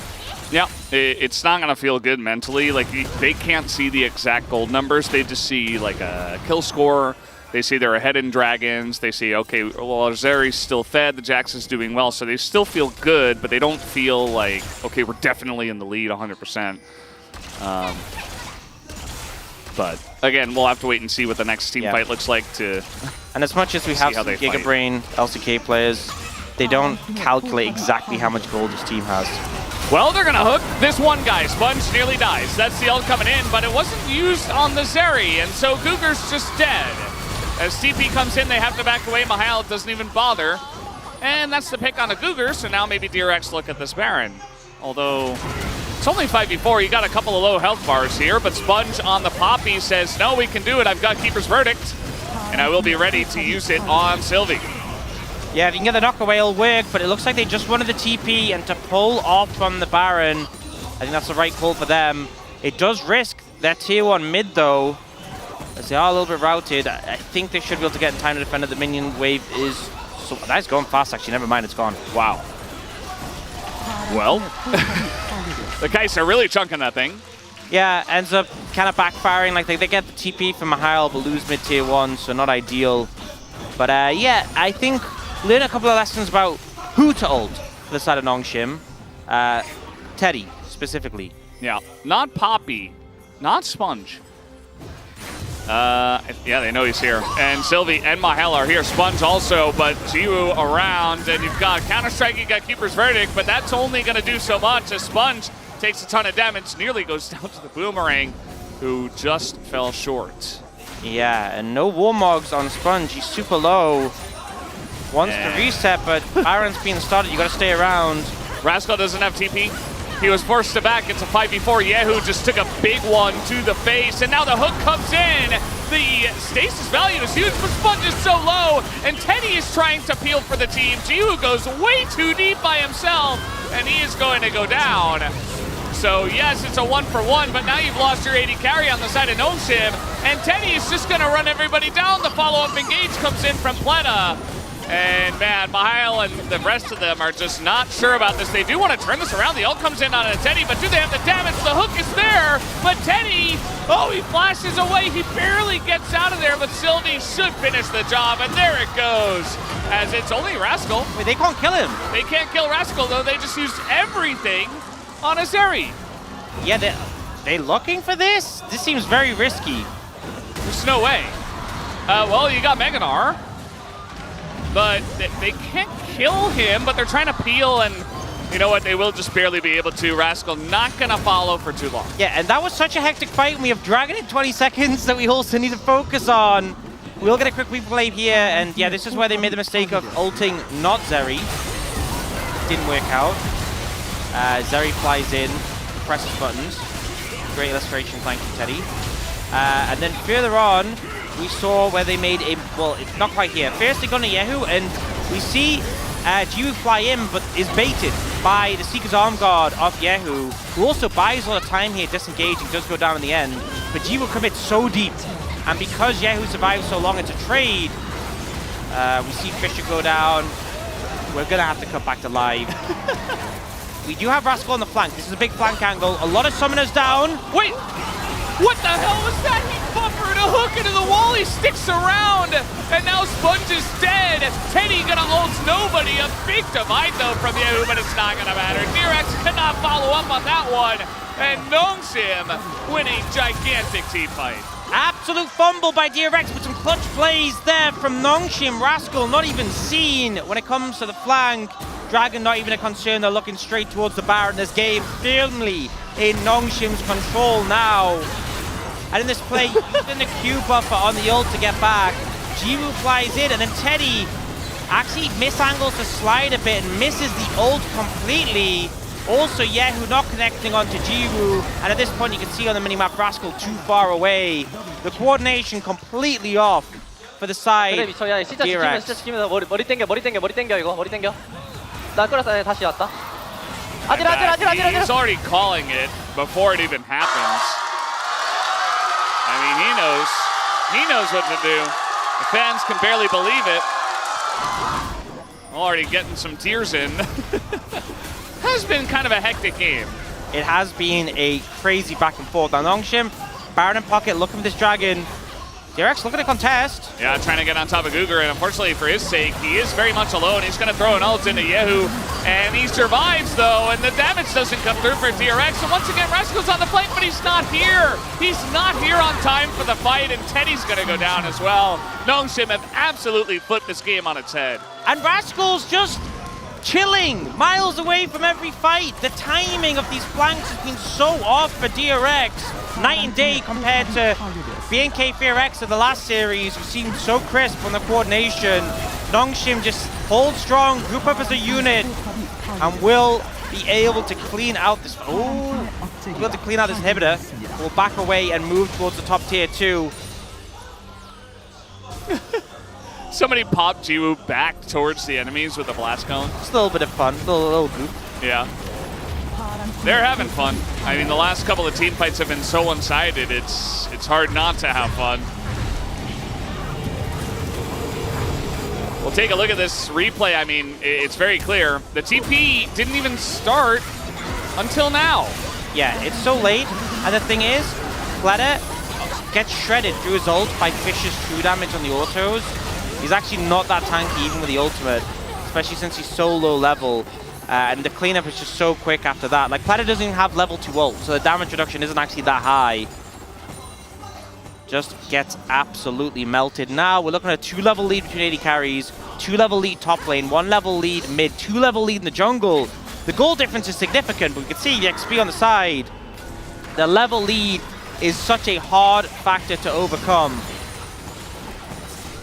Yeah, it feels like either they get a bunch of kills that really pull their XP back, or Nongshim just run away with this game. Yep. And you have, again, we love Nautilus, such reliable engage. You hit a hook, you press R on Zeri. There's not a lot that DRX can do to fight, and they're already getting poked out. It's Corki Kaisa. We didn't talk about this too much, but the poke is significant. Yeah, starting to already connect. Some low health bars, gonna have to get a... Well, we don't really need a reset from Platic.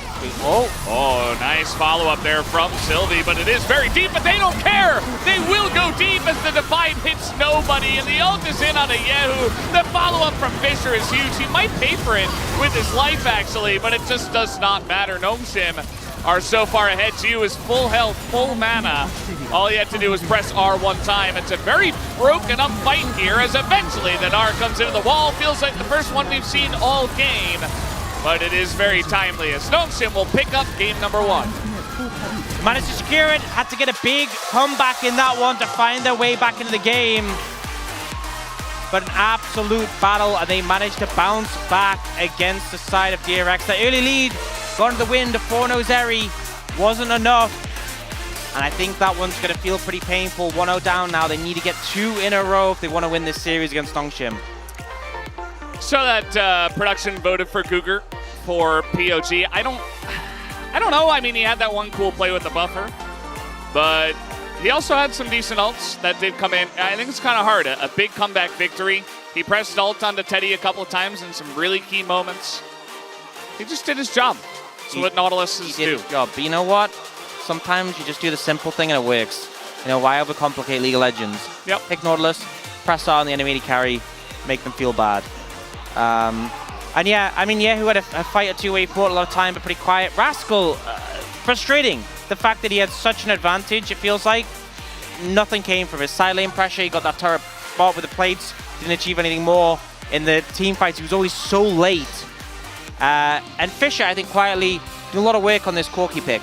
Absolutely. Tons of damage. Really always there. Right position, right time to really layer in the damage. And Nongshim played like a team for the second half of that game. DRX, unfortunately, were not able to. We'll see if they can in game number 2. But first, we'll take a break and have the space. We'll be right back.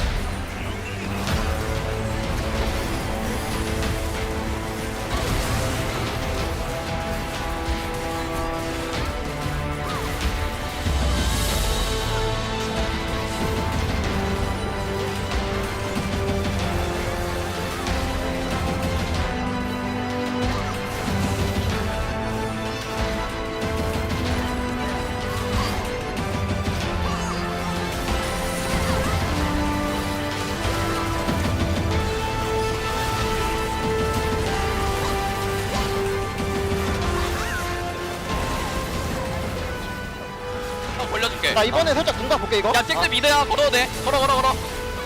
아 타워부터. 야 쟤이드 좋아. 살리지만 않으면 이게. 아 이게 끝났다. 나 잡긴 했는데 괜찮을 때 이거. 아 끝내. 괜찮아. 끝내라 나 얘. 끝내 놀아라 놀이라. 할 수 있나요? 조금 깨져. 오, 아 진짜 한타로. 야 나 진짜 타워 모드 어땠어? 아 진짜 야 타워 모드가 게임 끝냈다. 나이스. 인정? 나이스.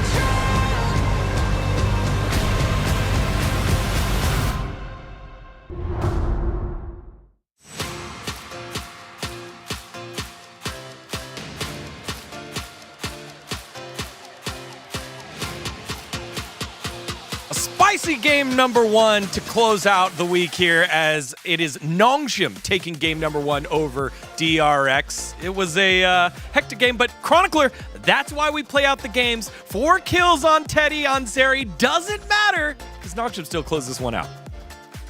One of my favorite things about lower level League of Legends is that a lot of the rules that we perceive in higher level games, they don't matter. They're not real. if any of the top half teams gets a 4-0 Zeri, what, like 10 minutes? It's imagine Pace, imagine Viper on the 4-0. Even Guma, like I think T1's struggling right now, but imagine all of those on a. Sometimes you want to talk about draft? No. Sometimes if you put too much water into your ramyun, yep, you got to go reach in for a second flavor packet, and that's kind of where we're at. I think that's what happened with this one. As it wraps up, I'll talk about it. What's the water? So Teddy was fed. Let it go, Dagon. Okay. Teddy was fed. Okay, he was really far ahead. We talked about this. We're going to talk about it a little bit more in a second, but all 3 of us were like, it's still losable for DRX, and I was like, no, but Teddy, he's the one who's fed. Oh, you could trust Teddy. Trust Teddy. We can trust Teddy. He's definitely not going to slide over the wall and 5 people and die. There's no way. So, what happened earlier? This is how we got fed. Highlight 1, great pathing from Sponge. Does what you need to do with the Poppy. Well done there by the DRX bot lane. Pleta punishing Jiu, who's having such a rough early game. Jiu, though, in the last couple of games, he's legitimately just pulling the 0-2-0 free power spike. I swear to God, the amount of games I've seen this man just run it in lane to then pop. No, but every fight he pops off, he draws so much. Like, yeah, the flash tragically on the just on the edge of the W. And this is the highlight package you request because you're like, man, DRX gonna roll over this game. It's a Zeri certification super early in the game. She ends up having 3 kills, gets a 4. You have great peel. You have great peel. You have Poppy. You have Azir. You have a front line. But you also have an E button on your keyboard. That makes it really tough. Let's go ahead. We'll skip that part. Let's see what happens after that. So like, oh wait, they're winning. Now they're losing. Woo! So yeah, like eventually Gio dies here, but it takes so much time and so much resources, and I just wanted this, and I just wanted everyone to feel what it feels like to watch a mid to low level. This is why people love watching Brion. Because can you tell what's going on in these fights? Teddy, watch Teddy. It looks like it's over. The Zeri can't lose this, right? Uh-oh. In Nautilus range. Still, it's done! Teddy! Oh, he wanted to carry the fight, but the fight was done. Nautilus had his R button, and it's a disaster. Miao as well, actually popping off and doing, I think, a really good job. And the reason why, this is going to keep going. It's just fight after fight after fight after fight, and where's the macro? Where's the side lane? It doesn't matter. Side lane's always real. This is peak challengers, and it comes from the LCK. It's beautiful. And we just go straight in the next fight. And is this fight decisive? The anchor. Like, kind of, and Googer with the buffer. Absolute cinema. He also called it in the comms as well. He's like, I'm back in. Like, he planned it because he knew the Poppy ult was coming. The hook timing was perfect. And, I mean, at this point, you're not ahead anymore. You don't have control anymore. And the Poppy ult was pretty opportunistic at best, I would say. And I think DRX really just lost control of the game, lost control of the mental as well. I love this. And you know what? Normally, after a game like this, a team will then opt into side laning, right? Be really aggressive with the turrets that they take. Nope. We're just setting up for another fight. Rascal, you can't see because the mini-map is covered. Rascal is TPing into this. He's TPing. Can you see the mini-map? He's behind. He's mid lane. I'm flanking. It's the second time over the last few weeks we've seen Rascal kind of teleport his way out of a series. I don't think there will be a sub going into game 2 because they've kind of opted to keep him in, but... I'm recalling? I mean, obviously the idea for the teleport was to try to flank, but the team fight was lost. They had to kite back too far, so he's just on the other side. So he looks silly because he's like, well, it's done. I guess I'm in the mid lane, and the game is over. Rough one. You guys see that? That's Rascal still flanking? He's still flanking. Yeah. I think these type of games are really, really fun. To me, the 1-2 of Guger and Sylvie has really stepped it up this split, and I think that's the main reason why they were able. I'm sure one of the two of them is going to get the POG in this one. Well, let's see. POG for game number 1 here for the Noodle Boys. It's Guger! He has the highlight play, and he steals it away. The second one for the oldest player in the LCK. I think it's warranted, especially looking at a lot of the fights.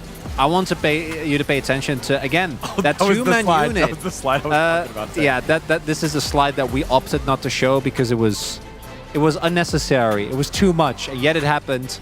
But I think Guger had a really solid game here. Guger was definitely the weakest part of this DRX roster for a large part, so him coming back is really big. I definitely think that the one part about the draft we didn't discuss as well is the guaranteed lockdown for the Zeri with this Nautilus. And I think he got a POG just purely based on his lockdown of Teddy, which is a big reason why this game went out of the hands of DRX and out of the hands of this Fed carry so quickly. So not surprising he gets it. We thought Sylvie had a great early game, but at the end of the day, and some really good lockdowns as well. Yeah, again, to me, if you look at every team fight, every single team fight, Guger and Sylvie together, that core, mid-jungle or jungle support synergy is so important. I think it's why DRX was able to somehow lose here.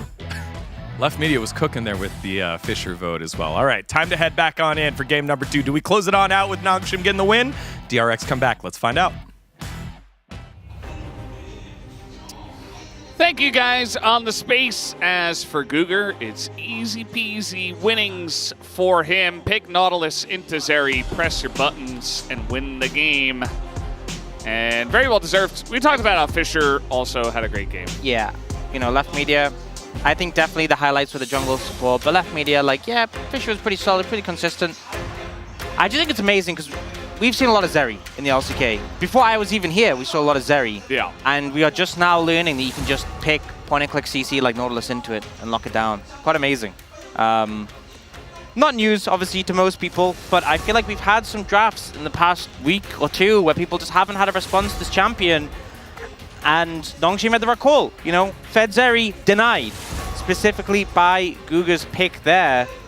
And I think, especially when you're playing against a team like DRX where so much weight goes on a Teddy, it makes sense. Kai'Sa will be banned here, denying that one off the bat. And it is blue side again, the side of DRX. They did ban Ashe last time, and here is where Nongshim bans Zyra. Do they ban Zeri? Do they care? Or ban Ashe. I mean, there's or a chance that Zyra again. There's a chance that Teddy goes to Ashe this game, and yeah, they're not going to allow it to happen. But now you get the Ashe ban as well that you had last game, because you force it from Nongshim, and you could just pick Zeri, and now Jiu has one less option. And DRX are like, we could have just let them ban Ashe this whole time. Yeah. Yeah, one of the pains of blue side, you know, you have to ban first, when they could have just left that one for Nongshim. Now, see what they're up to go for. So Corky Sedge was what they took last time. We're gonna go Senna and Nort. You could just go on this rotation. Yeah. One of my pet peeves in the LCK, though, is when you put Jiu on Senna over and over and over again. Yeah. Like, he's your best player. Don't put him on Senna. Yeah. But Guger on 1 POG, he deserves farm this game. And they actually go for the Ornn. Interesting. So, a lot of scaling, but you don't have that same point-and-click CC on the Zeri. Now, don't get me wrong, Ornn, it's a big ult, right? It's very possible to hit the Zeri, but the Zeri can flash it, you know? The Zeri can dash it. Definitely ways around it. And DRX have got a slightly different first three, swapping out the Poppy for the Sejuani. But the Sejuani is here feeling like a really popular duo, and this, yeah, just do that. Don't do the LeBlanc. Fish had a good game, had a good time in lane. I don't think you need to switch things up. You know, you're not Showmaker. Yeah. It's fine. Corky's very strong right now. It can play, obviously, into his ear. We all know that. Anyone who has been watching in the last 8 years or so. The last game. Probably knows in the last game. Now, Lulu comes out as the ban. We saw this last time. Eventually, DRX just ended up with Alistair. So yeah, I mean, specifically into like Ornn, you know, this, we're talking about this being Ornn bot lane. This could be on top still as a flex. I doubt it. I really doubt it, but there's the possibility. And if they bring out a Nautilus as well, that could be a really bad time for Teddy. But we'll see. We'll see what they opt to go for here. Banning away the Lulu. If they do go for the Ornn, Senna, a lot of scaling in the bot lane, but not as much pressure as like a Senna Naut. And so you wouldn't want them to play Zeri Lulu just to scale up in return. Renekton ban also coming through from the side of Nongshim. And because it's an AD heavy composition, the Zyra ban came through, and then the Aatrox ban again as a bit of a respect ban towards Mihail. I think that's fair. I like your idea. You know, just get Nautilus. You might need some heavy damage from the jungle. Yeah, I think you need to take jungle here if you're going to flex that, and I agree that having a more carry jungler would help, but a lot of the AP jungle is being banned out. It looks like in the end they'll just go for the Gnar on the top lane. So likely just going to be that one Senna bot. Now for DRX, could just take Cassante top. Not the most winning matchup, but how about Jax? Probably gonna go Jax. I mean, laning phase went pretty good. Everything after that, I'm not so happy with. I'm gonna be honest. Everything after that, all of it. So hopefully it goes better this time. And now I think if you're DRX, just go Leona. I don't think having the Nautilus point and click CC not as essential into like a Senna. I think Leona definitely suitable into an immobile pick like Senna for the long range ultimates. But it looks like they're toying up with what Pleta would rather play, and he decides, I'm going to play the Nautilus. I want to show I can do it too. And also, it means Nongshim can't put on the jungle and play Senna not. And clearly that's exactly what they were planning to do. Except they win. No. So Maokai, very strong in general, but as of right now, your main damage source is Corki and Mini Gnar? Yeah, I mean, I think... Is that enough into 2.5 tanks? I think it's okay. They have a lot of CC. The Senna's not like a consistent damage threat, but has a decent amount of damage later. There will be that point in the game where Guga doesn't have ornaments yet, and Senna is starved and loads of levels behind. That point in the game will be a sore spot. But outside of that, I think they should be okay. Early skirmishing is fine. They have the Maokai and the Ornn to make things hard for Teddy. Late game, they get to that point, definitely can come through, but based on what we saw, based on what we saw in game 1, where they were constantly fighting for seemingly not a huge reason, I worry when your whole team has a trough.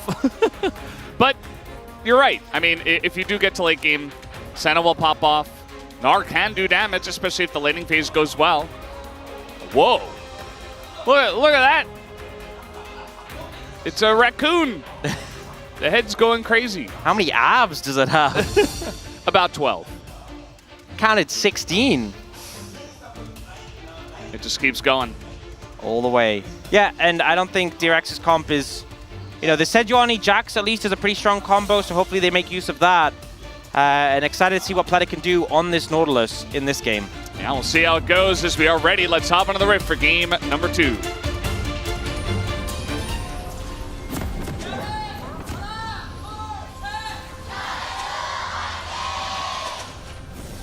소환사의 협곡에 오신 것을 환영합니다.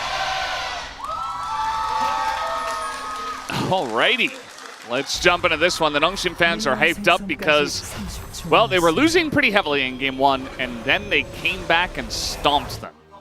So a lot to cheer about for Nongshim, and Nongshim have gotten the better of DRX over the last 7 matchups, 4-3 in matches.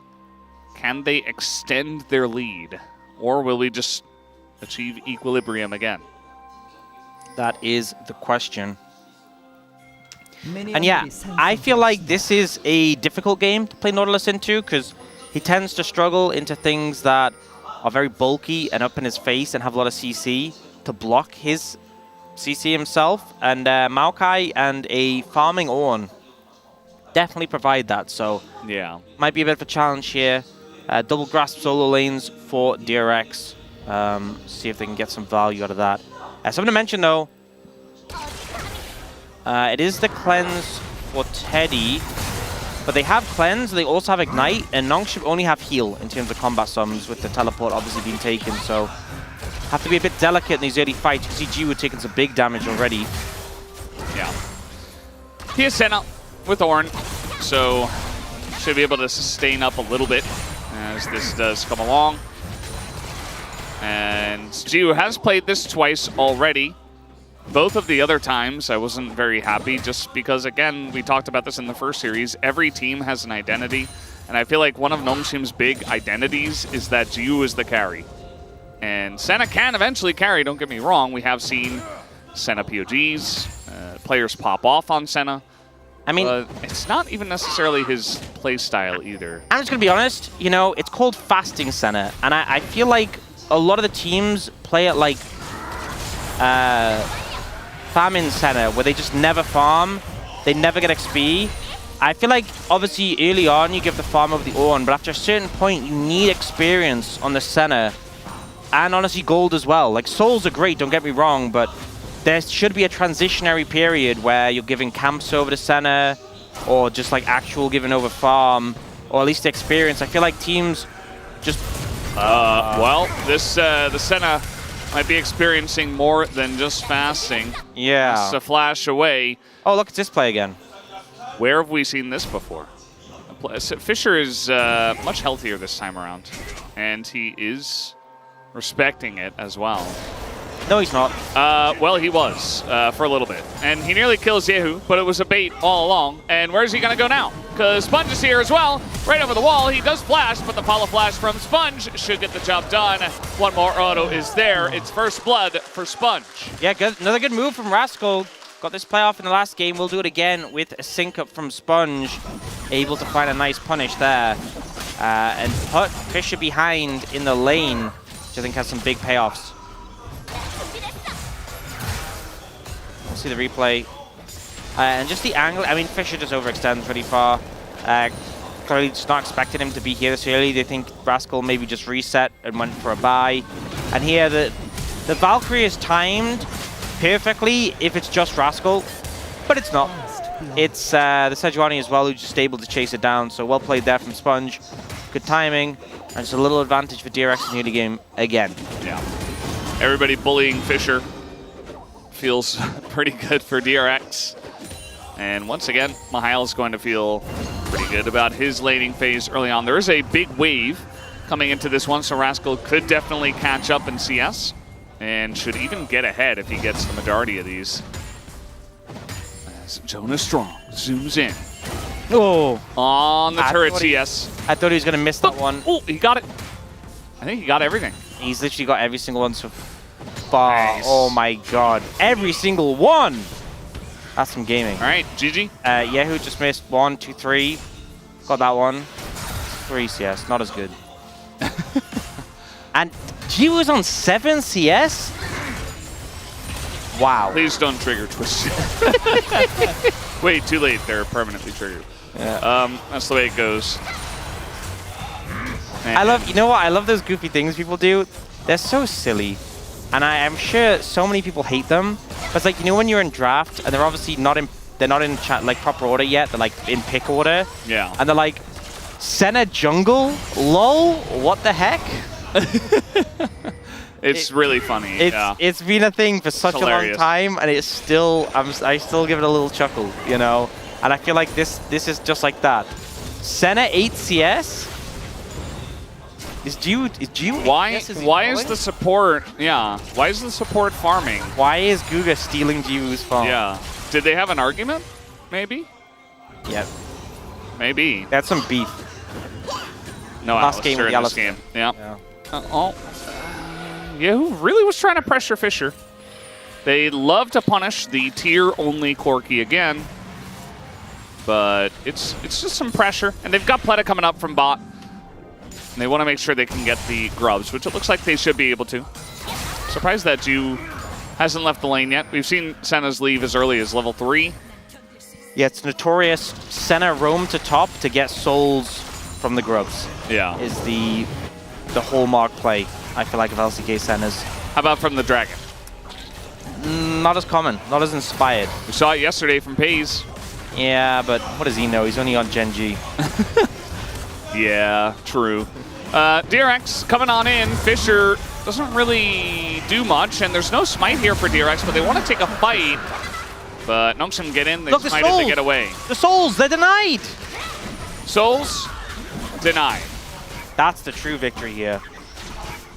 And also the Skull Crab too, I guess they also wanted that. Are individual Mountain Drakes overrated? No. 5% armor and magic resist. Yeah, that's pretty good. Well, compare them to the other ones, right? Well, if you have 100 armor and magic resist, you get 5 armor and magic resist. Yeah. I mean, they nerfed all the individual dragons, but like individual mountains are the best because they got nerfed the least. I mean, okay, I say this. Early Ocean, pretty good. Cloud, I think underrated. The out of combat movement speed actually pretty nice, especially early. Yeah. But like, you know, once upon a time, way back in the day, like Infernal Soul used to be way more 80 and AP, and now it's hardly any. Yeah, the individual Infernal, I think, was like 9% or something ridiculous. Yeah, and now it's 3. Yeah, exactly. So that's what I mean. Like, because you're saying this, well, it's only 5 armor and MR, but I'm like, well, Sponge doesn't have any real stats to benefit from it. And if you're getting, what, like 3 AD for Teddy, late game will be like 9 max, you know? It's like a long sword at the end of the game. Like, none of the individual dragons are as impactful now as before. Although I think, actually, you know, Hextech scales pretty well. Because you get the double stat, the attack speed and the ability haste. There's certain champions really enjoy Ezreal. Big enjoyer, Corki, big enjoyer. But I still think Mountain's just a lot of value because even on the squishier champs, you know, like we've seen champions get like their armor nerfed by like 2. And it's actually impacted their win rate, you know? Yeah. Oh, nice smite away from Sylvie. Gives the Pengu with the top hat. Top of the morning to you. That's my red buff. I feel like the damage is so much more severe if you do the emote. It is. I mean, Peanut has taught us that many a time. It's just such a winning strategy.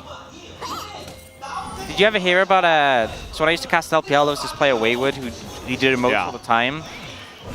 I'll hold this thought. Looks like Sylvie is about to put some damage into Rascal with a flash on in, and that Maokai. Oh, the Gnar ultimate though, huge, and the flash away. And the fade away is not enough to get away, so Rascal will pick up another kill in this game. Well, G was here. He is level 5, but it's enough. And with the TP coming in, they absolutely try to jump ship out of here, but it's an Ornn who TP's in, and Pleta is dead. Cougar gonna take the kill. And you know, he got POG in game 1, so honestly, just deserved. Yeah, Pleta just go down, but a lot invested to make that answer, having to use that TP, and that means that Teddy is just a lone bot lane. Should be able to get a... I don't know if he'll get a plate. Maybe. Probably. I was going to say, I think he might get 2 plates. You have 3 grubs, actually. Good point. You're like, I don't know if they're going to get a plate. I'm like, maybe they get 2 plates. It's not going to be 2 because the Maokai is here, but... I always underestimate the grubs. Yeah, so... Just a good aggressive play to counteract. Obviously, Rascal was being pressured here. It's a good ult for Mihail, but just not enough. And then here, bit of an overstep from DRX. I think they might have... The thing is, I feel like DRX, if the TP hadn't come in, probably would have maybe tried to fight it. Who knows? But regardless, they commit the TP, they get the kill, and now it looks like they're going for another dive in the top lane. They really want this Jax to work, and they are committing. The setup on the Sejuani is so big here. Yeah. I mean, look at what happened in game 1 when they got the Jax fed. I'm kidding. Backing off quickly because they see a lot of people coming. They will take the plates and dip. Is the strategy here. Yeah, it's a good strategy. I mean, you had to get a couple guys up there to help Rascal, but he gets plates, and, and Rascal... saw them coming, Rascal. You have to leave. He will. Okay. A little bit scary there. Okay. I think maybe I have time for my story. All right, tell us about Wayward. Yeah, so he was in a series against OMG, and it was Aki on OMG. And what Aki would do is he'd walk up to a brush next to the lane, and he'd flash an emote. Yeah. And if Wayward could see him on vision, Wayward always responded with an emote. Like he gave away that they had vision there because he would always emote. And Aki talked about it afterwards. It was just like his compulsion to emote literally into himself. Yeah, no, I've heard that before, and it's hilarious. It's just so. It's the fact that like obviously it's very funny that like Wayward does that, but also just the fact Aki literally used it as a strategy against him. Yeah. The Giga Brain. So they've really been trying to pressure this Nara, but Mihail is doing the same thing he did in game 1, which is hop and boomerang. Yep. Away. And just do a little bit of little jog, little run. Jiwoo is very much River Senna, just running around, picking up souls, doing nothing else. You say picking up souls, not many. Occasionally. 1 or 2 here or there. This isn't really the matchup I think you want in the top lane. Yeah. Jack's generally pretty good into Ornn. Especially in Ornn, who has a lot less farm than if Ornn had just been top lane. But yeah, Dragon gonna be secured by DRX, and it is a Hextech Soul. So obviously a pretty big one. And also base gates, which, you know, if a certain top laner is going for a flank, maybe can close the distance a little bit faster. Mihail, right? Sure. Yeah. Yeah, that's who I was thinking of. Understandable. Got the express flanks coming in. Thank you, Jace from Arcane, for providing those. He is pretty smart, isn't he? Jace. Yep. Well, we got a little push coming on in mid, and Teddy's alone. He has to back away. Meanwhile, Yehu's getting some free time with his own turret. And just trading plates. Teddy pretty safely is going to be able to farm this up, but you and Fisher are getting money where they would like it. Yeah. Tyler's going to chain up to help, just offer some support so he can clear out this wave. Yeah, we'll just dash away. He's okay. Yeah, a lot of plates taken on both sides. Just trying to get as much gold as possible out of this early game. Definitely feel like the Senna appreciates plates a lot when you know you're not going to have as much gold income as other people in the game. That gold has a lot more value. Speaking of value, Frozen Heart for Guga. I would say the Frozen Heart value into DRX pretty high. Yeah. Very high. It's not like the highest ever in the history of League of Legends, but it's up there. Yeah. I mean, all 3 potential carries. Love them some attack speed. They do like to attack fast. But instead, Frozen Heart. Oh, Mihail is getting bullied. And you know what he does? He did it again. He hopped away, and he threw a boomerang. No. Okay. He wanted to, but he decided against it. Because he couldn't get in range. Yeah. You know why? Because he did the boomer hop. And that's, you know, it's the LCK. We love our safety. We love our consistency. Nara's very safe. Can't really punish that. Yeah, Rascal will keep trying, though, till the end of time. Yeah. Now Hell's been started, but Nongshim are actually in a position where they could have looked to collapse, but they ended up backing away, not feeling confident in their power right now. So they will just give over the Herald. Mid lane tier 1, still very high on HP. I imagine Nongshim, DRX, would still want to use it there and try and break the tier 1, I think would be my estimation, but it looks like they're going top instead. Not prioritizing the mid tier 1 we typically see. They think they'll have Nisha time break in this tower. It's already low. And Sponge says, never mind. Joke. Just a prank, by the way. Yeah. Just kidding, LOL. Ha, silly caster. You thought. And now he's going to go back top. They pinged it 3 times. They're going top. Oh, he did the double fake out. Man, this is shameless. I mean, you got a Zerion mid against an Ornn, so... And look, you secured Herald, and now you will lose the tower race. Not exactly the payoff we're perhaps looking for. Are they really going to get the bot? Yeah, they are. Wow. I mean, first turret's already down. Somewhere. In bot, that's where it was. Okay. So DRX already got first turret, so that's not the end of the world. In the race, as now just trying to bully Sylvie here, they have the CC chain of the days, but Fleta... Oh, the escape! Oh, he gets into the Rift Herald! But the rest of the team not in a great spot here, as Yehu's also going to be knocked up. Here comes Fisher and the rest of the team. The house blocked by the Riptail, but it doesn't matter. It's a double kill for the Corki. You know, Planet had the swift getaway, but only one person could fit in that car, not three. Couldn't do any clown car shenanigans there. Nongshim respond quickly, and in the end, Herald used, but it's a 1-for-1 tower trade, and Nongshim bite back on top of that. Get 2 kills in return, so pretty big payoff for them. Yeah, feels pretty huge. And Miles is going to back away here. They get the teleport out of Rascal here with 40 seconds until the first Hextech Drake. And you know that Nongshim are going to be eyeing that one. They are pretty hungry for some Hextech Drake. Let's take a look at this fight once again. This series has been about Nautilus Escape. That's the takeaway. It's like I'm in. Get out.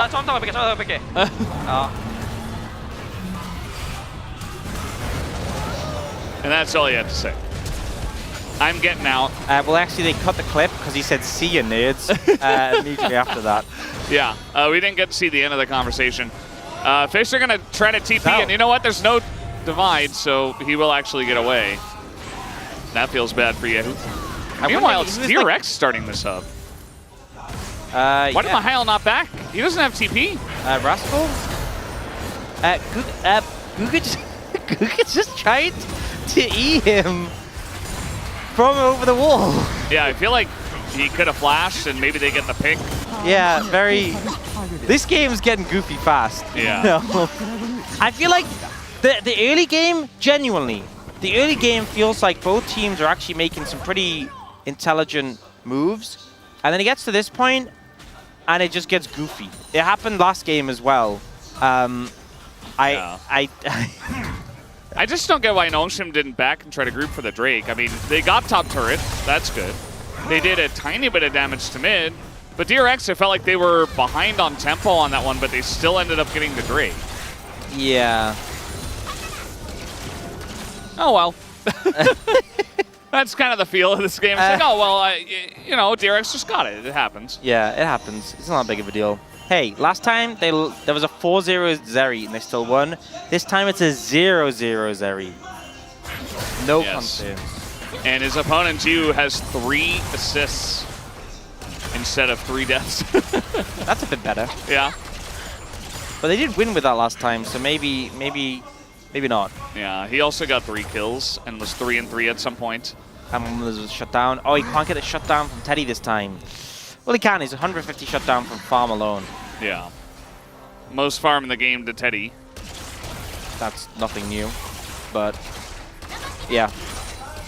Well, they're going to try and set up for this mid-tier 1 here. You can see Nongshim trying to move in return, but they got to be quick. Yeah, I mean, Orin going to threaten here, and everybody backs away. I lied completely. There was no need for them even to head over. They could have just stayed where they were, and Orin could just solo defend. Greencaster's talking about how strong Ornn is. I mean, they're very scared of him. I feel like that's the feel we're getting from this. He blows the horn and then DRX scatter. But yeah, I think as well, especially into a composition like Nongshim's, there's so much CC between the jungle and support.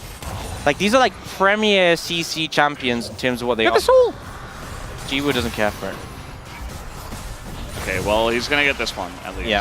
61 soul check. You know, it's okay. Posture check. Yep. 3 levels down on Teddy. Again, it's not a surprise. It's not like I'm saying, like, whoa. It's just, that's how it goes when you're playing center. Very squishy, very vulnerable. And Planet.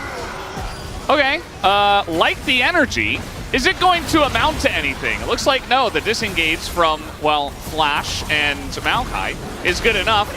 Cougar gonna get frozen up here. He is quite tanky, but with this many members and this much CC, he gets away. Teddy does have to dash forward and take a turret shot, but definitely worth it. And now DRX are sieging mid 1.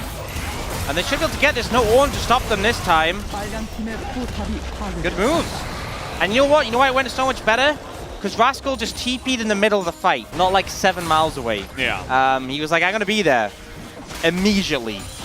Right on top of them. Obviously, you didn't manage to get Jiwoo to get the flash, though. And I think that's a trade you can be happy with. Your ults are going to be back in time for the next dragon, but Jiwoo's flash won't. And that's definitely something you can exploit. Absolutely. Well, Mihail is very deep in this one. He's just going to throw out an R just to get away. Sponge doesn't have his. And now the Ornhorn for the Siege, looking for Yehu, is going to knock him up. And they knock down the turret. So the Siege is successful. Traded mid-tier ones ended up coming through from both these teams. Do have Fisher.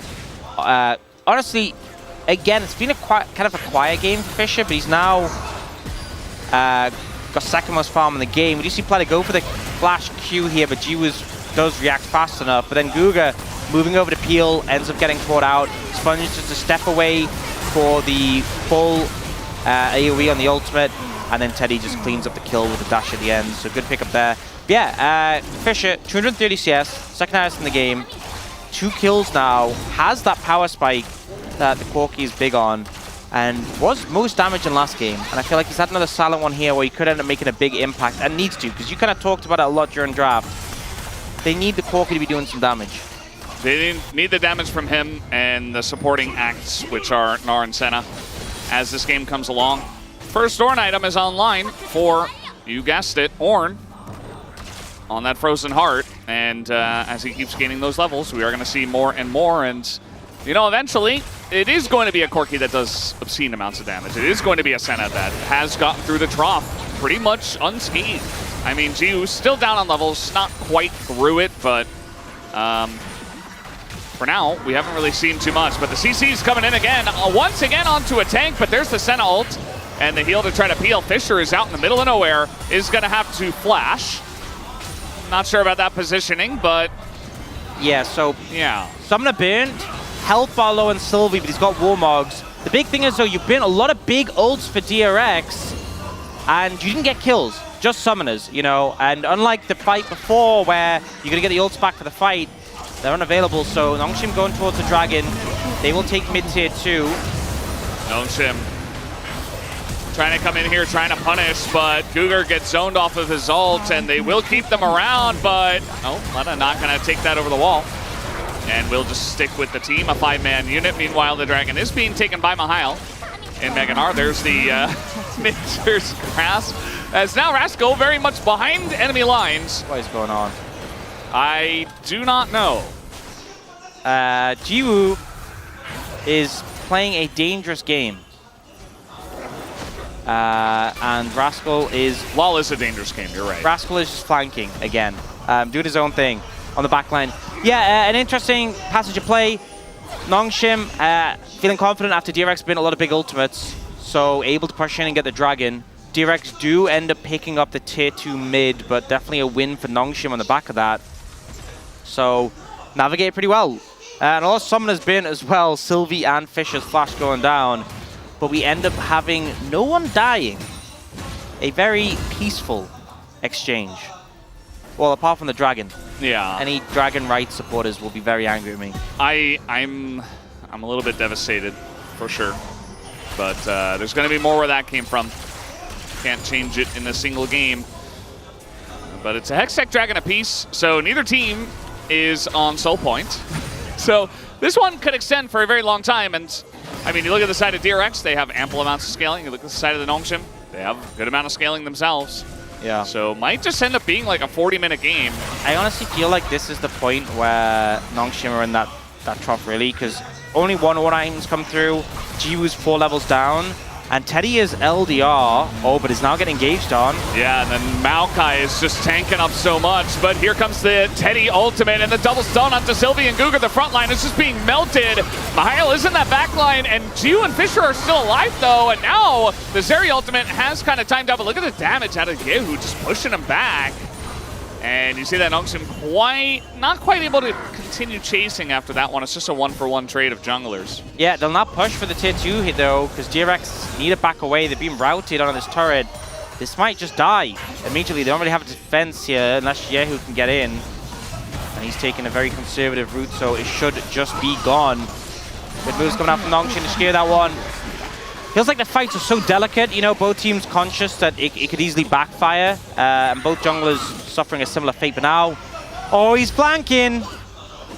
He is flanking. Mihail has no idea that Hop isn't going to do much, and Mihail is in a bunch of trouble. He does have Flash, and he will utilize it to get over the wall, and with Rascal thinking about it, but once again, the runaway and Boomerang works out. Mihail gets away, but no teleport, and the Baron is up.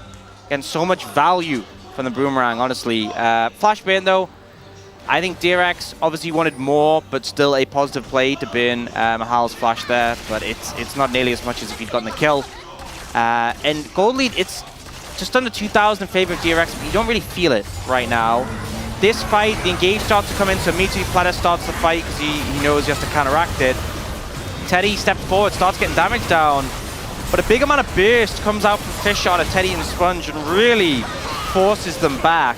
Look at this Azir damage, though. Yeah. I feel like both mid laners doing a lot of work there in terms of providing some exit damage as the teams are disengaging. So I thought maybe DRX were going to run out of Baron with Mihail totally just pushed away, but Rascal went bot and didn't have TP himself, and there was a lot of vision control that hadn't been cleared out in favor of Nongshim. And so they just didn't go for it, pushed out the lanes. They get the vision control themselves, so currently DRX in favor in terms of map control. Jiwoo now has an upgraded Ghost Blade. Do you know the name of that? No. Me neither. Didn't they take them away? Isn't it just Masterwork now? Oh, is it? That's so lame. Yeah. I'm pretty sure it is. I think it's just Yomu's Ghostblade Masterwork. I miss when we had the cool names that no one actually knew, but then someone, like one specific person would be like, oh, you know, this one's called this? And you're like, oh, that's so cool. Yeah, like Gale Force was called Typhoon. Deicide for, what's that item? I don't know. the thing that looks like an axe, kind of. It was built all the time. I don't know. It's not around anymore, and neither is Deicide. And you're gonna have to do more than that. I'm not very good at describing these things. That item, you know, the one that the you know. Yeah. Black Cleaver's still around. It wasn't that. Okay, well, something else. It wasn't Black Cleaver. Cool, we've established that. Any other items? Could be anything. Could literally be anything. Deathfire Grasp? That was around and isn't anymore. Heart of Gold? No, it's not that either. Not upgraded Heart of Gold. So DRX are just going to start a Baron on Vision. And then they say, no, we weren't, Valdez. You're wrong. They were just pretending. Yeah. Jiwoo just getting souls feels good. Yep.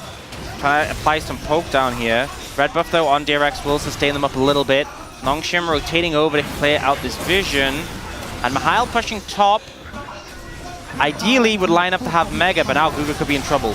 Guga is in a lot of trouble. He's trying to get out of this one. The TP is coming in. Big set ultimate onto pretty much everybody, but Rascal goes into that back line, but they fight front to back as Teddy is going to pick up that first kill, and he's still alive, but Sponge is solo. Mihail and Fisher on the left. They get swept in. It is massive, but the damage is not there. Teddy's already out, and down will go Plata. And once again, it's a 1-for-1 trade, this time for the supports. We're looking for more, though. They want to get onto Teddy, and the flash twisted advance will get it done. It's a shutdown given over to Fisher's Corky. But DRX are posturing. They want to look for more, but the saplings will find them. Yep. And now they're kind of on the run awkwardly. Rascal is going to take a missile to the back and just take the Hex Gate out. This one should be the Hextech Drake to Nongshim. Able to secure a good fight there, and it feels like DRX are looking for picks, and they keep getting caught in 5v5s. They see Guga, they're like, hey, this guy might be a bit overextended, they're a bit split, let's start the fight here. But they don't end up connecting onto a high-value target. And look at Fisher this whole time. Just free hitting, walks up, gets a big auto and a Q on a Teddy. Teddy has to flash away, keeps singing Sponge. It just got untouched until finally Yehu ults him. But then he just valks away, starts putting damage down on the Platter. And essentially just free hitting this whole time. And I feel like you have to focus on the backline for the side of DRX. You have a Nautilus. If you can get an ult on Fisher, great, but Fisher just picked up that 800 gold shutdown. He is so strong now. has the upgraded Manamune, I guess it's called Manamune. Masterwork. Yeah, rapid fire as well, closing in on a third item. So level 16, maxed rockets, he will be doing insane damage right now. He absolutely will. I think that in a game that's this close, DRX have to be careful about fighting in a straight line against Ornn and Senna in the enemy jungle and extending really far, because you're just taking way too much damage. So we'll see if the fights look a little bit different here, as Nongshim certainly in a pretty good spot at this point. Have control of the river, 99 stacks for Jiwoo. It's not the highest number we've seen at this point in the game, but at least he's beginning to hit some break points here. Yeah, 100, obviously big spike. 120 I feel like is where it becomes insane, the amount of range. But DRX looking to contest this if Sponge can get in. Sponge going to be rooted up. They want to go for the turn, actually. Sponge rooted again. No damage coming through. A little bit hesitant here from the side of Nongshim, and DRX get out as the peel comes through, and Nongshim just going to start up the Baron again. Yeah, Sponge really needs the Warmog to start ticking. Needs the help if he wants to get into the pit. Well, I mean, he's ready. The peel not coming through once again. Hook on Ornn isn't going to do anything. The root on the Bleda means he is dead. And now, Meganar available. Nongshim, I think they secure themselves a Baron here, rather. There it is. They just caught approach, you know? Kind of the concern I had with this Nautilus playing into Maokai, Ornn. They are so much tankier than you are right now. And their CC just mangles you. And Fisher on this Corki is doing so much damage. Yeah, it's kind of insane. And every single time they try to engage on a Guger, he's like, well, you got me that one time in mid. But eventually, he just becomes so tanky that you cannot engage on the Ornn, but they don't have any other choice. Yeah, they just have to hit the closest target. They do end up getting the Edgenite from Jiwoo, which I think maybe is part of the reason they feel confident to walk up again. I mean, they kind of have to contest the Baron. But unfortunately, they just keep struggling to find an angle. And the bouncer play from the front line of Nongshim, Guga just making sure there's no access on the back line here. The ult comes in, but Fisher just walks away. Just walk away from the enemy, and you're fine. Baron taken here for Nongshim. It's going to last right up until that Hextech Drake spawns. Yeah, and I think Nongshim feel a lot better about the state of the game. 2 great gold ahead. Jiwoo's got an Edge of Night, offering a lot of safety. Masterwork items out to 4/5 of the team. Feeling far better now.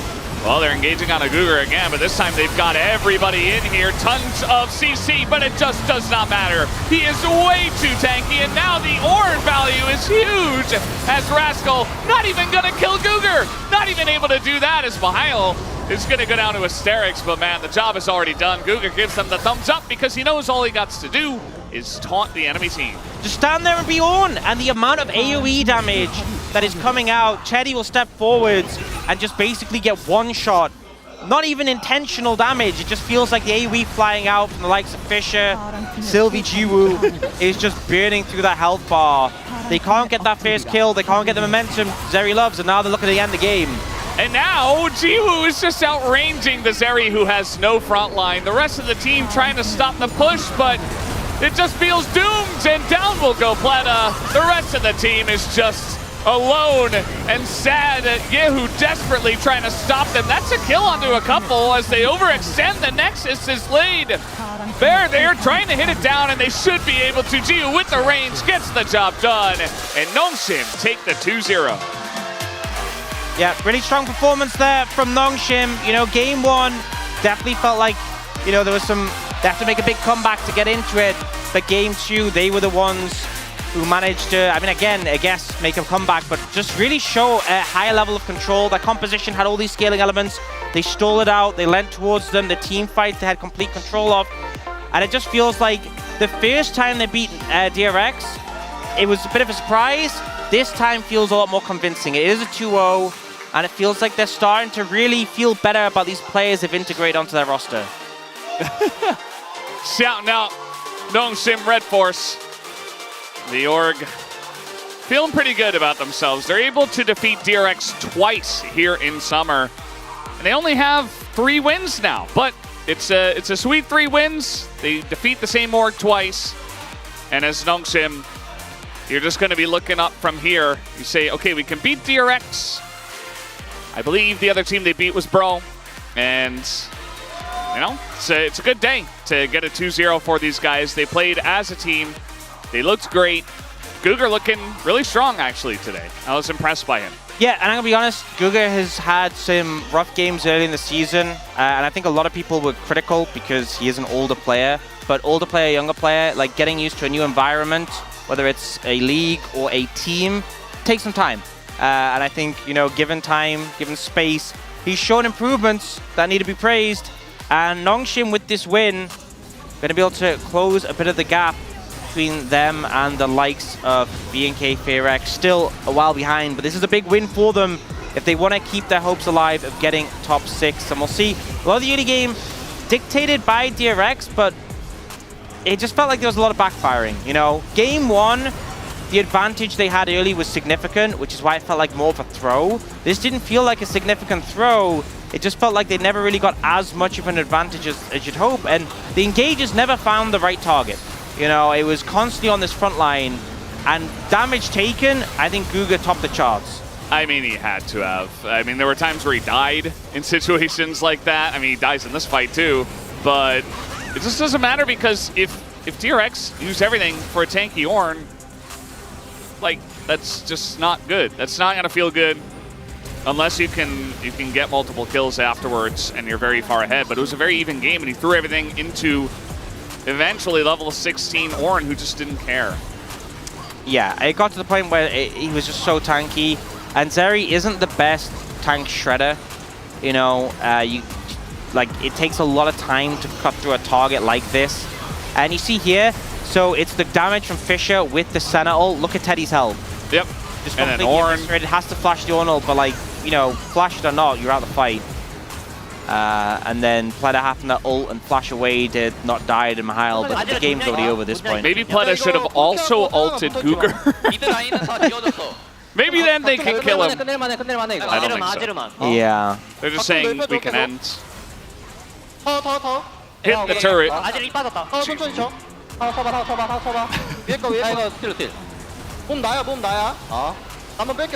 Man, and G just doing so much damage here. This is the point where they want to get to, you know. They're making like, not sure. Hit the turret. Hit the Nexus. They got a little scared there at the end, and makes sense. So, yeah, who did a lot, but eventually, you know, Jiu caught up to Teddy, did the same amount of damage. Senna provided a lot of value. Actually, Sylvie did more damage than both of our AD carries in this game. That's just Maokai just throwing saplings with Leandries. You know, I feel like Fisher had a really consistent performance across the series on the Corki, just getting a lot of damage out. Not necessarily like the flashy hero, but doing a lot of work on that pick. And yeah, I feel like Nongshim looking a lot more complete. Still, it's DRX, you know, it's not the hardest opponent they're going to face by a long stretch, but this is a big win for keeping their hopes alive. Yeah, it feels great, and we'll see how far Nongshim can go here in LCK Summer 2024, but we are done here on the caster desk. Let's throw it over to the space to break down Nongshim versus DRX. Thank you very much, Valdez and Ox. 2 days in a row, twice just as great. Just like 2 wins here for Nongshim. Any Nongshim predictors? Anyone? Oh. Nope. Who? Oh, that's right. It was me. I predicted Nongshim. Ha ha ha! Saved my Be gracious in victory, Dagon. As I was gracious in defeat the last time. I don't know if you were gracious in defeat. I was about to say. We're so close. I really got to give credit to Nongshim. I think they've really stepped it up. I think the cast highlighted it very well. As we will bring up the draft. But again, I feel like between these teams in particular, Tristana has gone through this entire series unnoticed. That should tell you a lot about the draft priorities are not about what is best, what is good in the meta, but what can we play. And for Nongshim, if you're playing into DRX, drafting the easiest front to back comp in existence, great choice. Yeah, I think that's the crux of this, right? I mean, in terms of the comp we see for the side of DRX, it's a pretty classic standard composition. You have the Jax, the side lane to buy time for the Zeri to scale, but for Nongshim, end up having this brick wall that has Unstoppable, the front of the team fight, and for some reason, DRX just couldn't help themselves but engage into it repeatedly. The amount of time I saw Pleta, dredge line into an Unstoppable Ornn and then instantly get turned on and killed was too damn high in this one, and the Senna eventually scaled because neither team got a huge advantage early on, and as a result, the Senna just gets bigger and bigger. The range goes up, the Edge of Night comes through, he's even safer. And when you're at this level of play on our east side, like, maybe we should see more teams just draft like this. The Ornn win rate on this patch, I think, is still at 100%. Yeah, again, a bunch of small early scraps, but not a lot of kills, not a lot of separation between the two squads. Then here at 29 minutes at the Drake, Nongshim come alive. Our first highlight is at 29 minutes, which I think is very funny. And this is exactly what I'm talking about. Neither of these teams is able to set up like great angles for team fights. I don't think the Nongshim comp is unbeatable, but DRX insist on just bashing their head in. And this is a composition with Maokai, with Ornn, with Gnar, and you're fighting into a choke point. I mean, it's I don't know, for some reason the image that comes to my mind is just like a cat with a really long claws slapping a turtle shell instead of going for the head, you know? That's like the analogy that's in my mind. My mind's broken, but... Two for two with the ramen one and the water, and too much water. This was hard, okay? Wolf's having a tough time. Pour the water out? It's already mixed. Come on. Yeah, should have gone for the head. I got it there, right? Yeah, don't slap the turtle shell. Yeah, no, you guys That's the hard part. What Wolf is saying is you should flank. Don't try to bash your way through Ornn and Maokai. Flank, which they didn't at any point. All right. Well, a much better engage here in the second one, but by this point, Nongshim had taken a pretty solid lead, and the team fight plays out here in highlight 2. Yeah, well, we're going on Gugur. And everything on Gugur. Mentioned by the casters, or by Ox specifically, Teddy takes 3/4 of his health bar instantly by all of the AoE, the damage coming out from the Corki. And the fight is just lost as Rascal is in there. He finally got in there, but the rest of his team has to leave because they lost too much health. And I mean, at this point, you can't blame DRX as much because how can you flank when Baron buff is pushing waves towards your Nexus? You don't have an angle, you don't have a teleport ward, and it's just a phalanx of setup there on the side of Nongshim. And to me, this series, on one hand, is a great sign for Nongshim. I think the personal development of Gugur in particular is what you want to see when a player comes back and when he slowly has more and more impact. I think his shot calling is finally being felt when it comes to team fights. For DRX, they are somewhat in shambles. I want to, again, to reiterate, this team went toe-to-toe with Humble Life a while back, and I think that we're really starting to see the individual issues of so many of its players. Yep.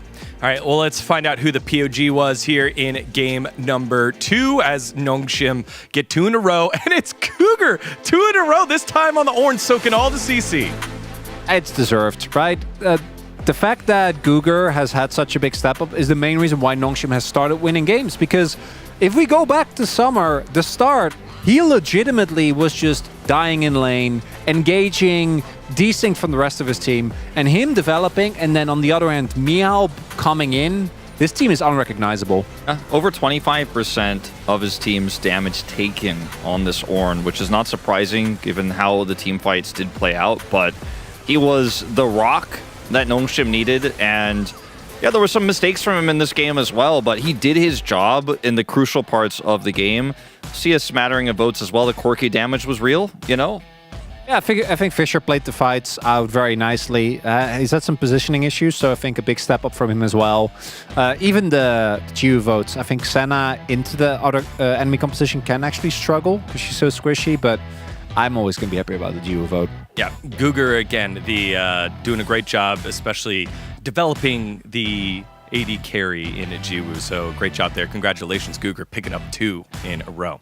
All right, well, now it's time for our Mushinsa Stylish Play of the Week, where we take a look at the biggest and best that we had, and it's Lucid's massive kick here on Gen G in game number 1 that lined up a big win. Unfortunately for Keen, just kind of stepping right into him with his Unstoppable, leaving him the perfect opportunity to punish. And this was a very clean fight here for the side of D+, who nearly took Gen G out just yesterday.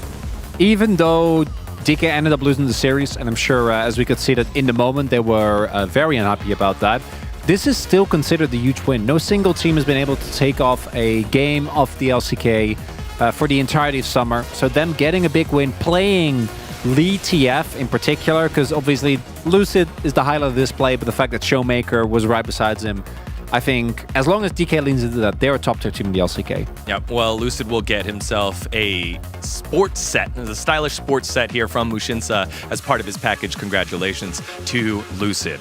Now, time for the best celebrations of the week. Here as we have some pop-off moments by players and more as Doiv with the big upset, the bros and the bro leavers with the brositivity. Wolf. Yeah, I mean, I'm happy to see it. You know, you see Envy as well doing a little. Imagine Zeri. I think it was like pew pew pew pew. Little pew pew action. That's pretty cool. Solid. Envy showing some emotion. Wow, the hammer finger gun. Look at this. Swings it down. The blowback. That's pretty solid. Senna, right? Like that's Senna ult.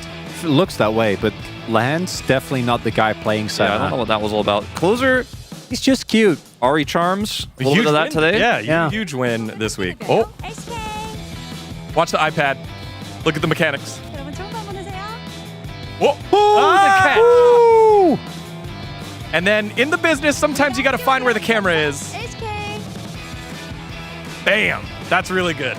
They'll swap cameras on you and you don't know which one it is, but that was a perfect motion right there. AJ has some of the best announcing we ever had in the LCK and some of the best closings. I love her little heart-based thing. I can't do it. Only she can do it. Do it. Do one more time. Can we get Wolf? Can we get Wolf on? Go Wolf. All right.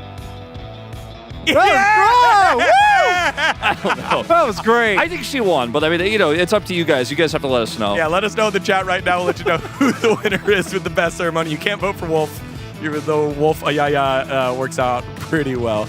We'll have the winner's interview in just a second here, but again, just a great win here for Nongshim. Kind of just getting on the right page and figuring out ways to win. Sometimes you got to eke out wins here on the bottom side. Yeah, just keep it simple. I'm really glad today's the day of going back to your roots. For Nongshim, that's very straightforward front-to-back team fights. For BNK, it was opting into very heavy dive compositions. And for Digon, it's a much-needed win. In his predictions because he was struggling, guys. This would have been a 50% week, but Nongshim came through for me. Again, I'm not gonna not shy away from the picks that I go against the grain, and I'm the only one voting for it. All right, but enough about our predictions. Time for the interview translations with Ji-sun. Ji-sun, take it away. Thank you very much, guys. This is Ji-sun for the POG interview translation. And today we are joined by the solo POG on the side of Nongshim, Guger. Congratulations! Guger, what a great start to the second round robin of the summer season. How do you feel to be the solo POG and also take a serious win up against DRX? I mean, we came here to win the match, but still, I was not expecting this POG, so unexpected kind of a gift for me, so it feels amazing.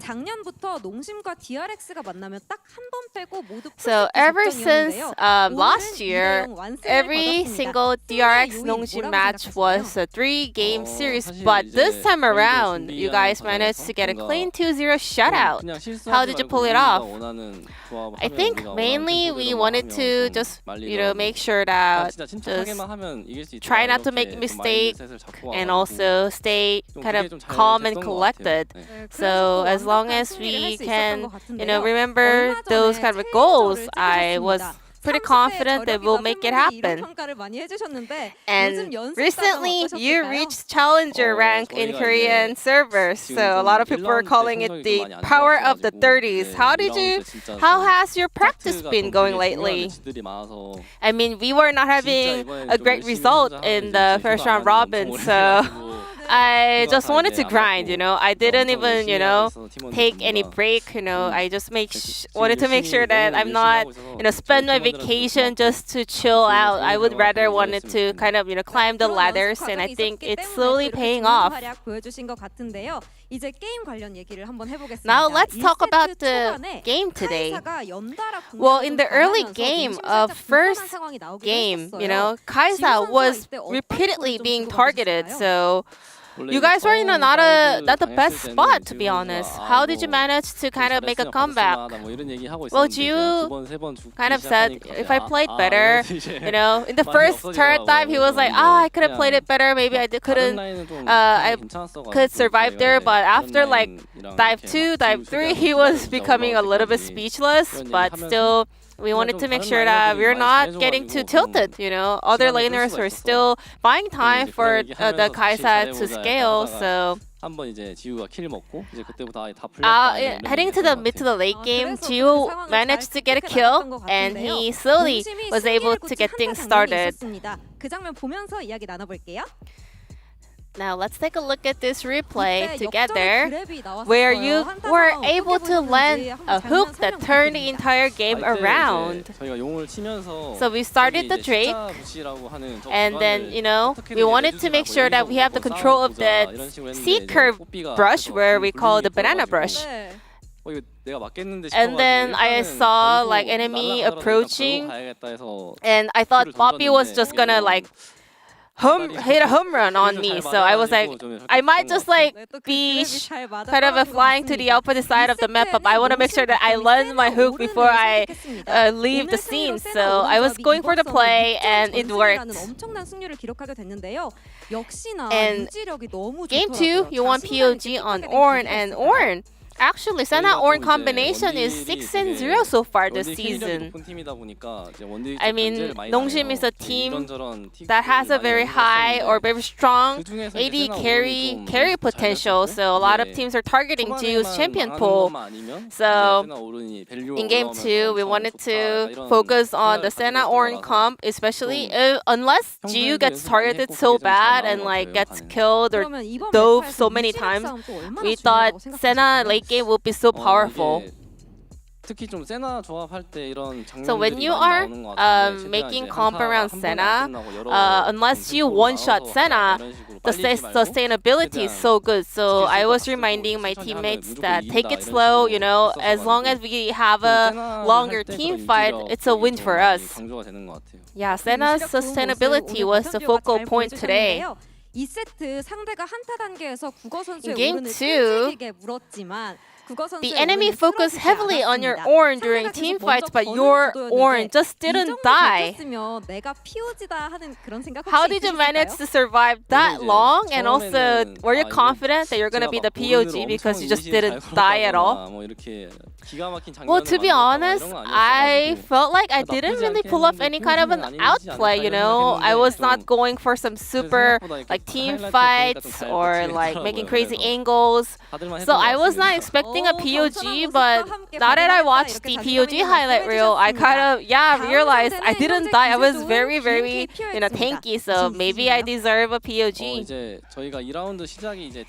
And your next opponent is BNK for your X. Are you confident about the matchup? In order to be competitive for the playoffs run, we have to, you know, make sure that we win every single match possible. And I believe BNK right now is a very strong team, and their momentum is unstoppable. But I want to do my best in order to get a win in that series. And shortly after, you and Jiu will be joining the Lolly Night, the talk show, after the match. So, how are you gonna do over there? Are you excited? I think it's like my first time ever, so I'm a little nervous, but I wanna make sure that I can bring a lot of fun to the fans. Once again, thank you so much for your support to Nongshim Red Force. In the upcoming matches, I want to make sure that we will be able to bring you better performance throughout the season. And that's the end of the interview from Guger on the Nongshim Red Force, and back to the space. Thank you. Double POG winner Guger there. Thank you so much for the translations, Jisun Ayaya. As there you have it, Nongshim sliding on up into 8th and moving their way up the leaderboard, where we have a nice 5-4, 3-2, and a very important one for Bro. That's exactly what I was going to say is, you know, we didn't really have too much of a tier list season so far, but I guess if you look at the right side, on the east side, it does go 5-4, 3-2-1. Yeah, that said though, I still am not 100% certain, because I know Kwangling is currently sitting at 5-5, life, but let's be honest, the last few games we've seen of Kwangdong, I can see him drop. And I think for Nongshim, that's still a bridge too far. But BNK in particular, they're going to hopefully have a big week. They're going to go up against Nongshim and against Bro. And I think that they're actually going to do really, really well. So BNK might be contesting. And KT on the other end, that T1 series, it'll be interesting. I don't know in which way, but I know it'll be interesting. Yeah, the Hanwha week as well is quite interesting. Facing off against Hanwha Life and then Genji. Really tough matches. Oh, back to back. Kwangdong. Kwangdong so has gone from a couple of pretty tilting losses, and they're going into Hanwha and Genji. Arguably two of the best. Gonna be tough. I'd say they're the best, yeah. There's our Challengers League schedule for you right there. As, again, this is the final, I guess we'll have Anima Squad coming out very, very soon for y'all. So make sure to check that one out. All right, guys, you ready? Team, are we ready?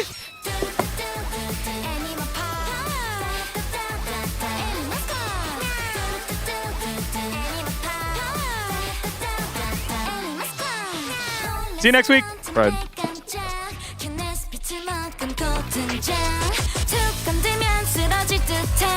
모습에 감춘 쥐 한 발 Let's hit up